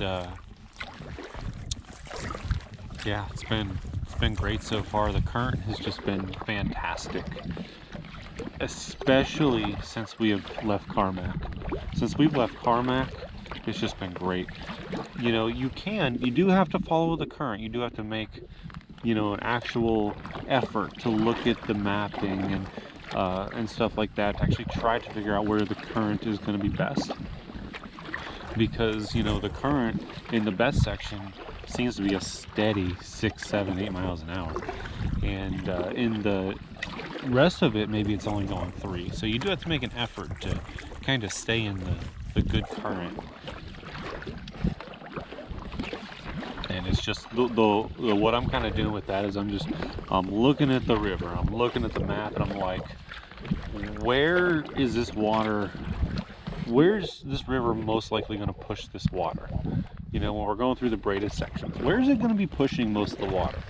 A lot of times it's through the bigger channel, but not always. So, and you know, most of them so far we've gotten right. A couple we've gotten wrong. But the cool thing is, even when you get it wrong, you're still probably going 3 to 4 miles an hour. But you know, when you're used to going 7, you know, when you go 3, you're like, oh man, we're not moving at all. Whereas if this was a river at home, if it's moving 3 miles an hour, I'm happy. So, but when you're trying to do, you know, 40 plus miles a day, 3 miles an hour, the current isn't really going to cut it. So, yeah, here we go, day 8. Let's see what this day has in store. Brian and I just made the plan to go right at this island, and he's struggling. Don't know if the camera can pick him up back there, but he is struggling to make it over here. His words were, I'm not gonna make it. But he did basically get beached, so it looks like he will make it. Just a little bit behind me.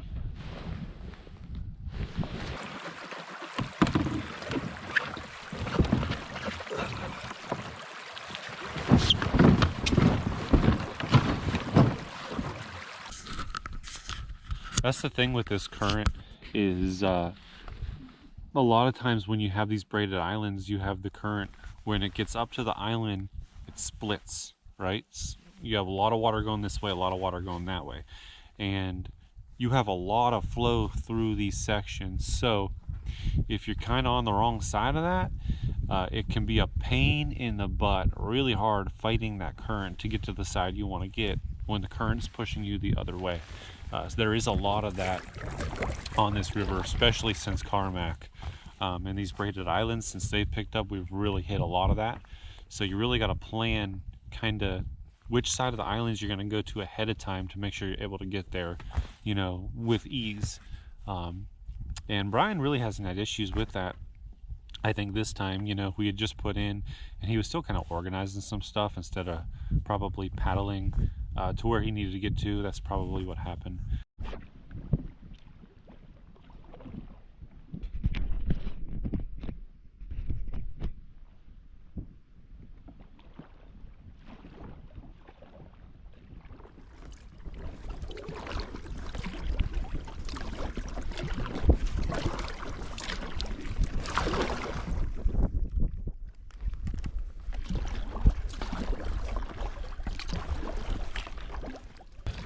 So I was just cutting across the river because we had a sandbar in the way, and there was a tree that was down, so I knew the water was getting ready to get low. And it got, and I can't see the ground, it got down to like a foot maybe, so I was scraped through that, trying to get back here to the flow. Finally got back here to the flow. Brian's now beside the sandbar, and it doesn't seem like he's having issues over there, but I sure did.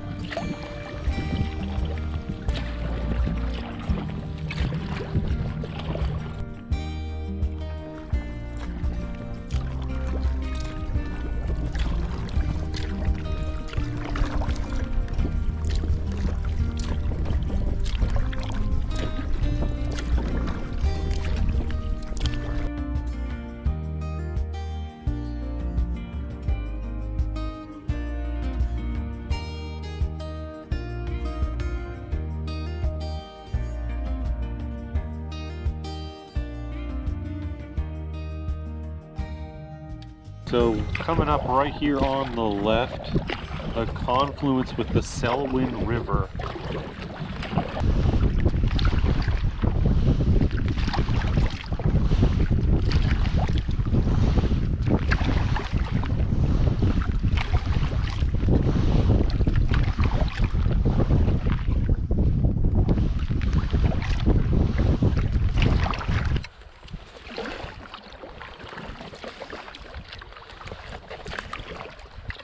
Trying to bring in more of a fresh color, I think.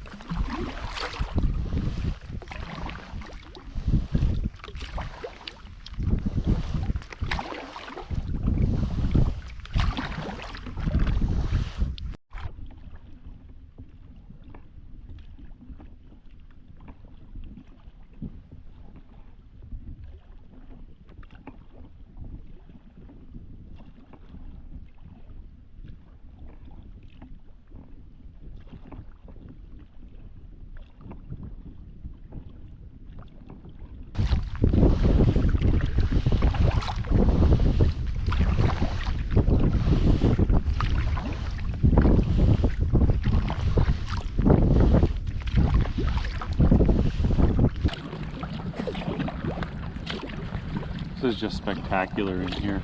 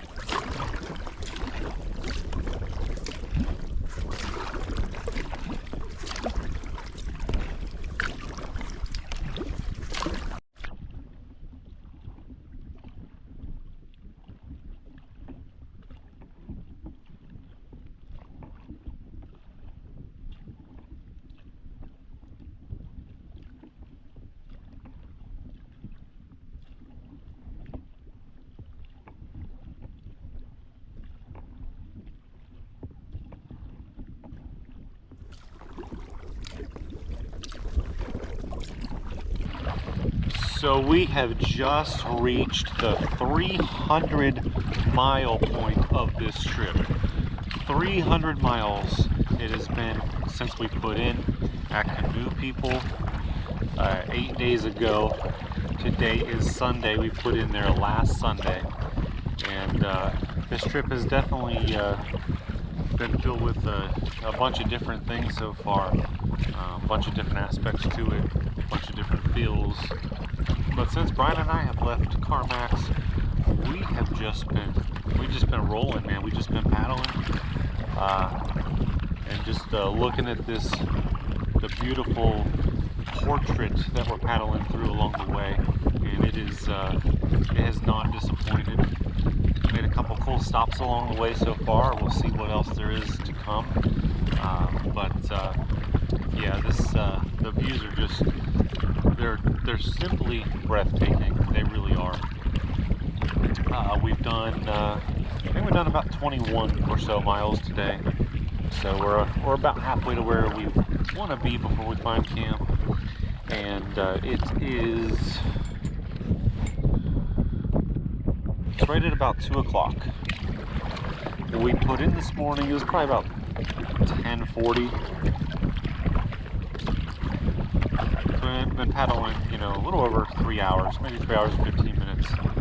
We've done about 21 or so miles, so pretty good time there.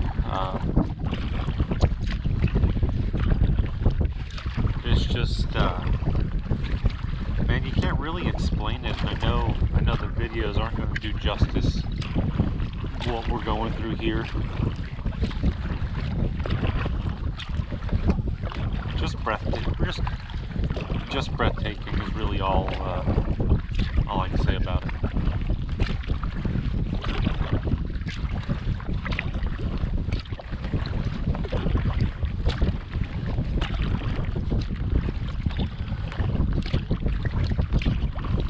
You see, the thing is, we don't feel like we're rushing through this. We're just paddling. We're doing what Brian and I do when we paddle together. We just paddle. So yeah, we didn't put it until about 10:45 or so. That's pretty much on par with where we've been putting it. Like I said before, when you get in a trend and it started on the very first day, your canoe people, we couldn't put in until about noon because our kayaks were locked up there and we couldn't get in until they opened up. And it was Sunday, so they opened up a little later. So, you know, it kind of put us behind there as far as, you know, getting up and starting early. So that trend has continued every day. We've paddled late every single day. We haven't tried to paddle late every day, but we just haven't been able to find the campsites, or there have been people there. But I mean, that's okay. We've paddled at least an extra day or two because we couldn't find campsites.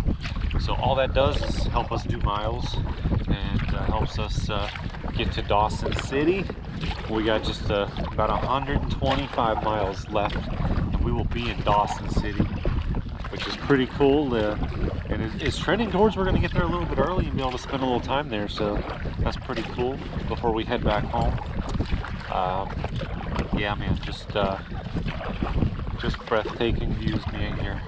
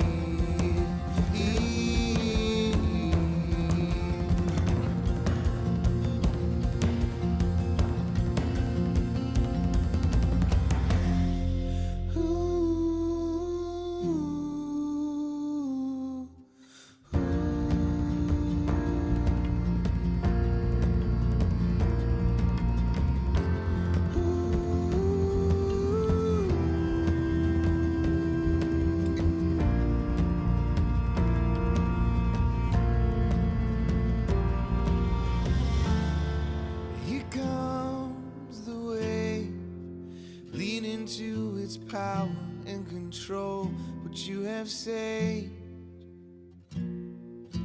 Here comes the flame, burning free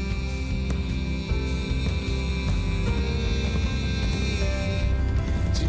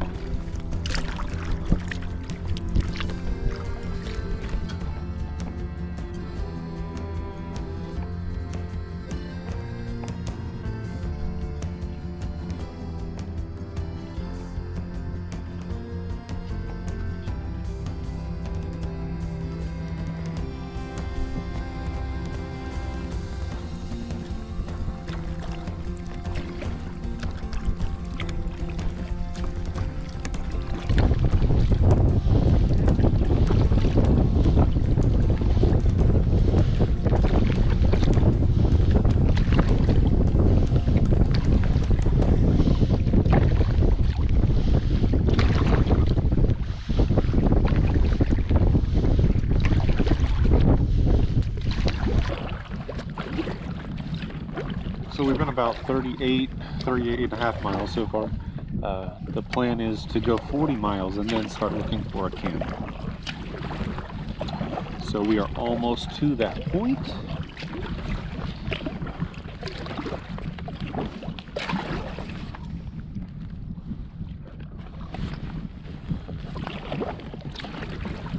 We have about 108 miles left to Dawson.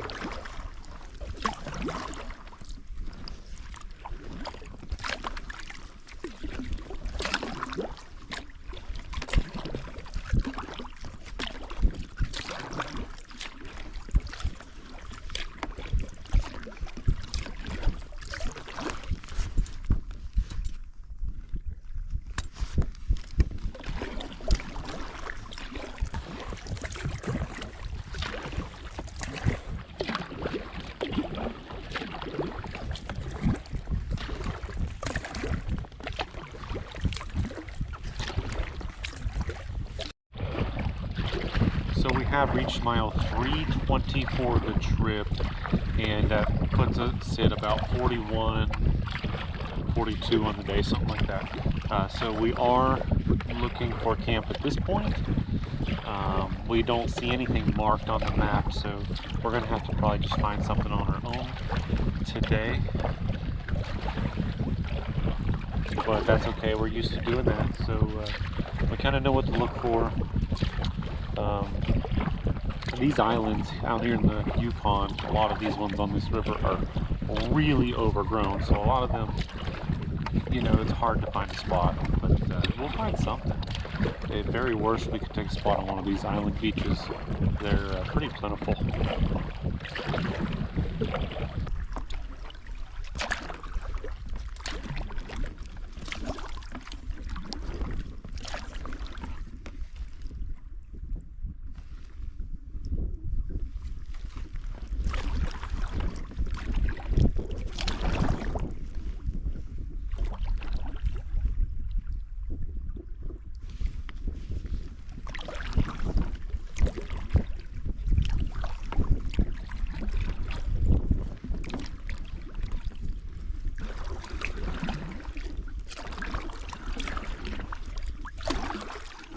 Like it's going to right here.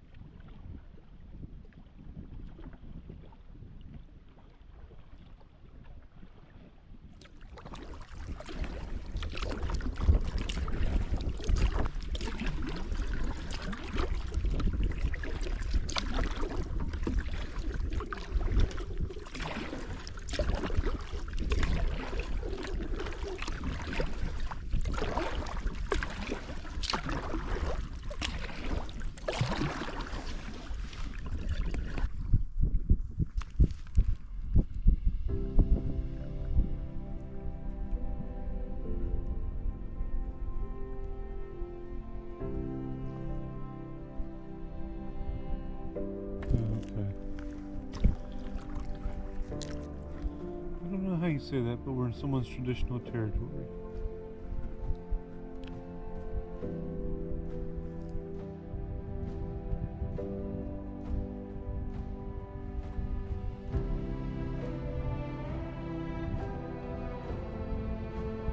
So as per usual, we are struggling to find a campsite.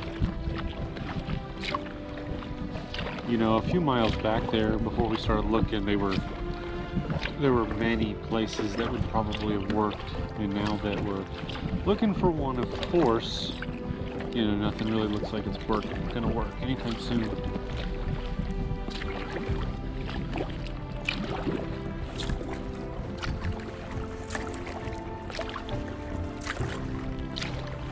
We're hoping to get lucky and find one of them that is unmarked, not in the book.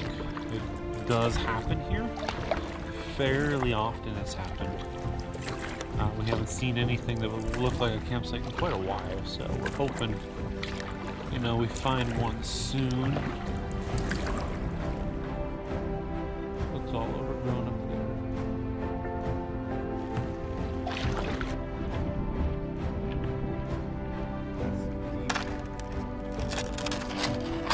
Just found a way to get out of the river. It's worth checking out up here.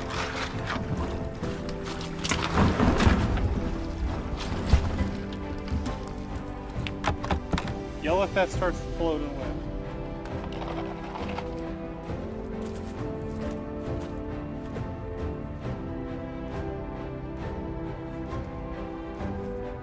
It's not amazing, but we got camp. Yeah. There's a fire ring up there. We need to use this camp. We just need to make it easier somehow to get up and down. So we have found a camp. It is nothing special. On this shoreline, was literally floating by when I saw this stick sticking out of the ground, and then I saw the path up. It's not the easiest path to get up. We've already set up a rope to help us. May dig it out a little bit better to help. But we have found something, so that's good. Night number 8, we have somewhere to stay. Okay. So it looks like we made it about 45-46 miles, so another pretty full day. That's gonna leave us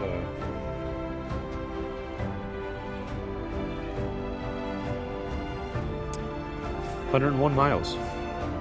We have 101 miles from shore. This is not the easiest thing to navigate. I put this rope here to help us get up and down. I have a small shovel. I'm going to try to shovel stairs a little bit better here.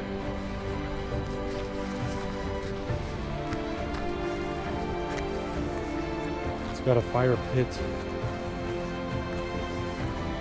Some of the stuff I got here. And it breaks off a couple different directions to where someone could put a tent over here, and of course you can put a tent or two here. You can break off this other direction. There's a couple more places to put tents. So it's not amazing, but hey, it'll work. Beggars can't be choosers. So we'll definitely make this work for the night. So yeah, another good day. Looks like we have about 101 miles left. So we plan for that over the next 3. We could make that in 2. I don't think we're gonna try to make it in 2. So here comes Brian. So yeah, we're gonna go ahead and get camp set up, and we're actually here, hang on a second. We're actually here a little sooner than we have been. Last night we rolled into camp, it was about 8 o'clock. And right now, it is 6:30. It is 6:30, we're doing good. We're doing real good, heck yeah.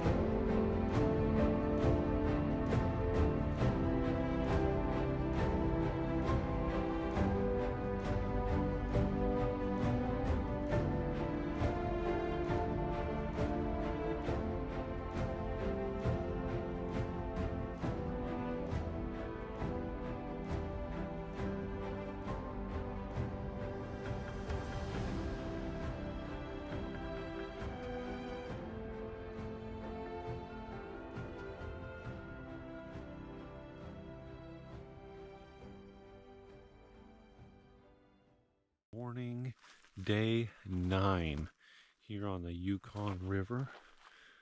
We found a pretty decent camp last night. It wasn't marked in the book, but we found it. There's that stick hanging out of the ground. I was able to make the steps a little bit better. So it was just this one giant step, and I added a step there with rocks, and I added a step there. This rope is my rope. I wish I had an extra rope I could keep here, because it does help, but I gotta take the rope with me. So yeah, we ended up, pulling off another 44, 45 miles yesterday. Brian and I, we didn't get on the water till, we're in the late schedule. So we didn't get on the water till probably about 10:40, 10:45, and we just paddled. We didn't stop once. That's kind of the style that we do sometimes. And we paddled straight until, we found our campsite.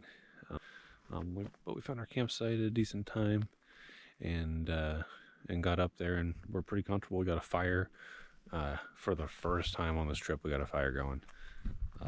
So it felt wrong to not have had a fire once. But it was nice to get that warmth, and it was pretty buggy here, so it helped with the bugs last night. This is a really cool spot. We have the mountains on this side, just hilly mountains right there, right up against the river.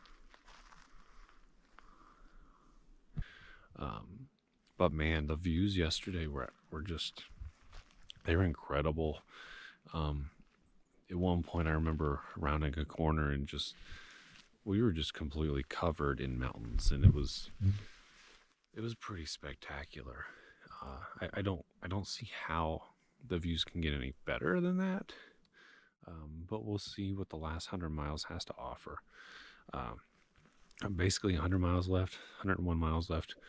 We could do this in 2 days, but we are trying to plan it so we do it in about 3 days, 2.5 days. 2 more 40-mile. We want to do 2 40-mile paddles, and then we want to be able to finish off with a 20-mile or less paddle. That way we have time to kind of, figure out how to get our boats to the truck and that kind of stuff.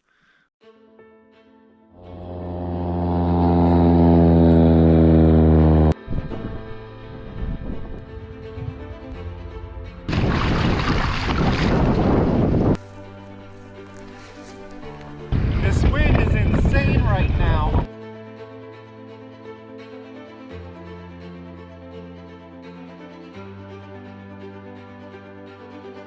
Apparently I was charging bears and didn't know it.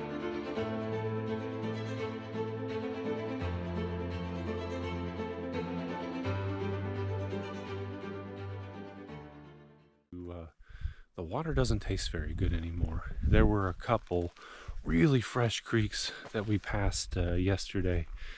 We should have stopped at and filled up, but there's a bunch more creeks coming up a short distance away today. So I'm hoping, those, one of those we can stop at looks more fresh and we can fill up our water, because the water just has it's still clear when it's filtered. It just doesn't taste good. Hasn't had any ill effects from it, but just doesn't taste very good. So I think that is on the agenda this morning, to try to find a fresh creek or stream to get some water from. Definitely make us feel better, and if I do, I'll just fill everything up and probably have enough to get to Dawson.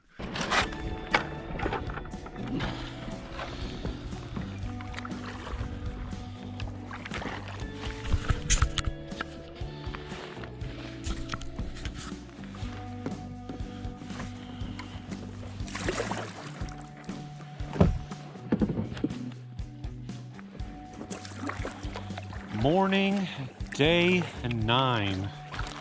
We are putting in the water. This is the earliest we've been on the water. It is 9:55 in the morning. So we beat our other days by about an hour almost.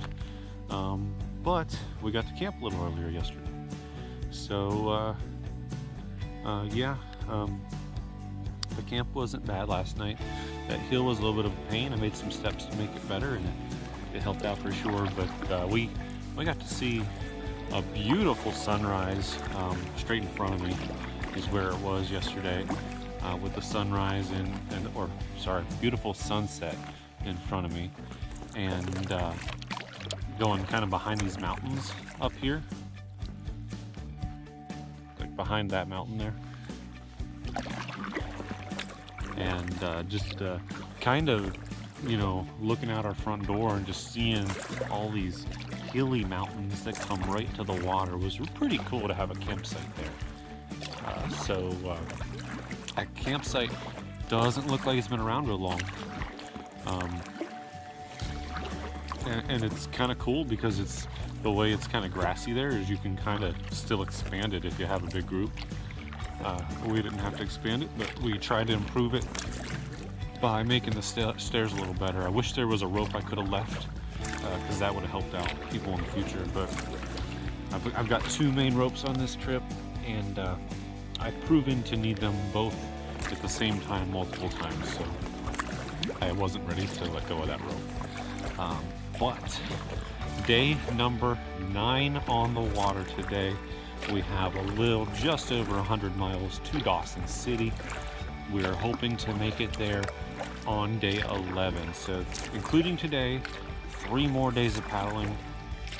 Today we are hoping to paddle another 40 miles and then start looking for a campsite around Stuart City.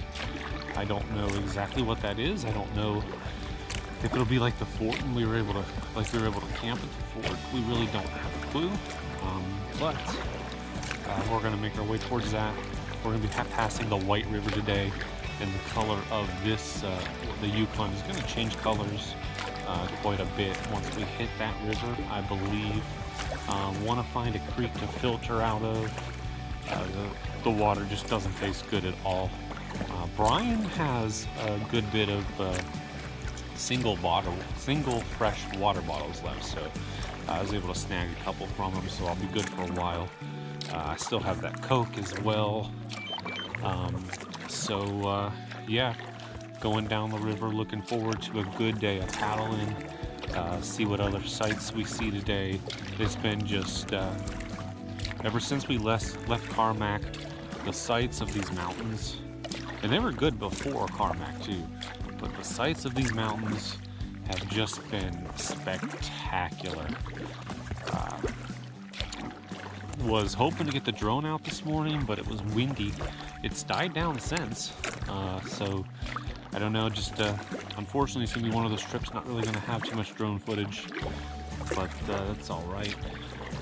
This is just spectacular, it really is.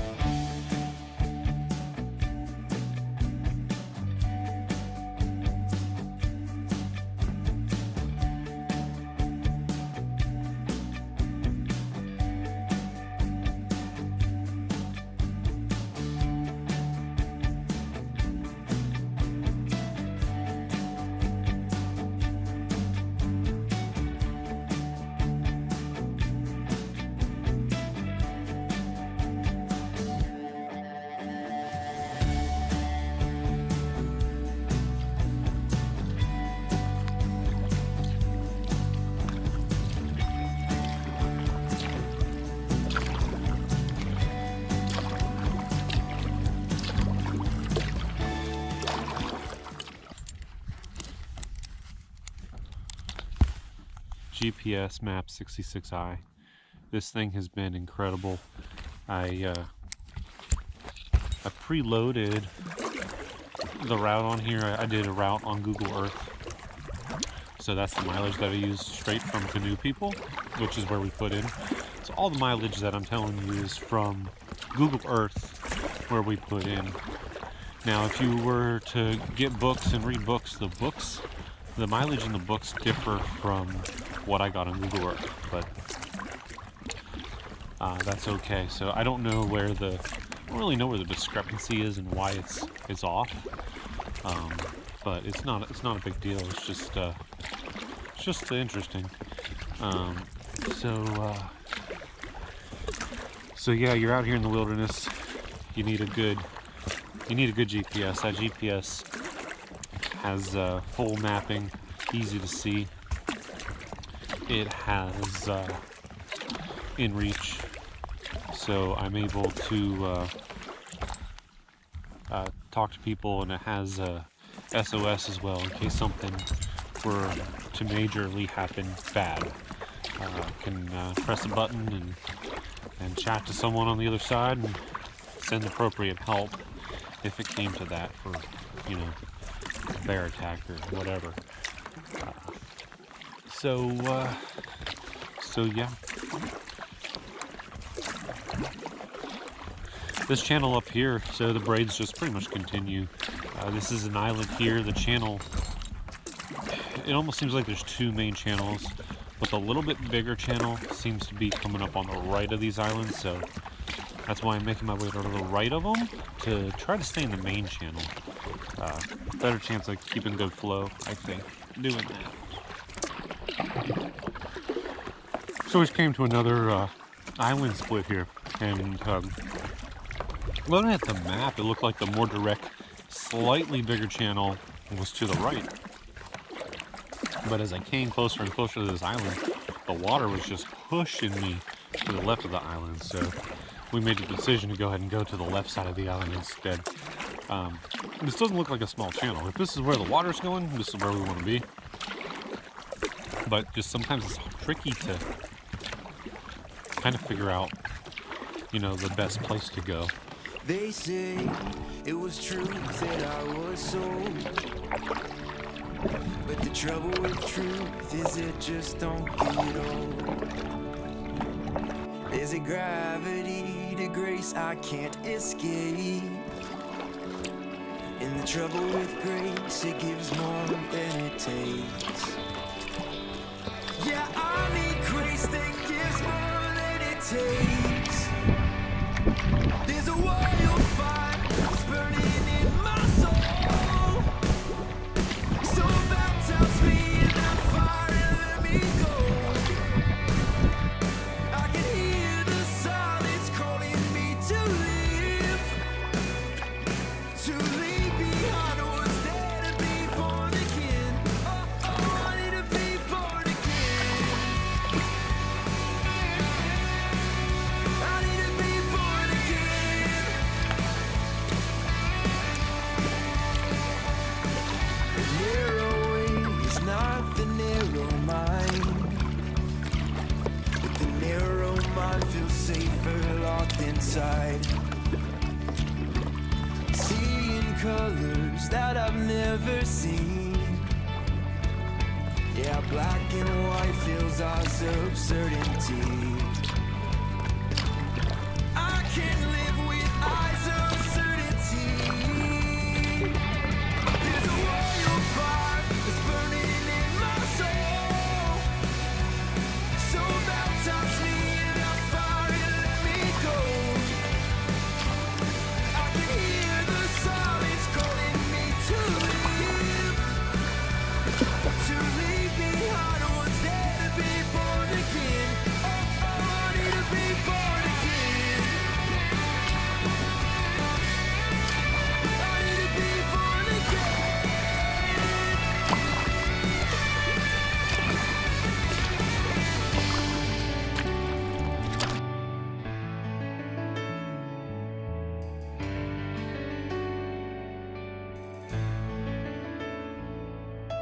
Leaving behind empty expectations, letting go of personas I've perfected, leaving behind the bullets that I bury with, letting go of the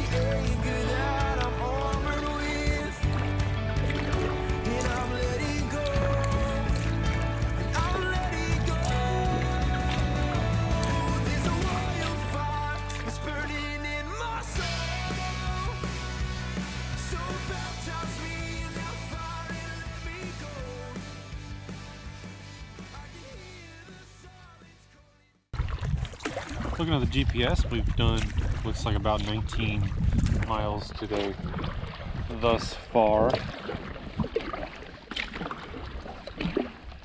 which means we're gonna have most likely 20 miles in 3 hours, in the first 3 hours.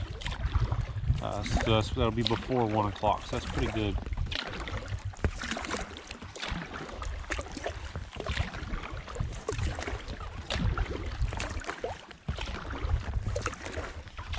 The plan is to paddle to Stewart City, which is about 21 miles, 22 miles away from here. And that'll give us right about 40 on the day. And that's when we're going to start looking for camp.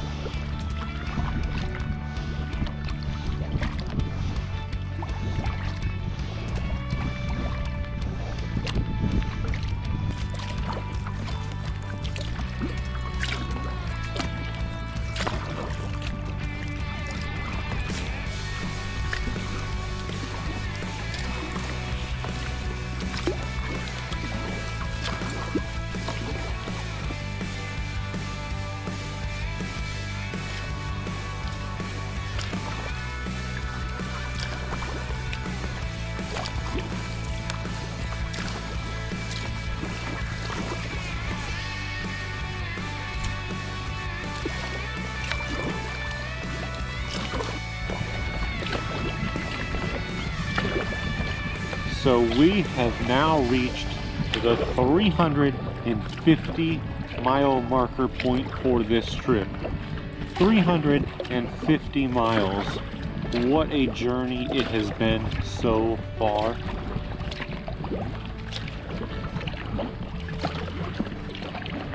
Brian and I just keeping a steady paddle at this point. We're just a few miles from the confluence with the White River. At that point, I expect the look of the water to change. So we'll have to see what it looks like when we get there. But yeah, 350 miles, 75 to go. We got it. We got it.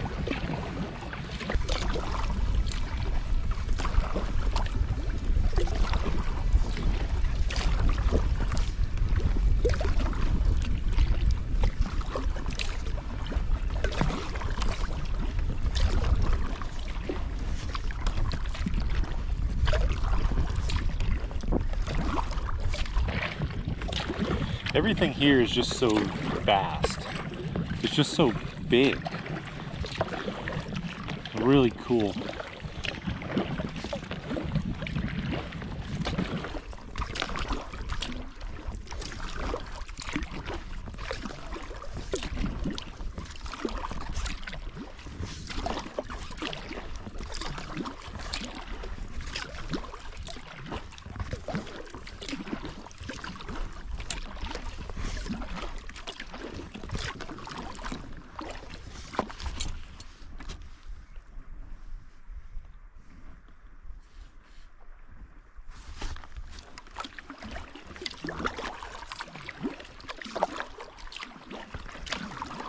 main confluence point is up here.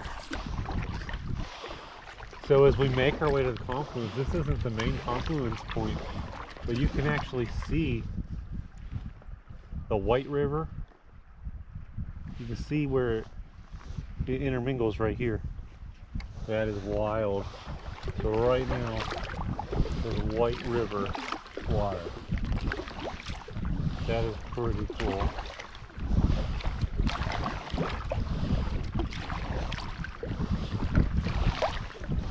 Now back to Yukon. That's pretty cool. Let's see what it looks like right up here at the main confluence point.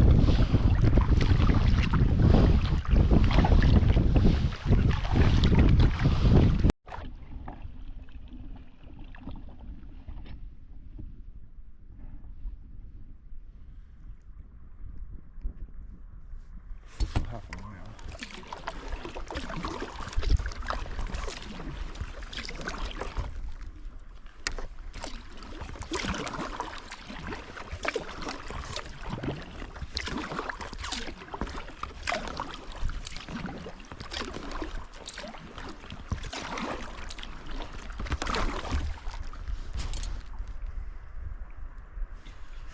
GoPro turn on. So we're finally coming up here on the main confluence point of the Yukon and the White River.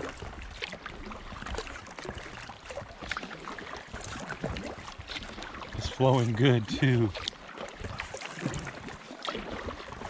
Boy, is that white flowing, boy.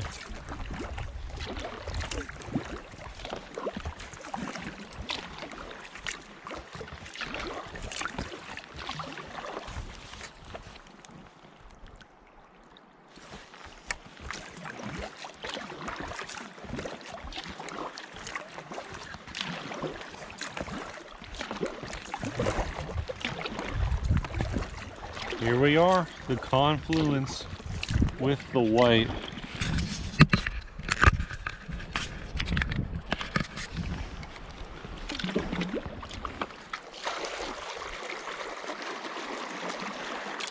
It's got good current coming out of it too.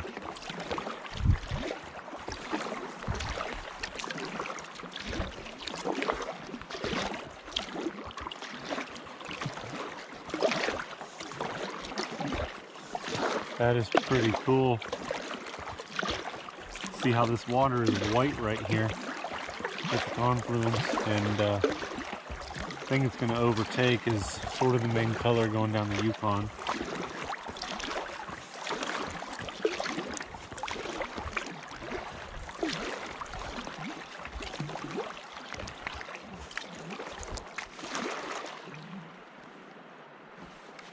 That is pretty flippin' cool, man.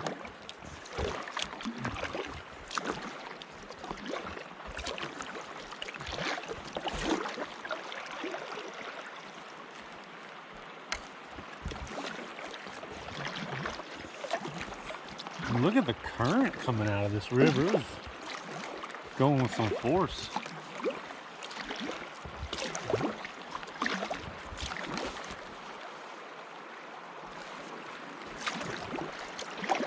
Right here.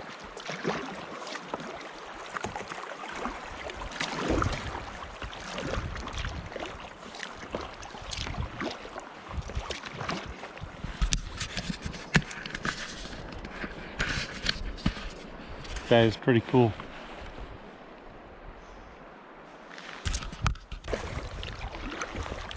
I'm really amazed at the force at which it's coming.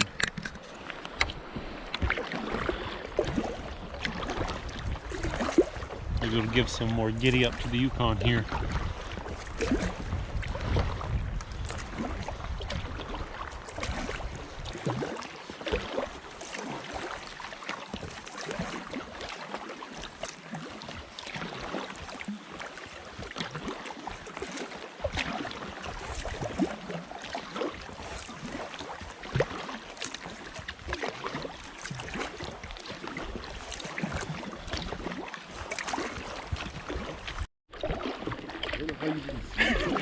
That's So, what I thought you were talking about. no. Yeah, it's pretty cool. I was talking about the confluence.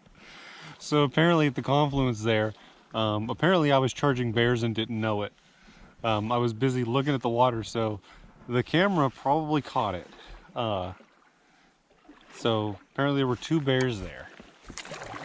I don't know, I didn't see them.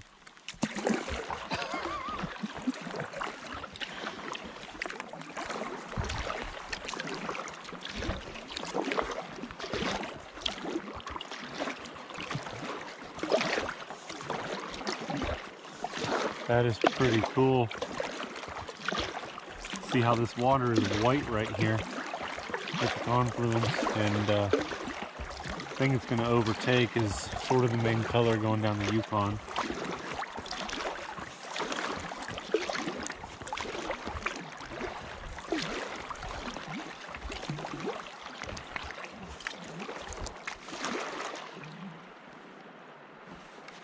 That is pretty flippin' cool, man.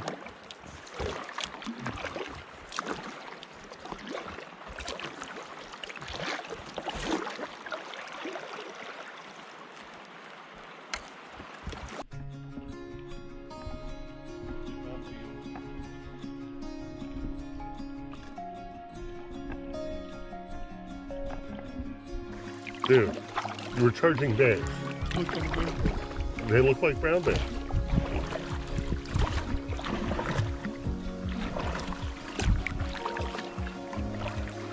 I don't know how you didn't see it.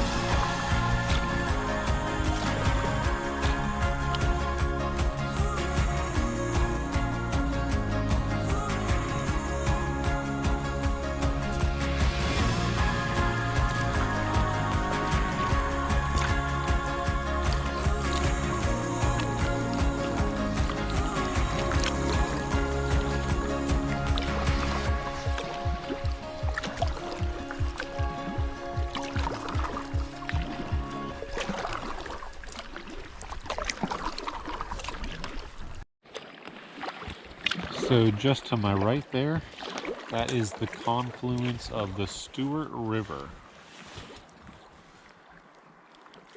Since we reached the White River, we've pretty much just been floating down the river. We've had great currents, probably about 7, so I've been pretty solid.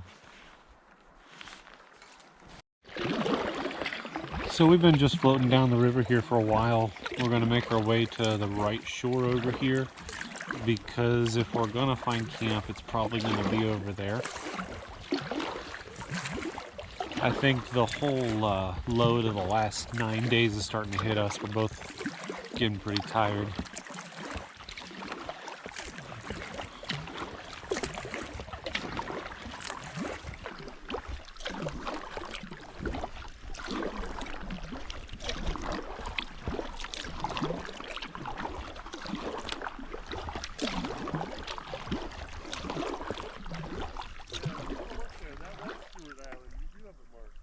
Oh, I do? So we're assuming, you know, even though there's no campsites in the book around here, we're assuming there are some. You just got to keep your eyes peeled for that easy takeout, because that's probably where it is. Since we have intercepted the White River and the, what's that last river we just got? Anyway, since we intercepted the White River and this last big river, I forget what it's called at the moment, this river has just gotten huge. It's just enormous at this point. Flow rates have continued to be good, so we've just been floating down the river at 6-7 miles an hour. That's without paddling. Brian's making his way now to the left island over here. Let's see how it is looking for camp.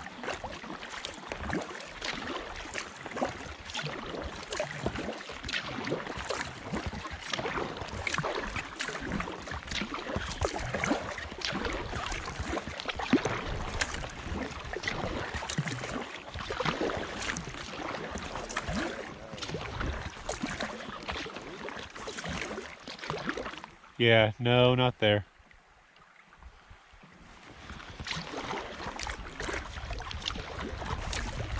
We're flying right now.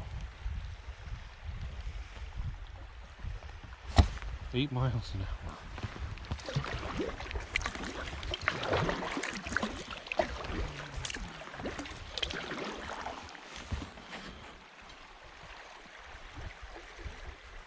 We're over 8 miles an hour right now, not paddling.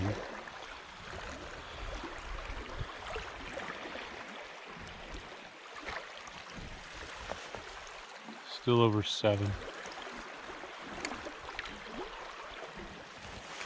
It'll make it a little tricky to tuck off if we see a spot.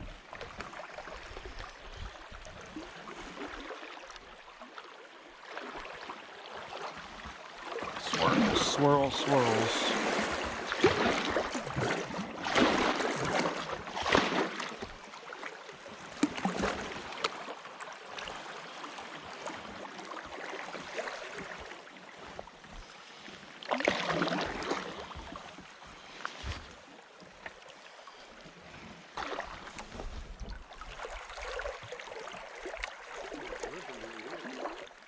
What? Current is ripping through here. Yeah, it is. And all these swirlies in here too. All these swirlies in here too.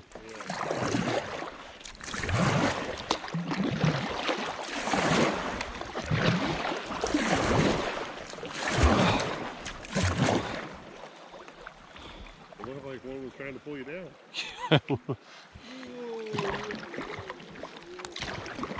Weird. Like this. I don't like it either. Well, there is a beach here. Doesn't look very good though. Nope, it just looks like a beach.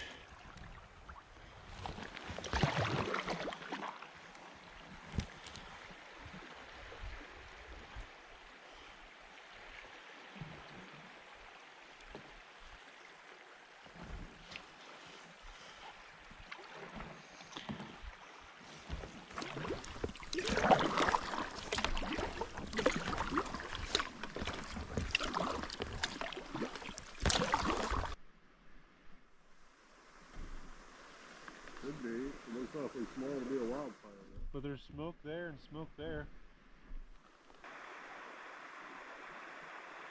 I don't really see a path going up from here. Yeah, I'm interested in that fire now. Smoke. Yeah.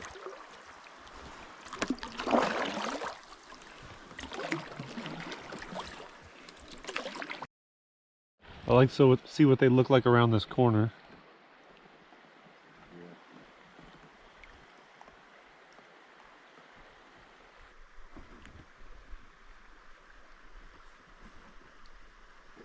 Guess they've been seeing on the other side of it. Yeah. Wildfire beginning, a smaller one, or if it's controlled, we really don't know at this point. But we could actually see the fire at one place, and we could see smoke in a few other places, all nearby. So stay tuned.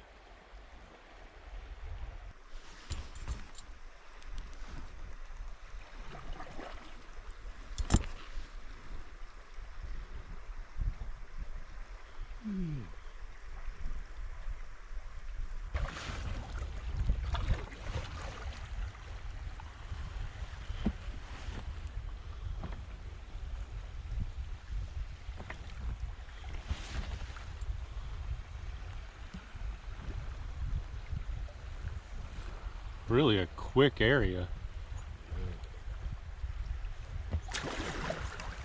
Nice, because they're making not terrible miles just floating into the camp, you know? The camera can pick up all the smoke in there. Very well may be a wildfire.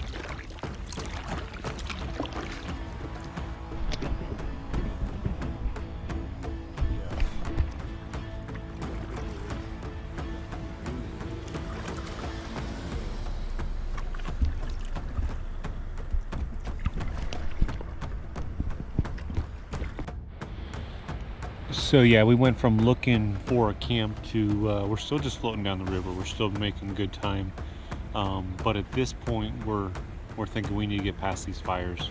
We're not sure how big it is at the moment, but we can see it going down the shoreline. It's on the off the shore to the far side of the river. It's not super far.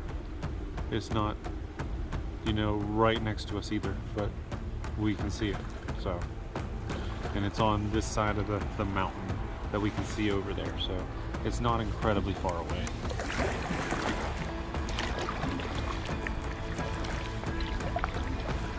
Canada is battling a lot of wildfires this year, and a lot in the Yukon, from what I understand.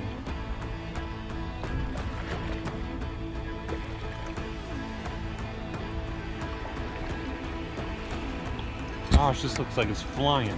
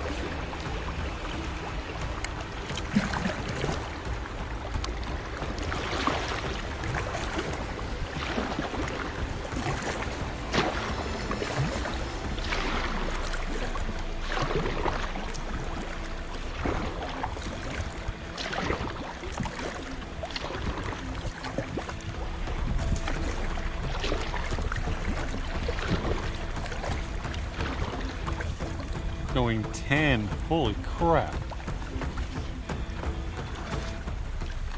10 miles an hour.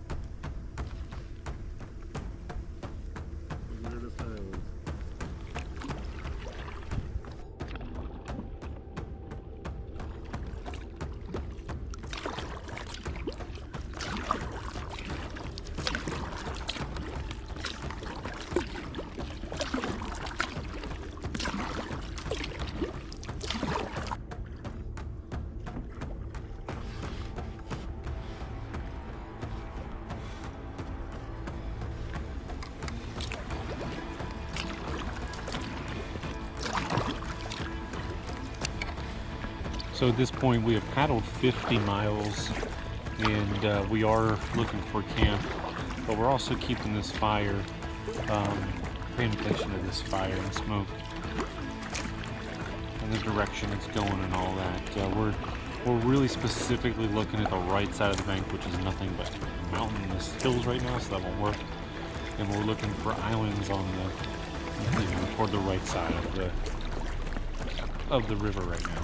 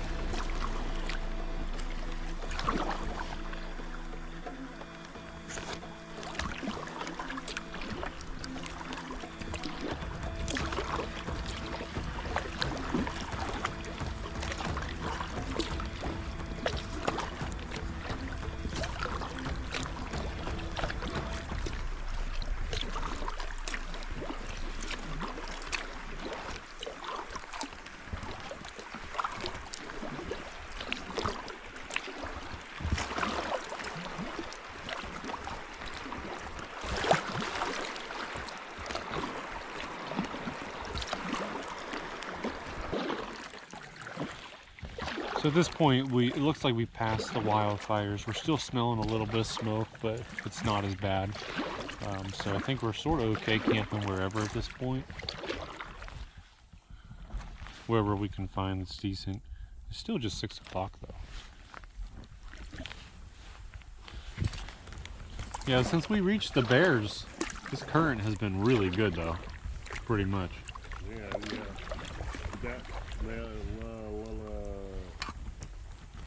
White River? No, the other river. I can't remember what it's called. That's when I noticed it really tapered off a couple days ago.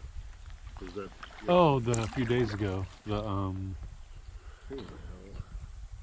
I don't remember.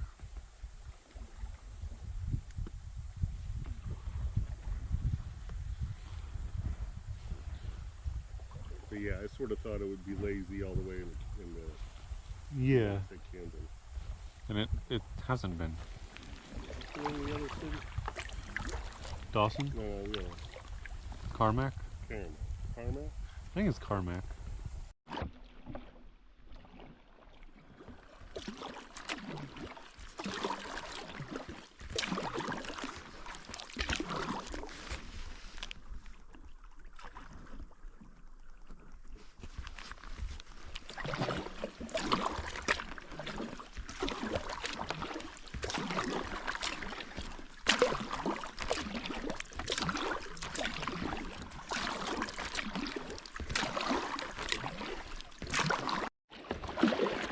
So we are paddling now, trying to get to what is listed on the map as a good camp. If people happen to be there, there is another potential mid-water camp on island listed probably about 2.5 miles past it. So at this point we probably have, I don't know, 12 miles or so to get there. It's probably, let's see here, 6:30 in the evening. So we have 2 hours or less to paddle to get there. The current has remained fantastic. We haven't done a whole lot of paddling the second part of this day. Yeah, so just paddling there, I was at about 8.5 miles an hour. So, so the current's moving along probably 7 right here. So we'll definitely make time. The current is the only reason we can go. Think about going this far. And we still smell a little bit of smoke, but it has gotten so much better. I'd be sort of fine camping wherever at this point, but at this point we've done so much that if we get to this camp, we're looking at probably finishing tomorrow. Plan was not to finish tomorrow, but you know, if it's going, if we're going to do all these miles and we only have 30 some miles, might as well do them all in one day, right? Where does this go?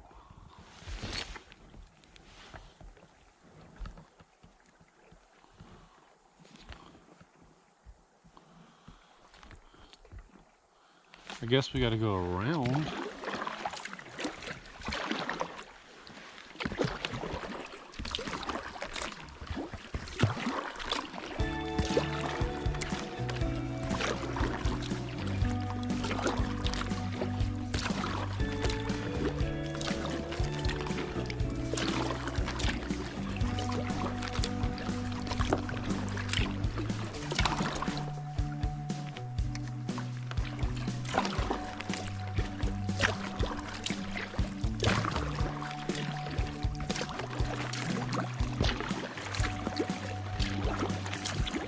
And by the way, Brian and I have not gotten out of the boats all day. We started at 10, actually, yeah, 9:55 I think we put off. And it is after 6:30, and we have not gotten out of the boats once. Never found that creek to get water from. But at this point, I think Brian has enough fresh water to get us to the end, so it doesn't really matter. Especially if we finish tomorrow.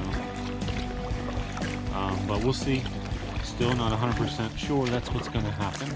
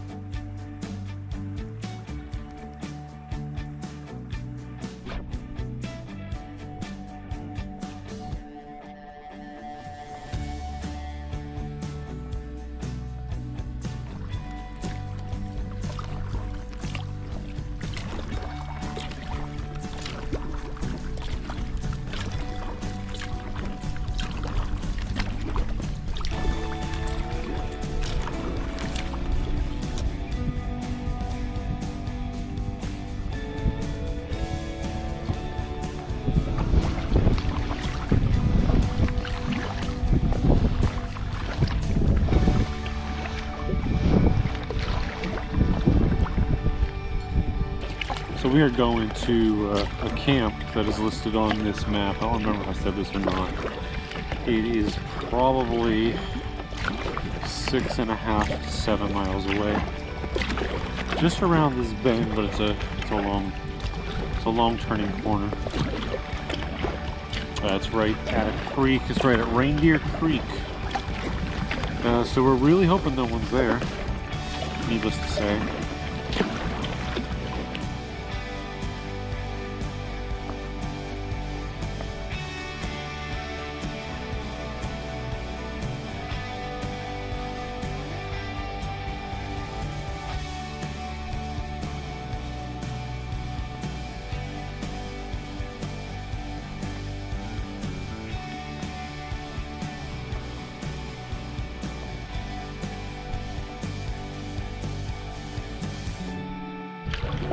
So right now I'm just beast paddling.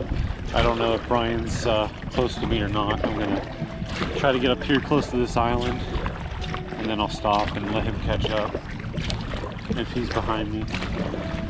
This is the hardest I have paddled all day. It's probably 7:30 in the evening. We've been paddling straight since 10, and trying to get to this campsite. So this is a good campsite. We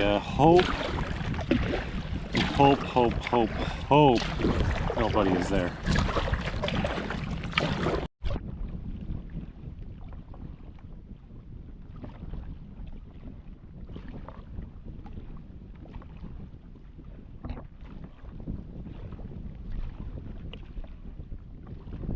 So the good news is we have left the wildfire behind. We no longer smell any smoke or anything. And that is what prompted this long day, is the fire. And then the more and more we kept paddling, we're like, well, there's a good campsite listed at mile like 300. Yeah, let's paddle there today. It'd be fun, they said. Needless to say, we are teetering on the exhausted phase, and we're trying to keep paddling now to get there. Current's still good. So we have this big, huge island we're going around to the left. If we went to the right of it, it would actually be a shorter distance, a good bit shorter distance. But the current has proven to almost always be worth going to the main channel. So we are going to go to the main channel around this big freaking island. And once we get past this island, it's not too much further, then we'll be to the campsite.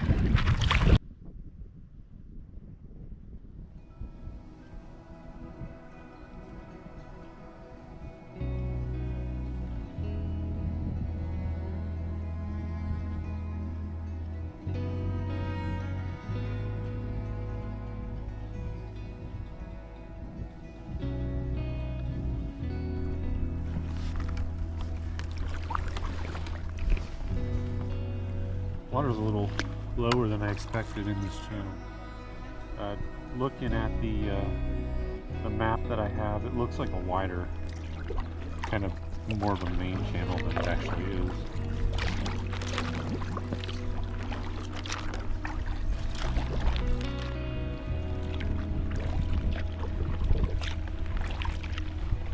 We should have taken the right channel. No, it's going to be quick like this.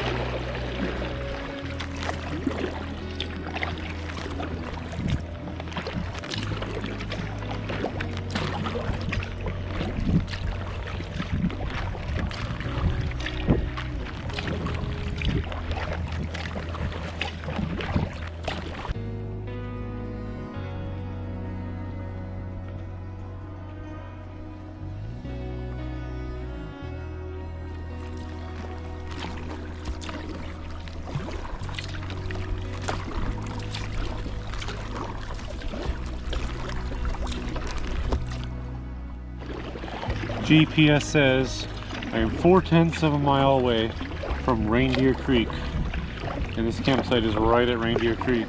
I think I can see it. Right there.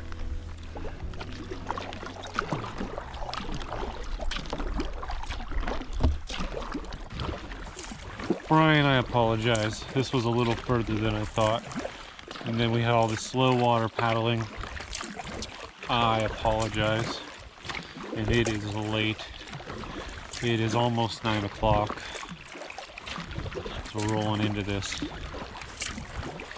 What a freaking crazy day.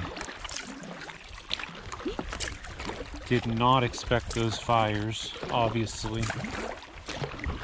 But just didn't want to be near them. And then it came into like, why don't we just keep paddling? And we kept paddling, and we kept paddling, and we kept paddling.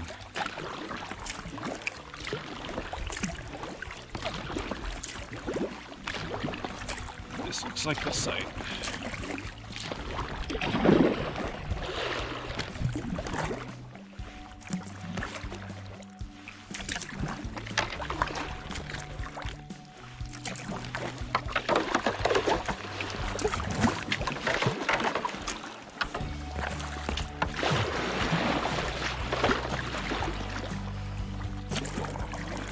Table built.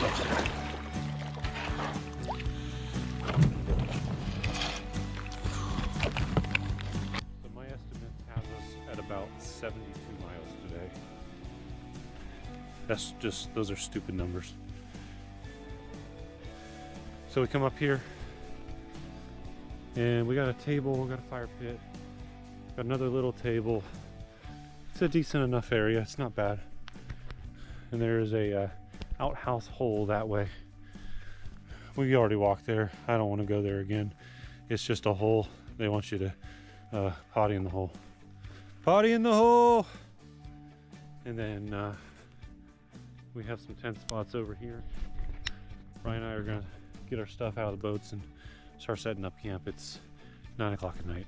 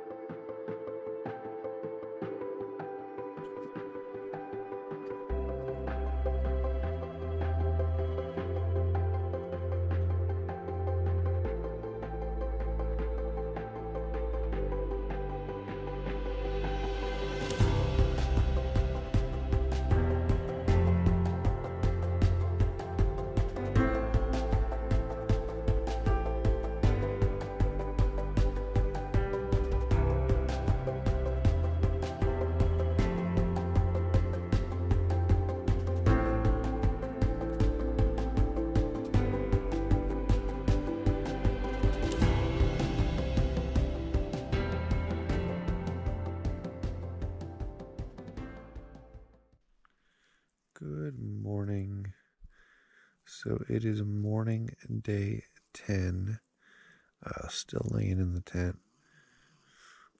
We did so many miles yesterday. Google Maps, my marks on Google Maps says we did 72. Brian's GPS says we did 74. We probably actually did 74 going around islands and stuff. So anyway, because of that, we are going to finish our trip today. We've got 29 miles left to get to Dawson. And so that's what the plan's going to be if we can ever get up and out of bed this morning, because I don't really want to move. Nope. Don't want to move.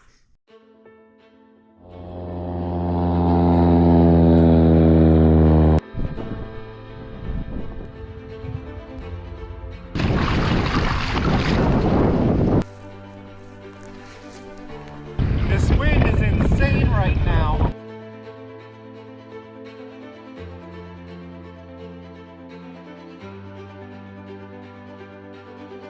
Apparently I was charging bears and didn't know it.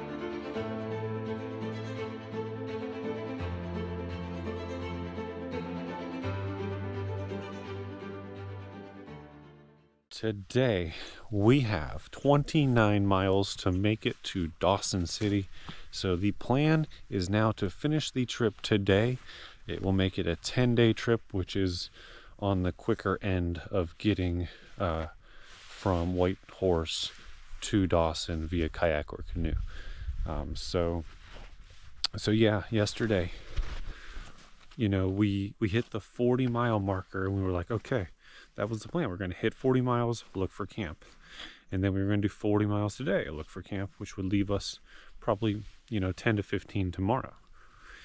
But as soon as we started looking for camp, I saw just a blaze of fire, just a tree, just completely consumed in fire on the left shoreline. And I was like, Brian, is that a wildfire? And he's like, no, I don't think so. Well, maybe. So we went around another corner, and then, you know, we could just see all kinds of smoke. Smoke. And then we're like, shoot, that's a wildfire. So at that point, you know, shortly after that, we started smelling the smoke. And I'll be honest with you, I did not want to camp. Even if we were on the other side of the shoreline, winds are very low, we probably would have been fine. But I did not want to camp where I was, you know, consuming that smoke all night. So we ended up paddling. We got out of the smoke. We knew where a campsite was according to the map that we have, and it was not very close. And we were like, well, heck, we might as well just keep paddling. So we paddled into this site, doing a whopping 72 miles via straight line. However, we actually paddled 74 miles yesterday. Just a crazy day. And today, 29 miles. It's still a good little paddle today to get 29 miles. We're hoping to get to Dawson at a decent time, so we can figure out getting mine and Brian's boat to Mitchell's trailer. So that's on the docket today. It's been a great trip. You know, it's gone quicker than expected. And kind of the reason it's gone quicker than expected is because there's been times where I think 2 occasions we had a campsite picked out and we got there and there were people there. So naturally we had to keep on moving. So that added miles right there. And then yesterday added just a ton of miles. So we basically paddled 2 days in 1 day yesterday. So yeah, we got about 29 miles left to Dawson City, around where we're going to take out. Excited to see what else this river has to offer. It's just been fantastic. Though it looks like the mountains are winding down, I don't know, they may come back. Just been amazing out here. So I guess we'll see what the next 29 miles brings. Got a little wet getting in? Mud. Oh. Mud. So it is morning, day 10, just putting in the water. The put-in was really muddy by shore. I slid in backwards and almost tipped over, so that was fun.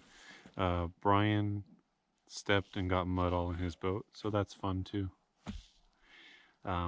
So we are getting ready to head toward the main channel here and head downstream to Dawson, day 10. 29 miles to go. Hopefully it's a good one.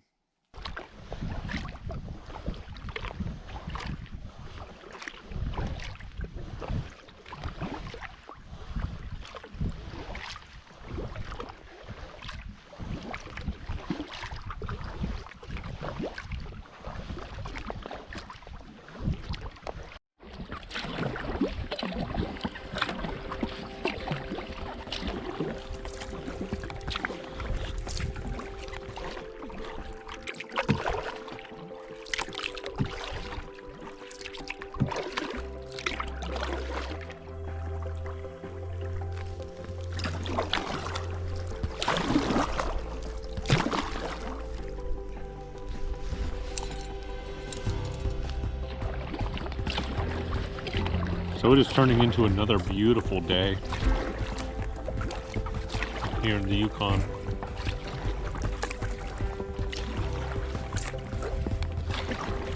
I was a little chilly this morning, but it's starting to warm up.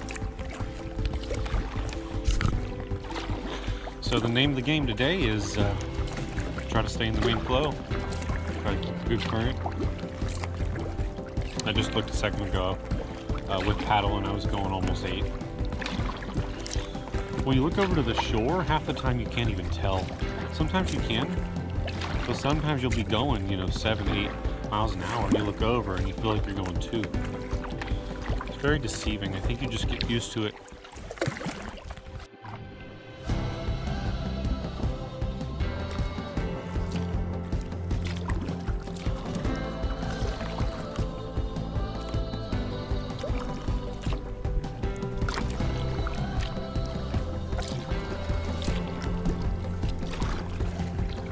So we have just reached mile marker 400 for the trip.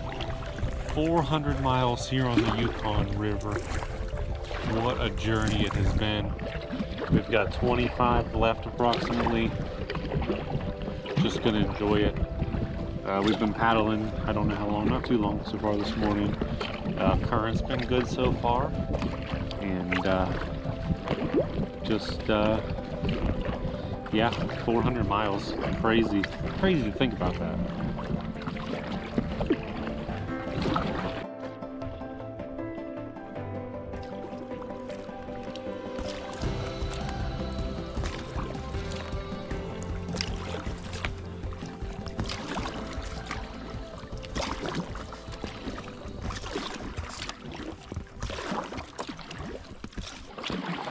So you can't see it, or we can't see it because we are in the far left channel, but on the other side of the river on the right channel, the Indian River is converging with the Yukon. So we have gained yet another river, another pretty big river.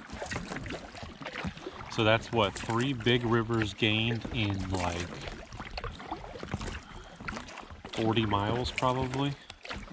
Roughly, that's a lot. That's why this river has gotten so big, so wide. But luckily, it has maintained flow. It's actually gained flow since the White River, or it's been more steady maybe.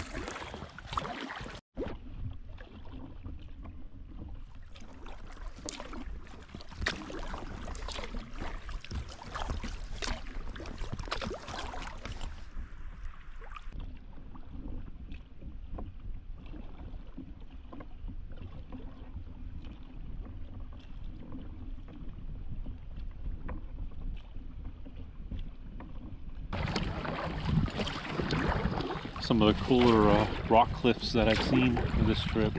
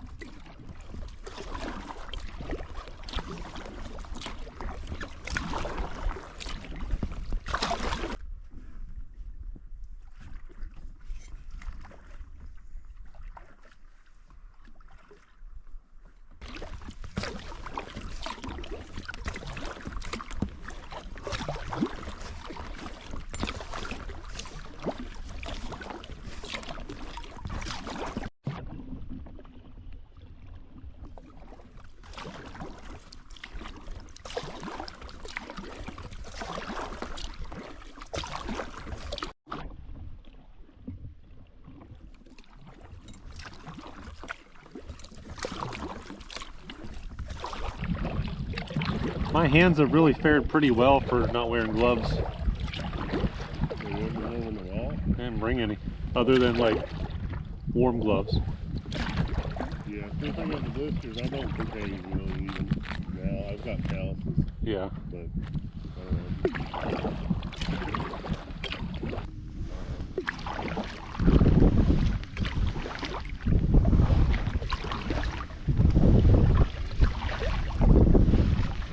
So we're about 10 miles in so far, about a third of the way there. Current's been good. We're making good time.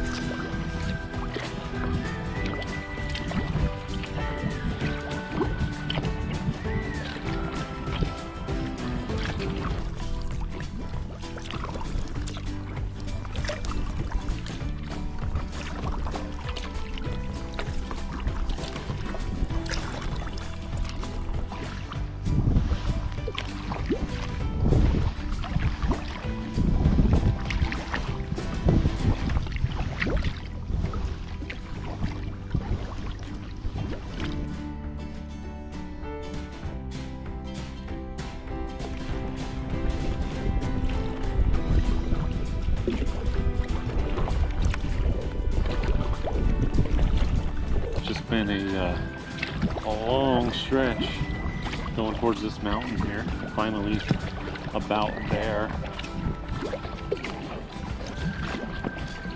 It's probably about a 4 or 5 mile long stretch there. I wanna wander out of the valley where the river takes us far away from home. Time to ponder in the fields around me where there's nothing but the breeze and the great unknown. Leave your worries and your suitcase. All you don't need, nothing but you. So don't throw your hopes down a wishing well. It's your heart's desire carry you.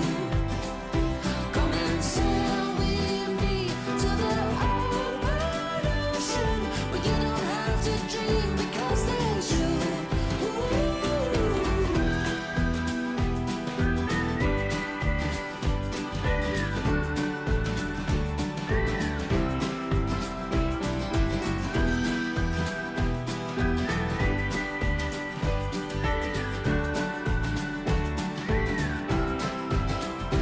Nothing around us, just flames in the fire. And through the night they burn like me for you. Covered in wonder, sweet in silence. Oh, we'll keep running and we'll keep running. Leave your worries and your suitcase. All you don't need, nothing but you. So don't throw your hopes down a wishing well. It's your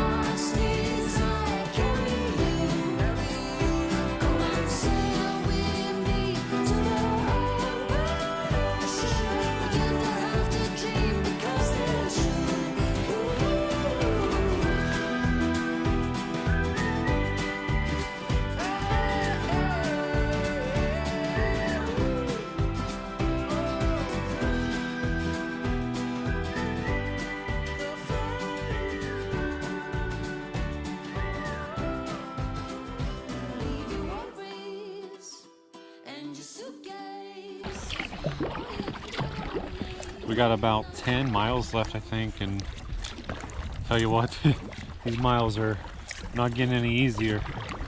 We still got flow, but man, it's a lot of paddling.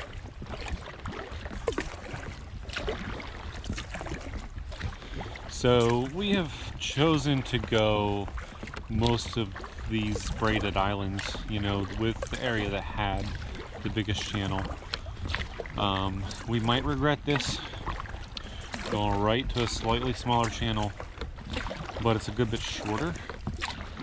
But if there's no current, we're gonna wish we were on the other side. So I guess we'll see how this goes.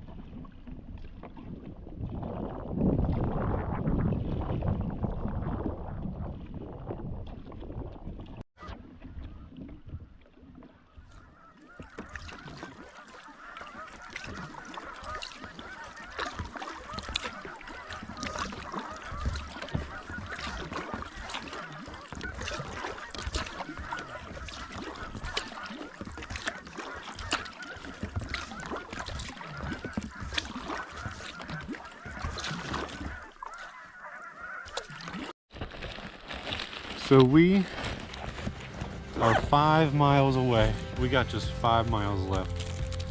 So you know what? It is time for a broken celebratory Chips Ahoy cookie, chocolate chip cookie. Oh yeah. Oh yeah. Almost dropped part of the wrapper. No littering on the river. Good.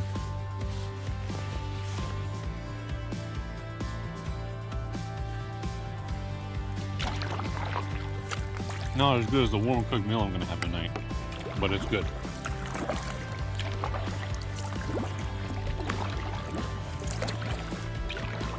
So 5 miles left. We still got good current here. We're not sure. We're not sure where we're going to take out.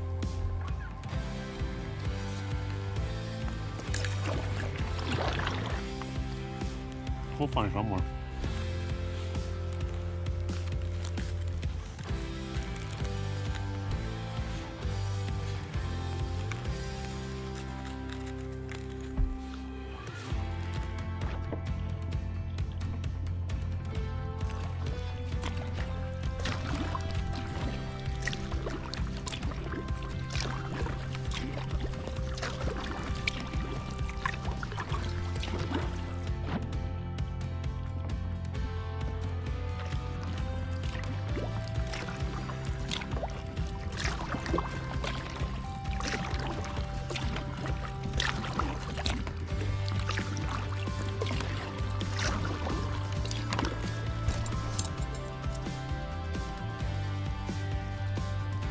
So when we get around this bend up here, we might be able to see Dawson City. We might be able to. But it kind of does another bend, so we might not be able to.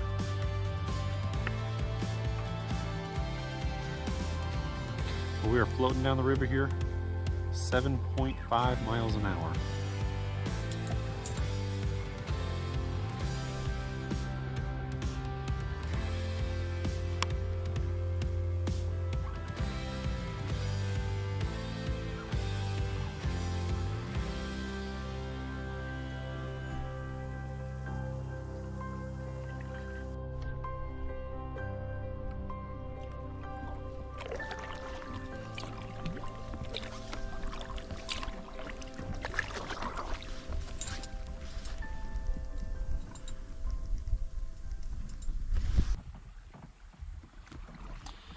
So as we round this city, as we round this corner, I can't really see, you know, buildings. It's a smaller city yet. Yeah, so this trip has been filled with so much. Started with 7 strong, and first day, you know, was going great. Got into the lake, and as soon as we got to the lake, it was instant survival. Like, we just had to make our way to shore as quick as we can. From there, we were able to make it just a little bit further down the lake at that point to a camp. And day 2 on the lake was more of the same. All day on the lake, all day long, dealing with the swells and the wave trains and current pushing you all kinds of ways. What a long day that was. As we went to day 3, we were only a couple miles from the beginning, or back to the Yukon River. So we got to the river, started having good flow, and there were even a couple rapids that day. So that was pretty fun, and it was really good to get off of that lake and get some moving water. Some of my days might be messed up here. So day 4, I believe, is the day. Actually, day 3, I think we had that ship. I think we saw that ship on day 3. Day 4 is the day that we dealt with those just crazy headwinds. And there were headwinds like a good amount the first 5 days, but just crazy headwinds as we were going on the side of that cliff with that kind of sandy looking cliff on our right side. It took us forever to get through there. It was just so windy through that. Day 5 is where Brian and I broke off, not intentionally, by the way. The plan was just to float down the river, but once we had floated for hours and they hadn't caught up, at that point we made the decision to go to Carmacks to get some rest. So that ended up being a pretty long day. We made it to Carmacks, and you know, we met up with Tim and Brad there. Got to spend the evening with them and the morning with them, so that was good. And we got to hear about the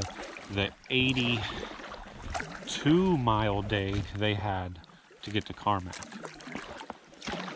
So from there, day 6, we left Carmacks and we had 5 Finger Rapids and Rink Rapids, and what a beautiful section of river that was. Just incredible.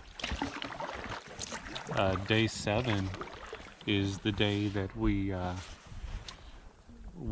got to Fort Selkirk, I think it's called, and we could have camped there. We decided to move on at that point. Ended up making a good bit more miles from there. Day 8 was the day that you know, probably 20 miles, 30 miles down from the fort, just the mountains are just out of this world. The views are just absolutely incredible with the mountain surroundings that we went through. That was day 8. Day 9 was yesterday. We had planned on doing 40 miles and then looking for camp. As soon as we got our 40 miles and once Brian got me focused enough to start looking for camp, I look to the left and I see fire. Thought it might be a wildfire. As we did a little more looking at it, we realized it was indeed a wildfire. So from there, that prompted our really long 74-mile day yesterday, because we just didn't want to camp near it. And then we were like, well, we might as well keep going to a listed campsite that's supposed to be pretty good. So that's kind of what we did. And here we are today, 29 miles, coming into Dawson Creek, or Dawson City. Here momentarily, we're gonna hit up with the Klondike River and look for a place to get out. I'm showing 7/10 of a mile.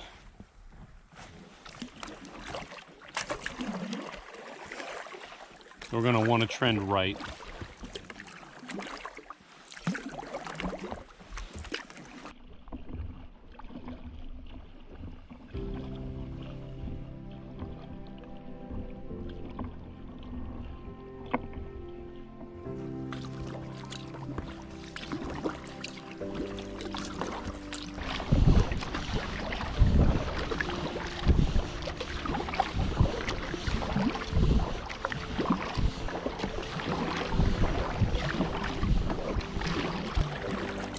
Pretty heavy current. We're in the eddy now, going back into the current a little bit. Got to get around this giant gravel bar here on the bank.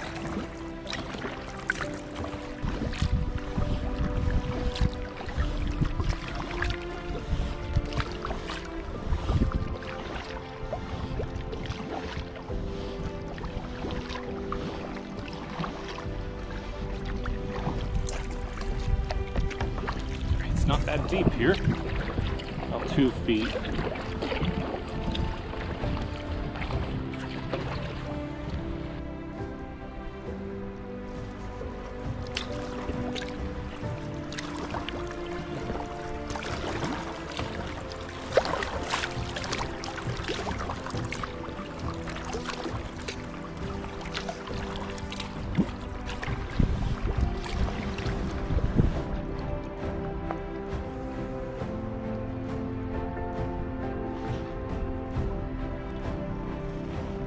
We can get out and line the boats if we have to here.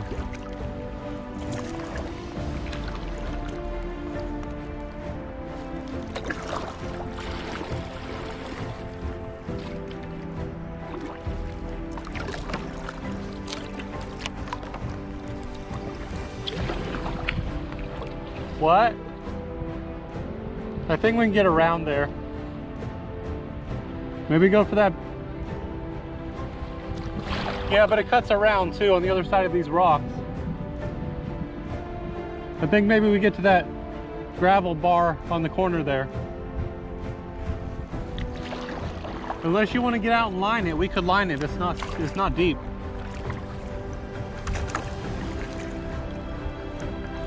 Gravel bar straight across. Other side.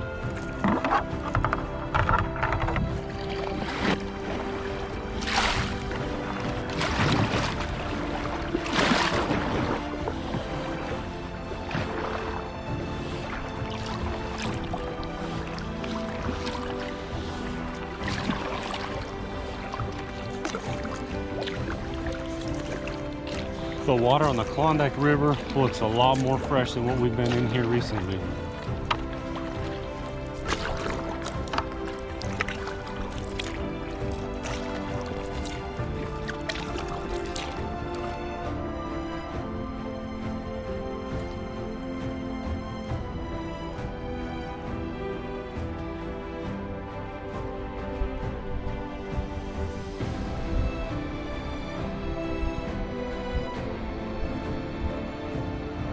Do you think we should go to where that dirt slope is over there?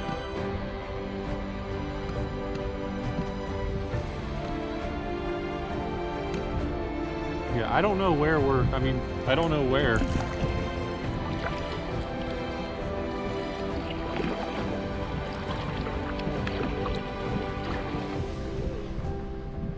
Back there? Oh. I thought those looked like private things.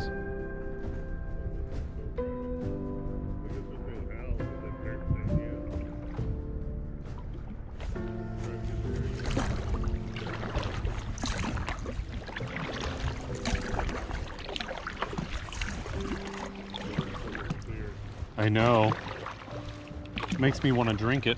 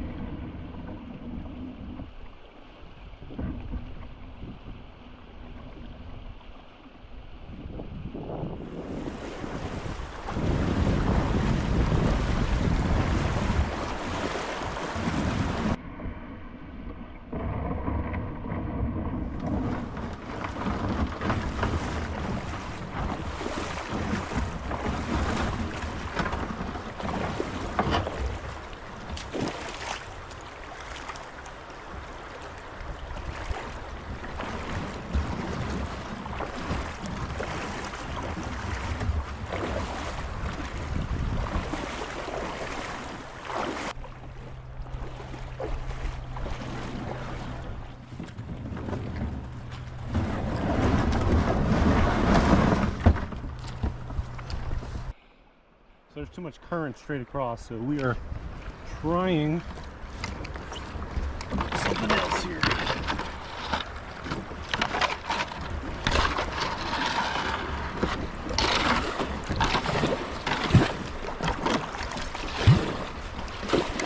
I got over to that.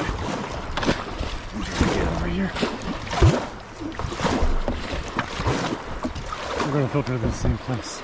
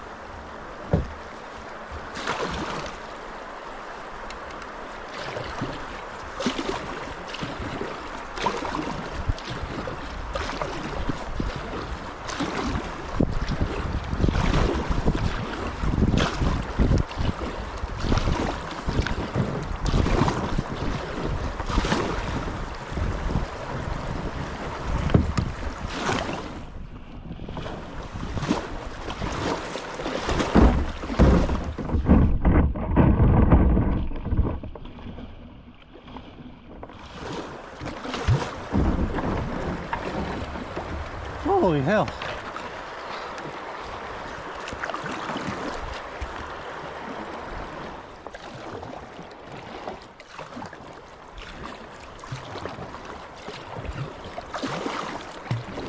So this is what we probably should have done all along.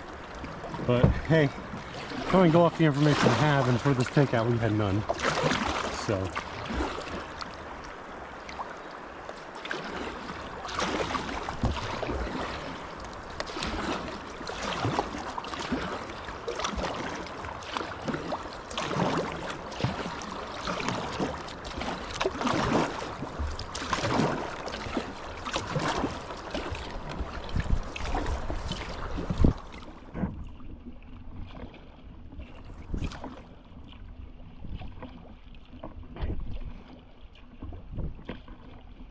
we're just trying to get to this other side. That's literally all we're trying to do.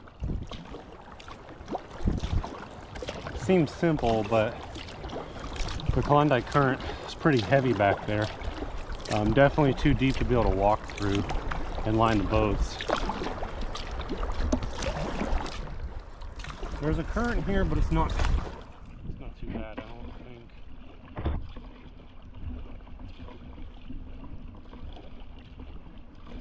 Gonna hit us right here.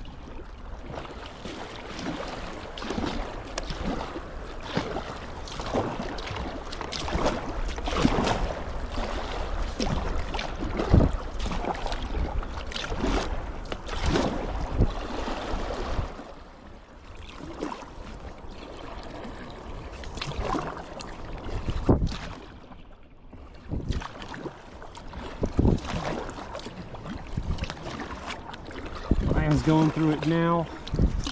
I am over here finally. I think we should just go right there.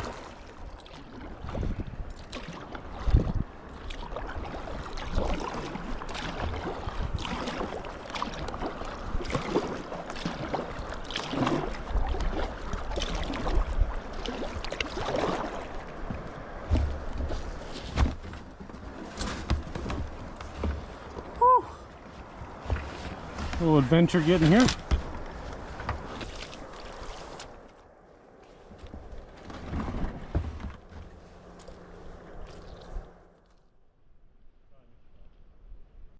So we have arrived, and now where Mitchell's truck is stored, I'm gonna go see if I can grab it. He said the keys are in it. I have the code to get in, so it's a 1.6 mile trek there. Unless I can find someone along the way to give me a ride. That's what we are doing. Dawson City Museum.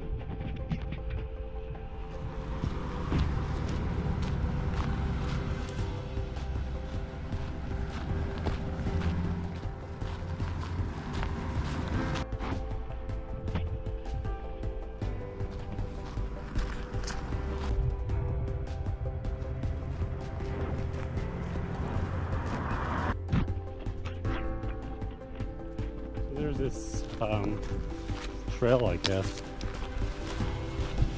I think it's a walking trail. But it seems to go where I want to go, basically, so I'm on it.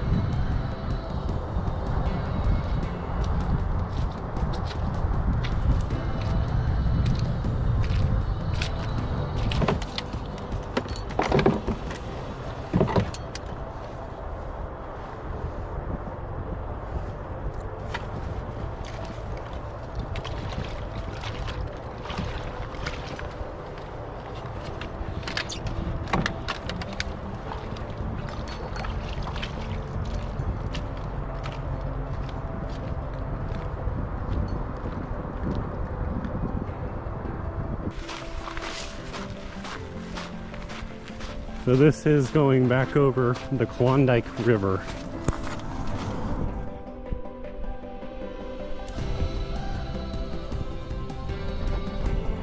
Beautiful. Water looks fresh. The Yukon water looked good first couple hundred miles, and then it started changing and it just looks flat nasty now. This water looks good on the Klondike. Hasn't had too much interference from major rivers probably at this point.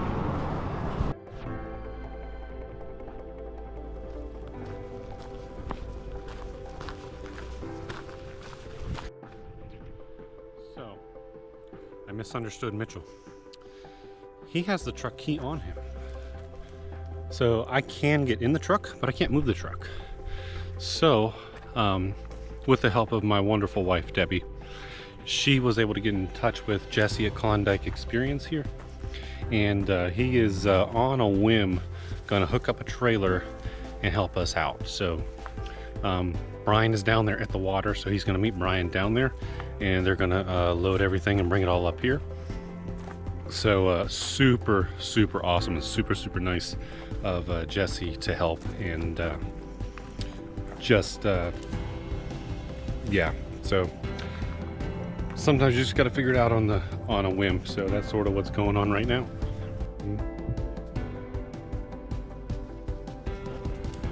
Klondike Experience making it happen. So he is you know, dropping off a load of folks at the airport, and he dropped the trailer with our gear on it. This got done super quick. You need anything in this area? See Jesse. After our river part of this trip has ended, and I'm just doing a walk here by the water. So by the time we went through all our gear and got it all in the trailer and figured all that out, we had about a 1.6, 1.7 mile walk to our hotel. By the time we got to our hotel, took a shower, and got to get some food, it was about 10:30 at night last night. By the time we left the place, the pizza place, it was after, I think it was like 11:30. So definitely a late night last night, a long day. It all worked out. So today we're just kind of hanging out in Dawson, gonna hit some shops, maybe do some museums. But this morning I'm just kind of walking around here, riverfront, and you know, kind of good to be able to do, you know, a different kind of trip at this point. So yeah, definitely a heck of a trip. So much adventure was in the trip, and definitely looking forward to whatever the next adventure is that we embark upon. But at this point, it looks like Mitchell and Jack are about maybe just a couple days out. So they were about this morning.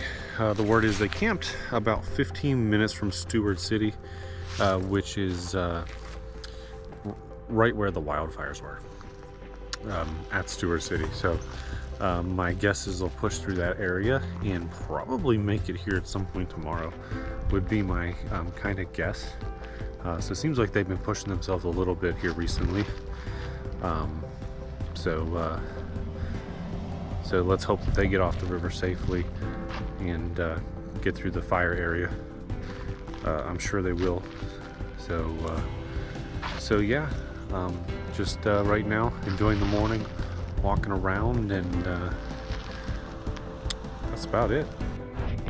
So right here, this is where Brian and I took out yesterday, and I'm not going to go down there, but this is where we took out. Super muddy. We really didn't know. It turns out there is a boat ramp. I haven't been to it. I think it's just down river a little bit. I don't think it's too far, but they do have a boat ramp, and we were just trying to, my thought was we were trying to get as close to the truck to make as little of a walk as possible.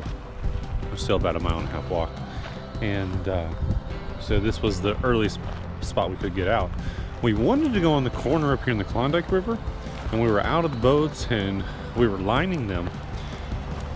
From where we were, we couldn't see. It looked like the Klondike River was just a trickle of water, but once we got closer, we realized this ain't no trickle. This thing is moving pretty good. Looks like a lot of fun, but we weren't going to be able to line across it, that was for sure.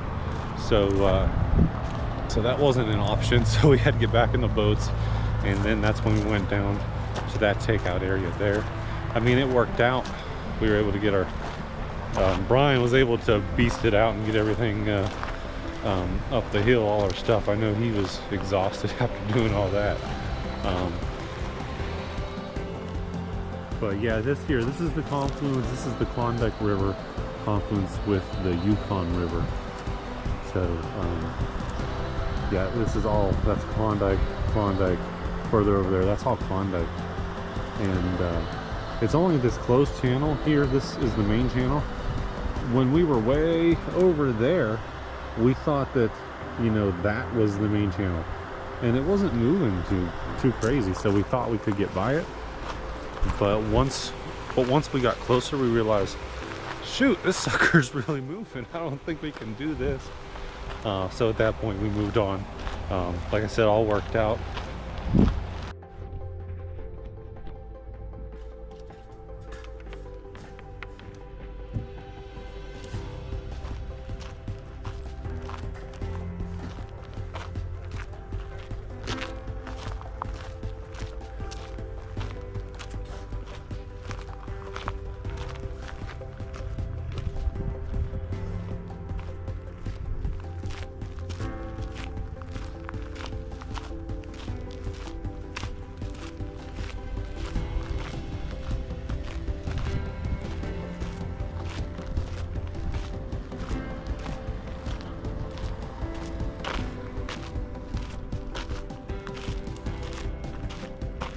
The Kino of Dawson. Pretty cool. And right here behind it, I have found the boat ramp. So this is probably where we should have come to take out. And actually, I think this is what I had marked on my map. Why didn't we come here? I don't know.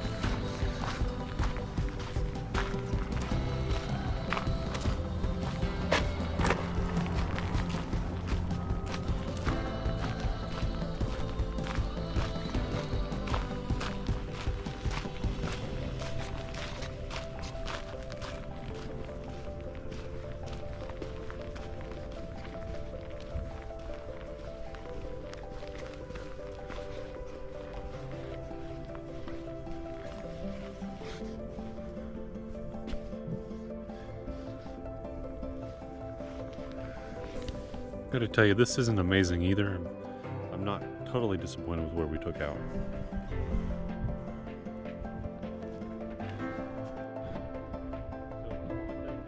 It's right behind me, this is who all made it happen right here in Dawson City.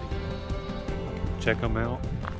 They are amazingly helpful if you need some help off the river. I think they do tours and all kinds of stuff too.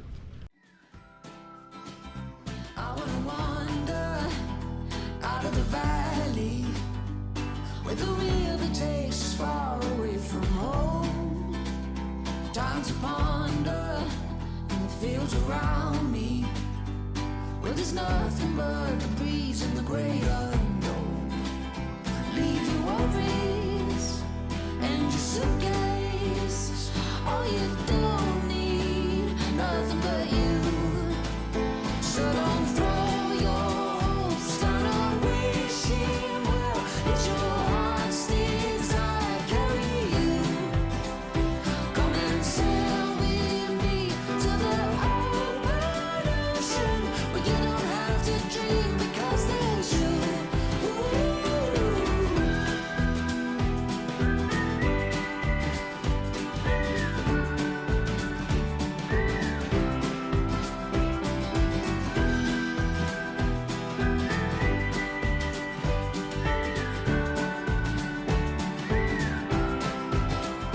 Nothing around us, just flames in the fire. And through the night they burn like me for you. Covered in wonder, sweet inside.